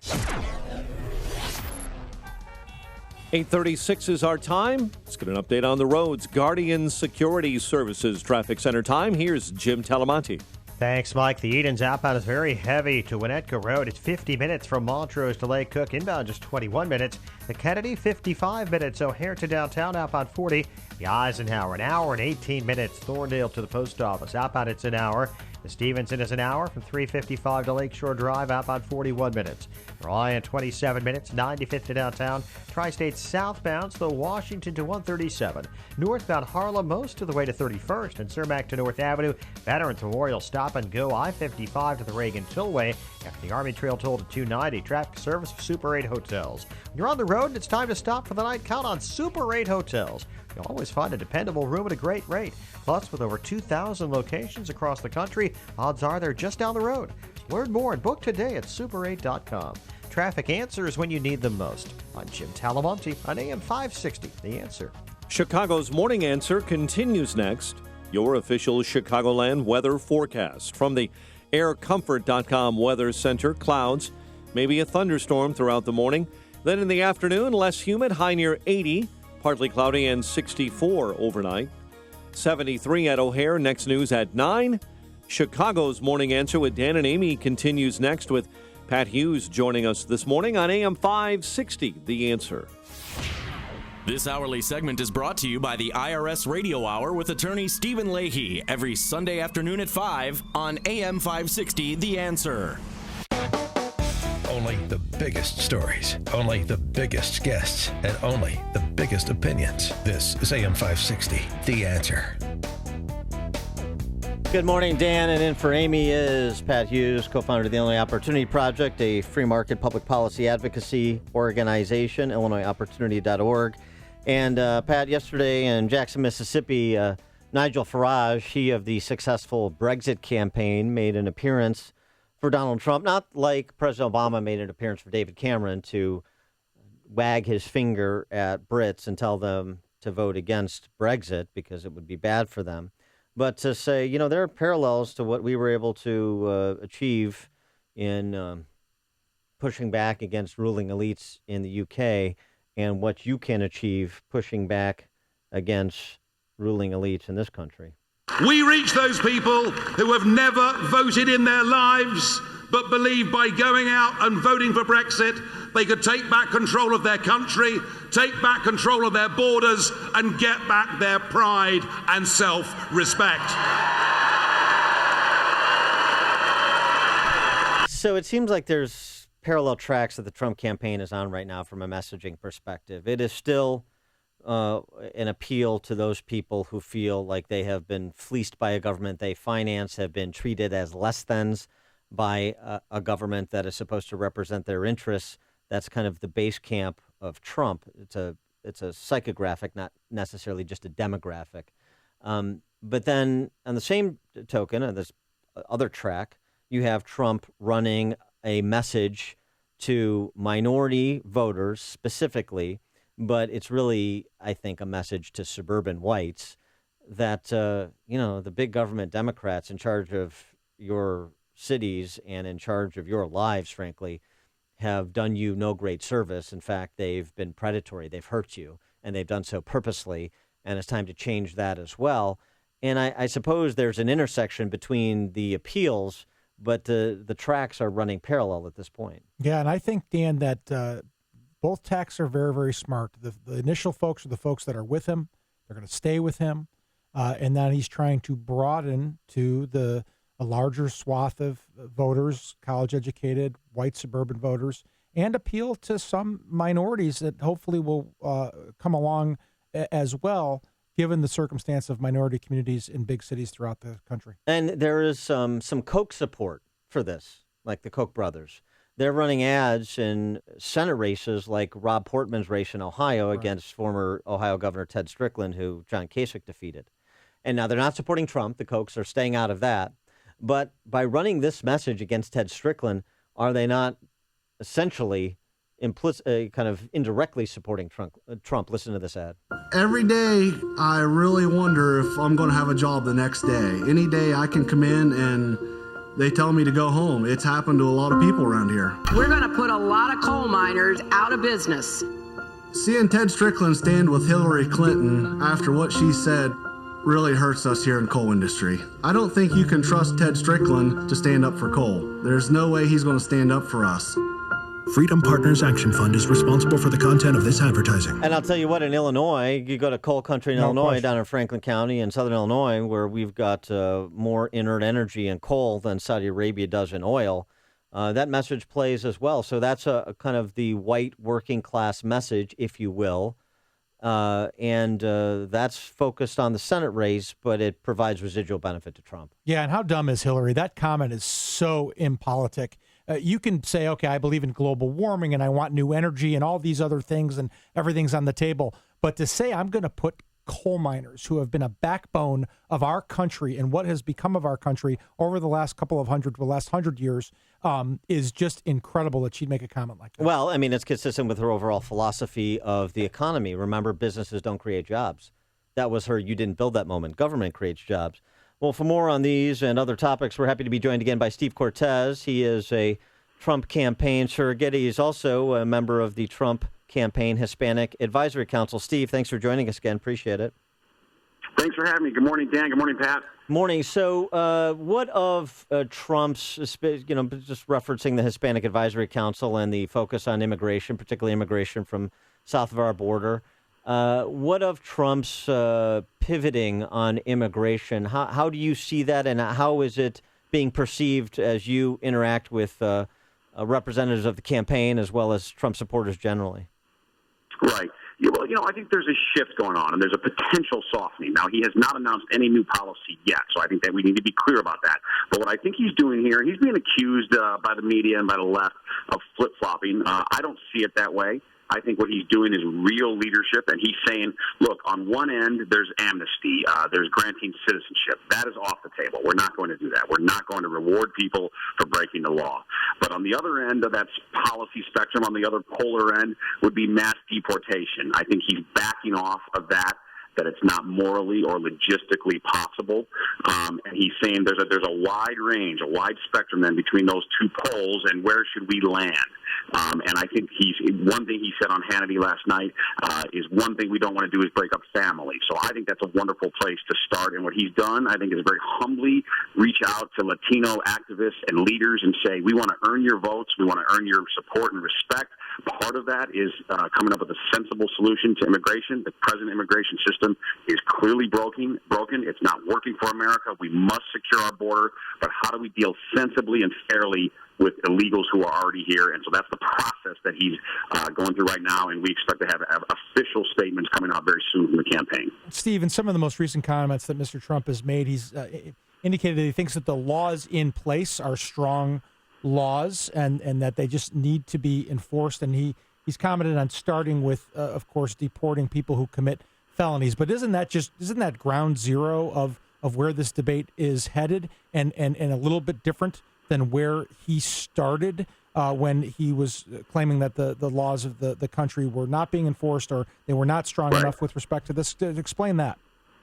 No, and listen, clearly he is shifting, all right, but I don't think that's flip-flopping. I mean, I think he's evolving on the issue the more he learns about it, and I think as an Hispanic who supports Trump, I think that's important. And by the way, too, I would mention this. A lot of Hispanics, like my father, who came here and did it legally, and it's a cumbersome process. It's not easy to become an American citizen, to get the proper visas, to go through the entire process. It's expensive. It's time-consuming. But people like my dad and millions of other Hispanics who did it the right way, they often resent the fact that there are then cheaters who come in and essentially hop in line in front of them and do it the wrong way. And on top of that, not only is it unfair, but they then compete in the labor market, and illegals, because of their status, are almost always paid very low wages. They compete in the labor market against a lot of black and brown people who occupy a high percentage of manual labor jobs. So it's something we need to fix. And I think Mr. Trump is being very smart about saying, look, I have not made any. The only thing that's set in stone is we must secure the border and no path to citizenship. Other than that, everything is negotiable, and let's see what makes the most sense. Personally, what I'm going to recommend to him is people who have been here for a certain amount of time and people who have families here should be allowed to stay, not given citizenship, but be allowed to stay through a process. There have to be penalties. There has to be a process. There has to be proper vetting. But I think we should come up with a common sense scenario. People who are dangerous need to leave immediately, and we need to get more strict about how we police those folks and get them out of here as quickly as possible. The Clinton Foundation has been a horn of plenty for the Trump campaign over the last week, and it looks like it's going to be through the November 8th election. How important is it, and how focused is the campaign on making the Clinton Foundation kind of a surrogate for Hillary Clinton and a referendum question? You know, it's like Bill rented out the Lincoln bedroom. She rented out the entire State Department, and now they're going to rent out the Oval Office as a family. Right. And, look, we're Chicagoans. We all know about corruption, right? And sadly, we've had to live with it for decades here. But thankfully, the White House of the United States has really never been for sale. We've had some national scandals in the past. We've had Teapot Dome, other scandals in our history. But the presidency itself has never been for sale. And I think the American people are rightly worried that under Hillary Clinton, the presidency, the White House, could actually be for sale. The Clinton Foundation is a global slush fund. They spent $50 million on travel. This is not a foundation. It's an organization to enrich their peers and to allow them to live a lifestyle of a mogul. By the way, neither of the Clintons have really ever worked. She worked for a few years for the Rose Law Firm. Neither has ever worked in the private sector in their entire lives, and yet they are generationally rich. I think that is offensive to most Americans. They didn't earn that money. They globbed it off of us, off of the taxpayer. So I think we need a special prosecutor. I agree with Mr. Trump. The only way that we're going to resolve this question, because the DOJ has shown us that they are not impartial and they're not willing to uphold the people's rights. We need a special prosecutor to investigate this. And if we don't get that, regardless, I think the jury ultimately will be the American people in November. And I think the Clinton Foundation is going to be perhaps the most damaging reason that people will not vote for Hillary Clinton come November. Steve, Republicans have a terrible time calling Democrats out for their bigoted social policies, the policies that, of course, have led to the problems that we have, of course, in the city of Chicago and in big cities throughout the country, failing school systems, incredible crime, single-parent homes, the whole 9 yards. And I saw that Mr. Trump went out and made a strong statement about that. How do you think that's going to play as the election goes forward? Because it's something as Republicans we don't have a tendency to do well. Right. Well, I'm so glad that he's doing this minority outreach, because I think when it comes to Democrats, it's not that black lives matter, it's that black votes matter and brown votes matter. So they care very much about your votes, and then they say goodbye for 4 years and leave you, people of color, stuck in neighborhoods that are rife with crime, that have failing schools, and where their policies of government dependency create enormous despondency. So what we have been doing since the Great Society, what we have been doing, it's not making lives better for people of colors. In fact, it's making them worse. And even under this present administration, if we look at Hispanics, I'm very proud that Hispanic men have the highest workforce participation rate of any group in America. They're incredibly hardworking, hustling people. Yet, since the recession, Hispanic incomes have gone down. So they are not participating in this recovery. And that's really a shame. Hispanic household wealth is 1/10 of white household wealth. So what I would say to my fellow Hispanics and what I would say to people of color is Democratic policies are not working for you. They are taking you for granted. So please give us a chance. Free market policies, Trump policies can make your lives better. And even if we don't get their votes this time around, and who knows whether or not we will, because we're fighting an uphill battle, clearly.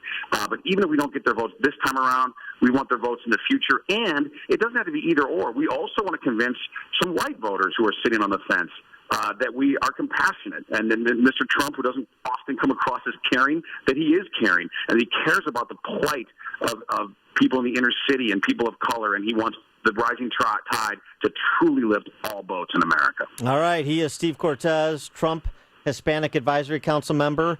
Steve, thanks so much for joining us again. Appreciate it. Thank you. He joined us on our Turnkey.pro answer line. Connect with Dan and Amy on the AM 560 The Answer mobile app. Just text the word app to 64636 to download the app today. Weather today, mostly cloudy with a thunderstorm this morning, and then becoming less humid. High of 80. Tonight, partly cloudy, low of 64. Tomorrow, pleasant with intervals of clouds and sunshine. High of 81. Low tomorrow night is 67. Now to traffic with Jim Telemonte. Thanks, Pat and Dan. The Eden's very heavy outbound from Montrose to Winnetka Road, 50 minutes. Montrose to Lake Cook, inbound's 21. The Kennedy is an hour from O'Hare to downtown. Quicker than the Express, they'll save you about 10 minutes. Outbound, 42 minutes downtown to the airport. The Eisenhower is an hour and 18 minutes. Thorndale to the post office, 48 minutes from Manheim. Outbound, an hour and 3 minutes to Thorndale. There's a stall at 17th in the left lane. Stevenson, an hour and 2 minutes, 355 to Lakeshore Drive. Outbound, 35 minutes. Ryan, 27 minutes, 95th to downtown. I-57, slow in both directions. At 119th, there's outbound police activity blocking the right lane. Tri-State southbound slow 120 to 176. Northbound Archer most of the way to 31st at Cermak to North Avenue. Jim Talamonte in the Guardian Security Services Traffic Center. Hey there, this is Eric Metaxas. Lately, I've been telling you about Liberty University's online degree programs. Liberty University is the world's largest Christian university with over 95,000 students studying around the world through Liberty's online programs. While there are a lot of universities who've jumped into online education, few can deliver on the promise of a quality education with such flexibility, and even fewer can actually point to a graduate of their online program like my friend Morgan from Nashville. I did it. I actually got my degree from Liberty University. 2 degrees, actually. Not only has this process taught me self-discipline, I've also learned that it is never too late to fulfill your dreams. And I did it all online. I did it, and you can too. Call Liberty University now at 800-424-9595. That's 800-424-9595, 800-424-9595, or visit liberty.edu/online. Flexible, affordable, possible. Liberty University Online. Dan Proft with 60 Seconds of Sanity. What could be a watershed moment in Donald Trump's campaign was not his statement of contrition for his all-too-often juvenile ad hominem forays. Rather, it was his explicit appeal to black families in Milwaukee and across the country whose lives have been decimated by predatory big government policies that foster dependency. I'm asking for the vote of every African-American citizen struggling in our country today who wants a different future, said Trump. Red Rovering people over is the beginning. If